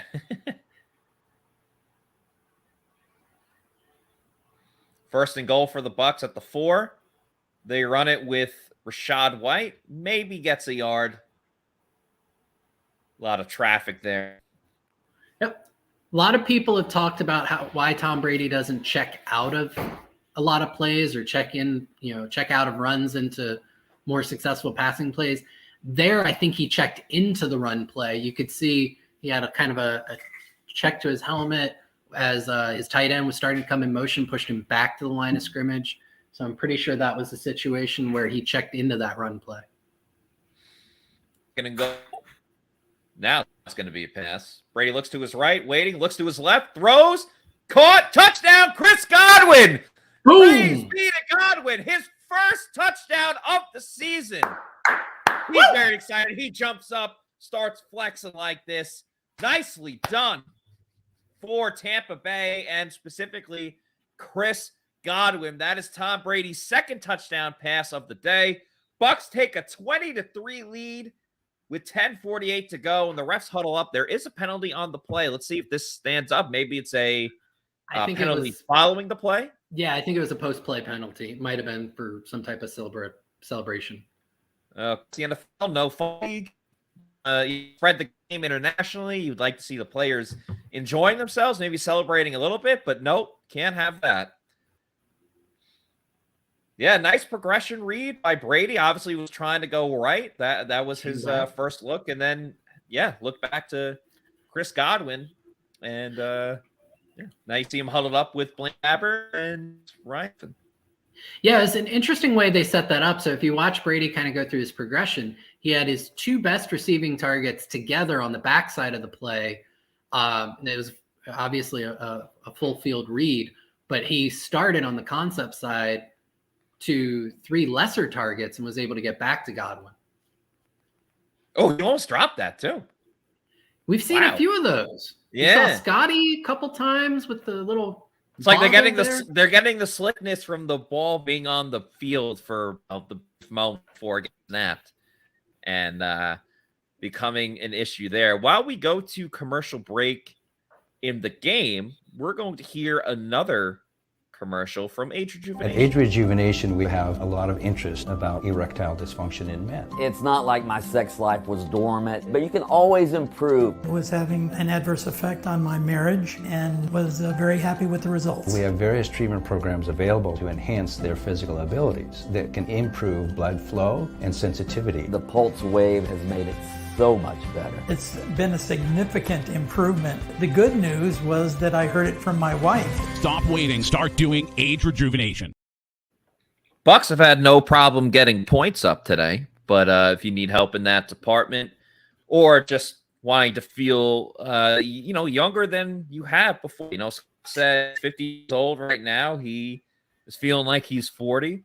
So check out Age Rejuvenation. They got testosterone therapy, peptide therapy, stem cell logistics there, and a lot more. So it's testosterone, peptide, stem cell. See how it can help you. Go to agerejuvenation.com. John Gilmore and Scott Reynolds aren't just spokesmen. They are clients as well. Check it out, ladies and gents. And it does help ladies as well, too. It's not just a guy thing. Let's get to some comments here. You guys have been awesome in the chats today. We really appreciate you guys watching with us and giving your giving your comments. I just saw this one from Low Bellow. Yes, Brady divorce is over and they start getting back on track. Birds 925. Damn, so we do have an offense. Yeah, new country, new team. The truth. Can we all agree that Leftwich is the best offensive coordinator in football now? I believe there's today. I believe there's sarcasm with that one. I think the truth brings up in a very sarcastic way. Yeah, if you look at the issues that the Bucs have had on offense, the two biggest ones outside of the personnel, where we talked about Otten over Brate and Rashad White over Lenny, has been execution and play calling. You're seeing a lot better execution today. Still quite a bit of question marks on the play calling side. Outside of even the deep fade to Brady, again, I'm not in love with the first down process. Right. Horam here says, Goating in Deutschland!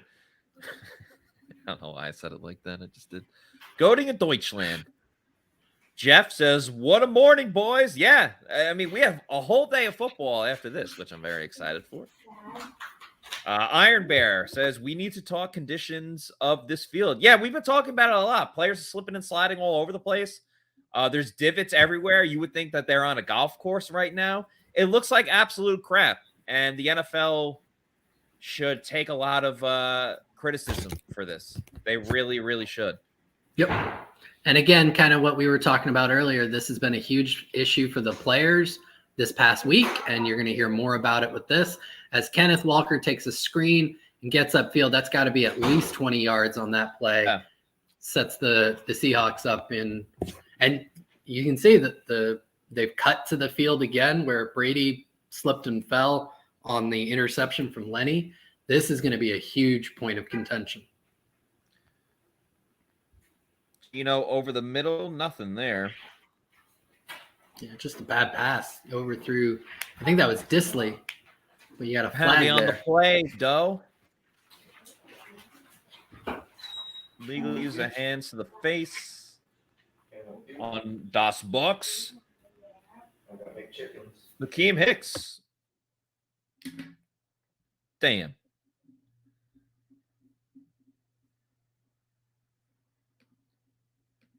Common Sensei says, wow, Matt. Well, he says Mart, but I think he means Matt. Yeah, he does.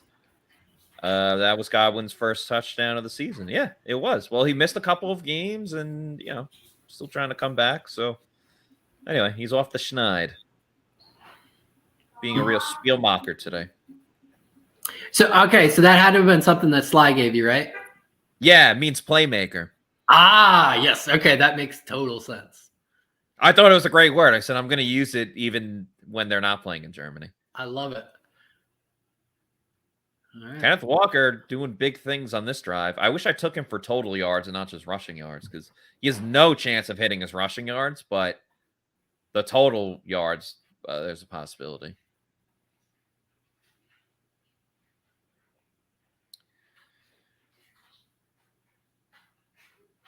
Yeah, it'll be 1st and 10 for Seattle. Remember, they're down 18 points, and there's under 10 minutes to go. I'm not saying that the Bucs have taken their foot off the gas, but the Seahawks haven't done much today. You can't get on the Bucs for a couple of drives starting to work for Seattle. So Paul Atwell just texted this to us. Tom Brady's EPA per play today has been 0.67 as a passer. So that means every time he drops back to pass, the Bucs are gaining basically 2/3 of a point. And yet, nice. You're going to hear so many people talk about their dedication to the run that set off this offense for 21 points. Geno's got time, throws over the middle, caught by Fant. Yeah, Noah Fant. Yep. Tight coverage by Devin White. Just a nice play by Fant. Yep. And you can see the Bucs are allowing this underneath stuff. I don't think they're upset with this at this point because they're forcing Seattle to execute at a high level and chew up a lot of clock as they move downfield. You'll see the coverage start to tighten up as they get closer to the red zone here. Devin White way out wide in coverage. It's got to be on Kenneth Walker. Geno's going to scramble, then throws. Caught by Lockett for a touchdown. Ooh. That's Seattle's first TD of the game. That'll make it 21-9. So you had mentioned your underdog picks. So yeah, I'm not coming close. I've got a shot, but I need Rachaad White to start affecting the passing game more. Yeah, you need the receptions, correct? Yeah, I've got DK at over 12.15 fantasy points. He's at 10.1. Chris Godwin lower than 6.5 receptions. He's got 5. So for my play, I only can allow him to have 1 more. And then I've got the over on Rachaad White for 2.5 catches. So he doesn't I guess have any. He doesn't have any. Yeah. So I guess I'm hoping personally for my play on this next Bucs drive, you see Rachaad White catching a bunch of passes. Seattle going for 2.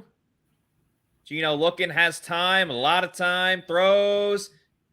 Almost intercepted by Devin White, but nice coverage there. Breaks up the play.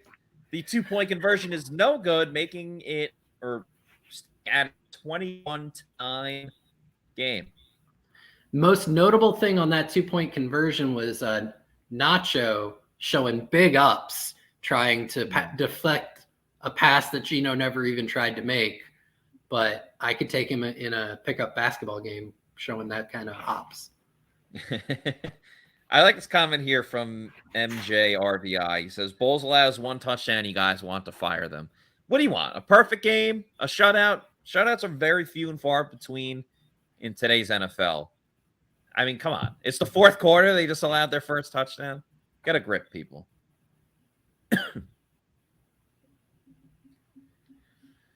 I'm asking Paul to, after he sent us that information about Brady as a passer in terms of his EPA per play, I just asked him to do Lenny as a passer.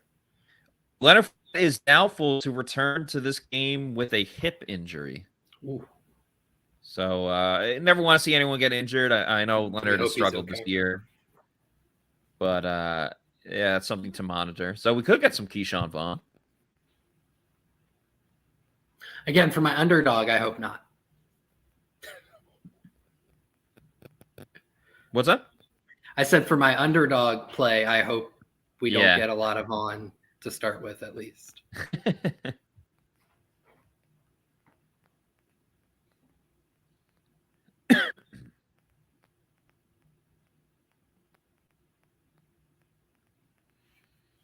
Well, It's a Rachaad White show for the rest of the day.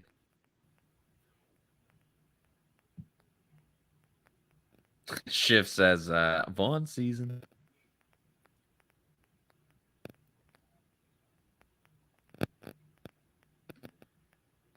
Oh, where was it? Byron here says, not Byron Leftwich, Byron Turner. You got to remember, most of us longtime fans needed a 9-6 win back in the Derek Crook days. That's true. Oh, that's true. There's this tweet. Leonard Fournette is doubtful to return. There goes the Buccaneers passing game. Buck Squad here wants us, says, please speak on SMB. Yeah, I don't know. SMB's been all right. He allowed a play or two in the passing game, but I don't know. I don't think they've dropped horribly because of it. Yeah, I don't think he's probably had a ton of snaps, to be honest with you, just based on the Bucs nickel package. Now that Antoine Winfield Jr. is healthy, he's been in on a couple plays. He hasn't done anything egregious. I think he overran one play where he allowed some extra yardage. But I think when you see the snap count analysis, he won't have been in there too much. He hasn't hurt the Bucs, hasn't helped the Bucs. I don't think there's been a ton there. Jalen Darden up the field. Yeah, he's on the return now. Makes sense with Rachaad White as running back one now. You don't really need him returning kicks. Yep. Darden was like yelling at the team, at the Seahawks after. It seems like there's been a lot of kind of jawing back and forth between the two teams, because I want to say Darden was yelling at the Seahawks earlier in the game after a return. They're all sleep deprived. Maybe that's They're it. just angry at each other. Das Bucs start at the 22, we'll say. And Keyshawn Vaughn gets a carry and gets nowhere. Where you going? Freaking Kudos to nowhere. him getting back to the line of scrimmage, because the Seahawks had a ton of penetration just to start off. It's a great job by him to just get back to the line of scrimmage.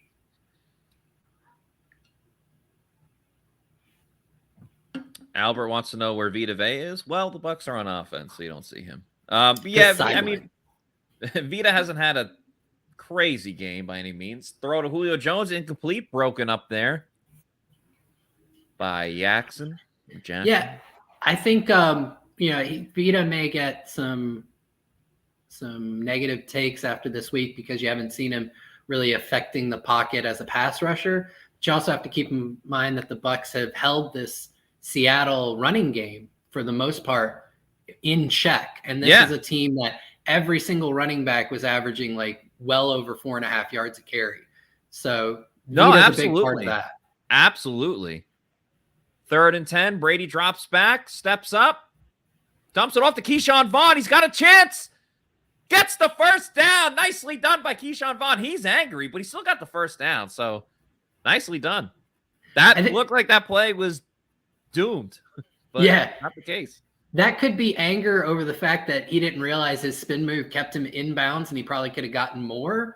Or it could have just been he's fired up because he knows he picked up a huge 3rd and 10. Yeah, I think he wanted to stay and keep going. Yeah. That's just the way I'm reading it.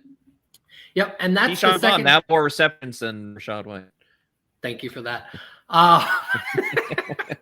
And that's the second time in as many games where Vaughn's made a really good move at the edge near the sideline to push up field when you thought he probably wouldn't have gotten as much. Last week it was on a wide run where his blocking kind of broke down and he rolled off of a tackle and moved upfield for, I want to say 6 or 7 yards when you thought it was going to go for nothing. And then this week making that move on the check down, getting upfield and getting the first down. So in limited action, Vaughn has looked pretty good. And I know a lot of fans have been hoping to see a little bit more Vaughn, and he's kind of come up big in the couple of spots that he's been asked to play in. Yeah, Poodoo79 asking why is Keyshawn Vaughn there? Leonard Fournette got hurt with a hip injury, so he is doubtful to return in this game. Therefore, you're down to Rachaad White and Keyshawn Vaughn, and Rachaad White just getting a break on this drive. So that's why Vaughn is in the game. Hey, we talked a lot today about Devin White, who is a partial owner of the Walk-Ons in Tampa. Obviously, great Cajun food. Want to make sure you guys know about it. There's one in Midtown of Tampa. That one's pretty close to me. I go there fairly often. There's also one near Scott over in Wesley Chapel. Cannot recommend it more. Like I said, a lot of Cajun style. But they have other awesome options too. I've had their wings a bunch of times. I've had their pasta there, their prime rib sandwich. So you can get a little bit of everything that you would like to eat out over at Walk-On. A great spot, tons of TVs. Their happy hour deals are awesome. You can get a 22-ounce beer as well. And I would definitely recommend going on Tuesdays because they have happy hour deals all day. Like literally from open to close. It's not just a 4 to 7 type of thing on Tuesday. They got happy hour deals all day. We do pretty much all of our Pewter Report tailgate shows there, with the exception of today because they're playing this early. But we'll be there in 2 weeks from now. Bucs have a bye next week. But when they play against the Browns, the Pewter Report tailgate show will once again be at Walk-On. So check out Walk-On. Celebrate what is hopefully going to be a Bucs win, either at the Midtown or the Wesley Chapel one. So check it out. 6:55 to go in this game as they show Leonard Fournette on the sideline, chatting with Jalen Darden. Bucs up 21-9. Looking to close this game out. Again, not a position we've seen too much from Tampa Bay in recent weeks. Not since September have we seen the Bucs in this situation where they have a lead, a 2-possession lead, and just trying to close things out. And you know what we're seeing, Josh? Complimentary football. Oh, no! Tom Brady just picked it off. And Julio Jones makes the tackle. Holy crap. All right, right as we were on cruise control. Forceful tackle, too. Yeah, and Brady's pissed. Probably at himself. And, I want to be accused of revisionist history here, but, the Bucs were in a have-to-pass situation because they were in 2nd and 8, which they've been in all day long. We have the one huge Rachaad White run for 29 yards. But outside of that, the Bucs on first down running the ball, 19 runs for 48 yards. That's 2.5 yards a carry. And they kept putting themselves in this position, and Seattle finally took advantage of it. Yeah, could be a huge momentum swing. Seattle playing Geno. Wow. On the run. Damn. Looking for Lockett. Looks like he had him too. Yeah, I'm just looking at the right edge for the Bucs. The jump off the snap was absolutely incredible, and I'm trying to figure out who that was. I don't think it was JTS. Let's see. They went back to the Brady interception. That might have been Jannard Avery. Yeah, he got a lot of playing. Well, I should say a lot, but like a fair amount of playing time last week. It looks like we're seeing a little more. We're seeing a little more of Logan Hall, which I like. Haven't seen too much of Carl Nassib, if I'm not mistaken. Yeah, you're right. And Anthony Nelson, he got the big fumble recovery. Yeah, kind of shut down Seattle's. Was it first or second? No, first or second drive of the second half. Yeah. So I have a question for you, Matt. Is that the same piece of gum that Pete Carroll's chewing that he put in his mouth right at the beginning of the game, or do you think he is swapped out for a new piece of gum? Great question, and a nice play by Mike Edwards to break up the third down throw. It'll be 4th and 4.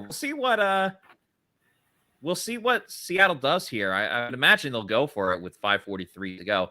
I don't think it's the same piece. I think he chews at least 2 or 3 per game. And you know what? It looks like he's like me. So I have this weird idiosyncratic quirk. I can't eat just one piece of gum at a time. So it's like you're like a baseball. You're like a baseball coach putting in a ton. I was a baseball player back in high school. Yep. Yeah, I Did you gotta chew? have multiples. I did not chew tobacco, but definitely gum.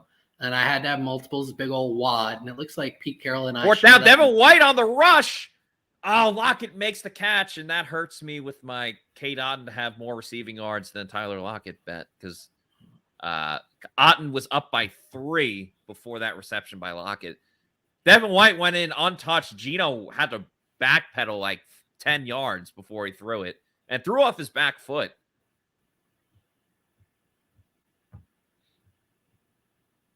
$5:10 to go in this game.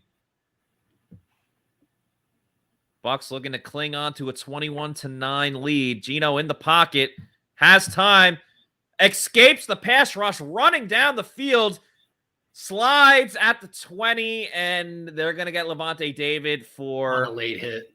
Yeah, which I don't agree with that call. I mean, he hit him right as he was sliding. Yep. And this is the second time that's happened to Lavonte this season. I think it happened early in the season against, might have been New Orleans. Yeah, that's right. where Let's see. Let's see exactly when he hits Geno. He's kind of on his way down. Yeah. Yeah, he's going for the ball. Yeah, but I think that that the league looks out for that. I know. And that's the thing. It's like, the rule, you know what they do in these situations. Exactly. Oh, I guess they didn't call it. 2nd and 1. All right. Lavonte gets one. That's Okay. one for the good guys. There you go. 2nd and 1, 4:47 to go. Seattle trying to make a comeback. Looks like the Bucs are about to play man. Geno to the end zone. Caught by Fant. They say he is not in bounds. So it'll be 3rd and 1.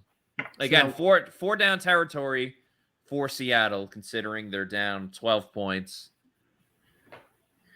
Yeah, so that was man coverage. You saw Lavonte on Noah Fant, and that's kind of, I would say, a push these days in terms of matchups. Right. But Fant got the better of him, made a great, body control catch. Just couldn't get that. He got the first foot in, just couldn't get that second one in. Lavonte had pretty decent coverage right up until the end. It looks like he lost his footing as well. Oh, fantastic job again by the Bucs in a short yardage situation for the defense. Now, it is 4 down territory, but by at least making Seattle have to go for it, it kills a little bit more of the clock. Yep. Makes it 4th and 1.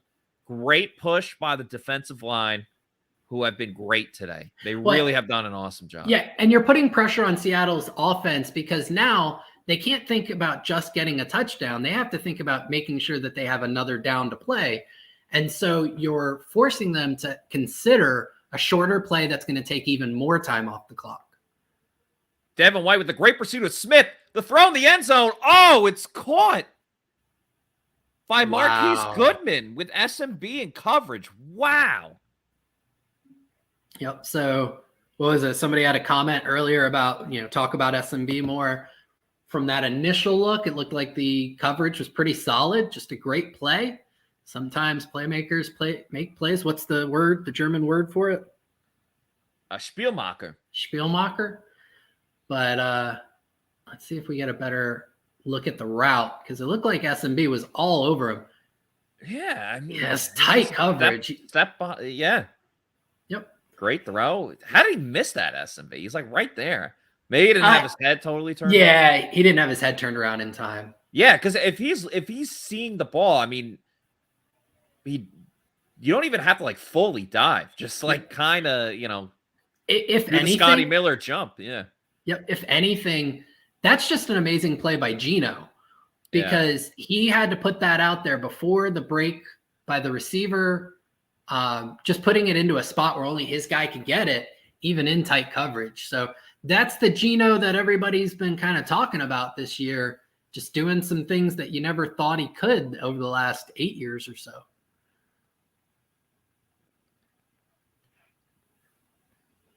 Just a fantastic throw.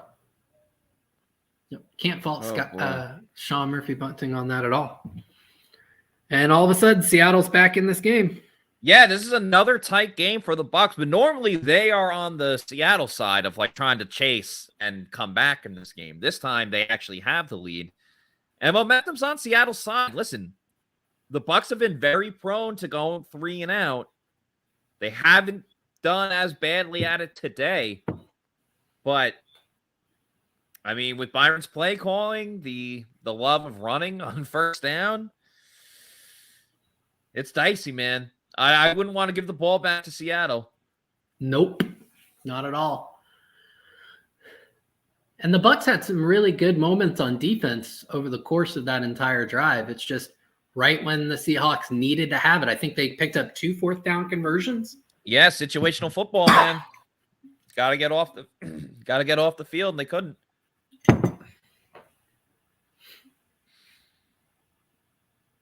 Byron nodding at Tom. Yep, we're going to run the ball on first again. Rachaad White returning it again. Oh, man. Gets stopped at like the 15. Whew. Momentum is completely on the Seahawks side with a lot of time left and 3 timeouts.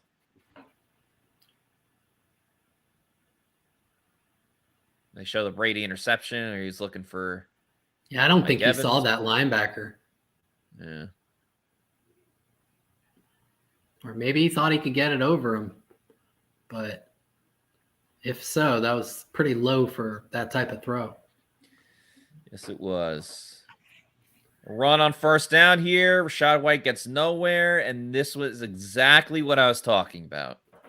A shitty run play on first down. That backs the Bucs up, and they're going to get very conservative with another dumb play here.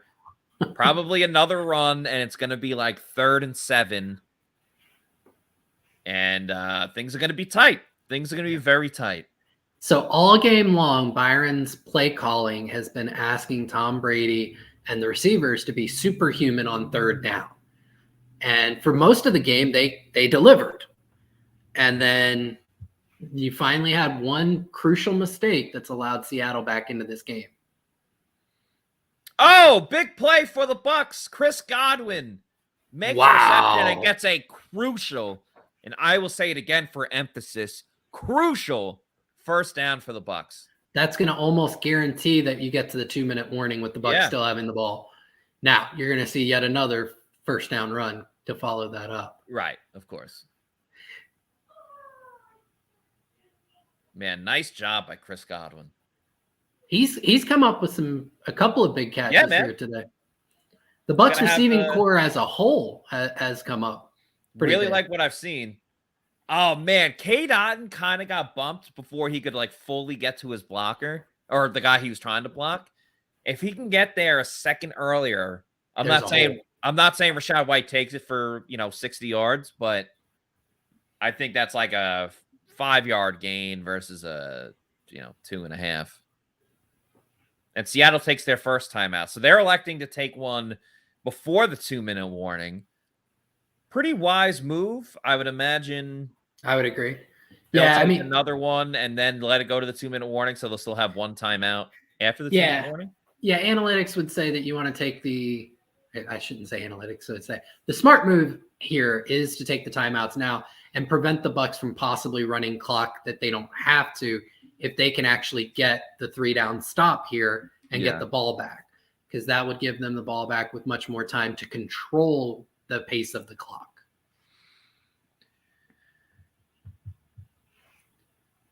Brady under center, making his calls at the line. Rachaad White in the backfield. They run it up the middle. Rachaad White gets the first down and more.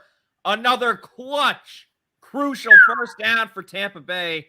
Rachaad White having his best game as an NFL player. As all Geno Smith can do is smack himself in the head. That is huge. Great job. 12 yards. Looked like it was initially supposed to go to the left side, but he cut it to the right. And Rachaad White running like a guy that should be RB1.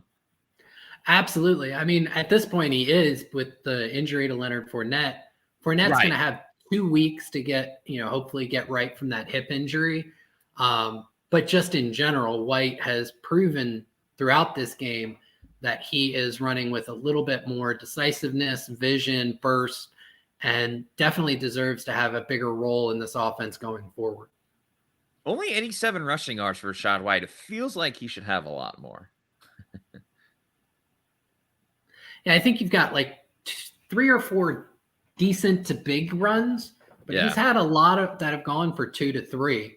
It's just it looked like they were going to go for -1 to 0, and he turned it into Bucs 2 go to 3. play action here over the middle, caught by Julio Jones. I don't think he got touched. Now he did. But again, another first down. That's going to either take it to the 2-minute warning or force Seattle to call their last timeout. That is huge. The Bucs are in a great spot. Right.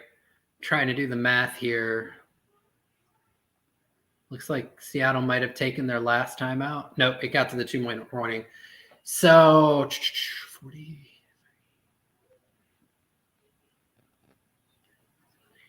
Looks like the Bucs right now, as it stands, even if Seattle were able to get a 3 and out from this point, the Bucs will be able to use up at least 90 seconds, leaving Seattle with 30 seconds and no timeouts to potentially drive down for the game winner. That's a tough ask, especially where the Bucs are in terms of field position, because you figure even if that were to happen, Camarda could pin them back at least their own 20. And they need a touchdown. Let's keep that in mind. Right. So a lot of things in the Bucs' favor at the moment.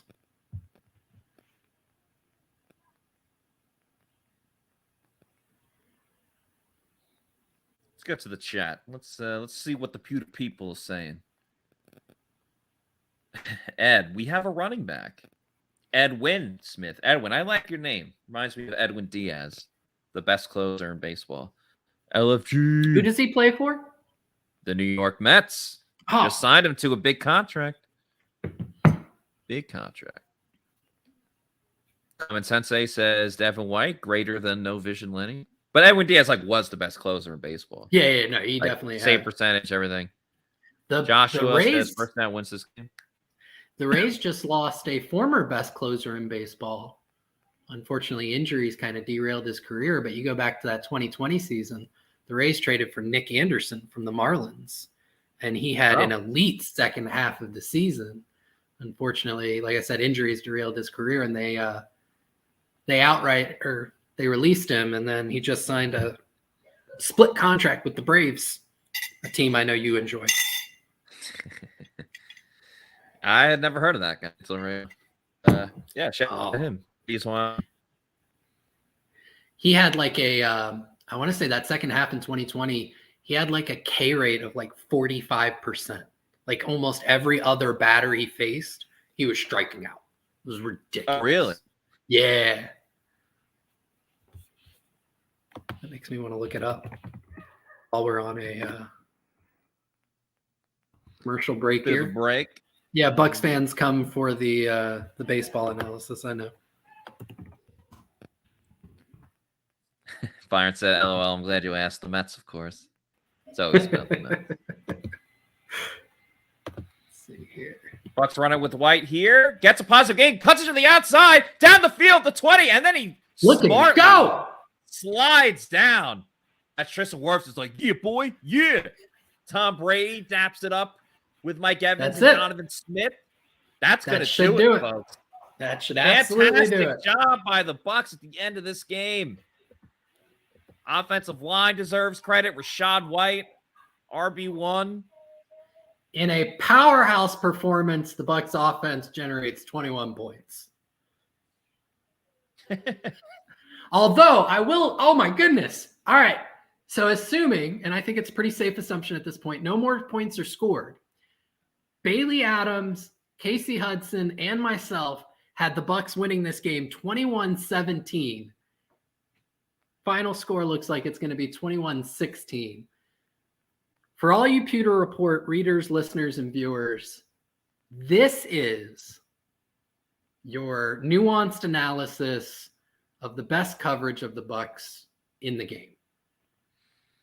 That's right. And Tom Brady takes the knee. So, ladies and gentlemen, we are in victory formation. As Johnny Drama would like to say, victory! Bucs moved to 5-5. The NFC South does have a team at least 500. They now have, I want to say at this point, it'll be at least 1 game lead. Yeah, Two, when it's a you one consider, game. Yeah, it's a 1 cushion over Atlanta.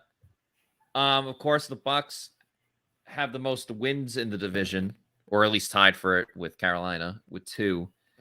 And this was important as well because the Bucs still have kind of a tough schedule going down the stretch. I tweeted it out the other day. Let's see if I can find it. all of the their Bucs, division rivals again, right?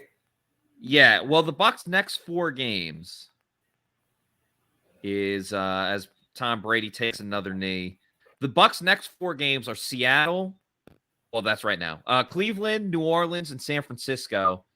So they're most recent 4. And Atlanta, it's Chicago, at Washington, Pittsburgh, and at New Orleans. So a little bit of a tougher schedule for the Bucs versus Atlanta in their next 4. But you know what? We'll worry about that at another time. Brady just took his last knee. They're going to let the clock wind down. The Bucs are going to win. Woo! They beat the Seattle Seahawks 21-16 and improved to 5-5 in the NFC South, atop at first place. Very fun game, entertaining, some ups and downs. So a little bit of everything. Yeah, you saw, again, execution. I would say positives for the Bucs. The execution by the team itself, by the players, was much better today on offense than it has been throughout any point in the season. So that's a positive. The other positive, Rachaad White looked phenomenal.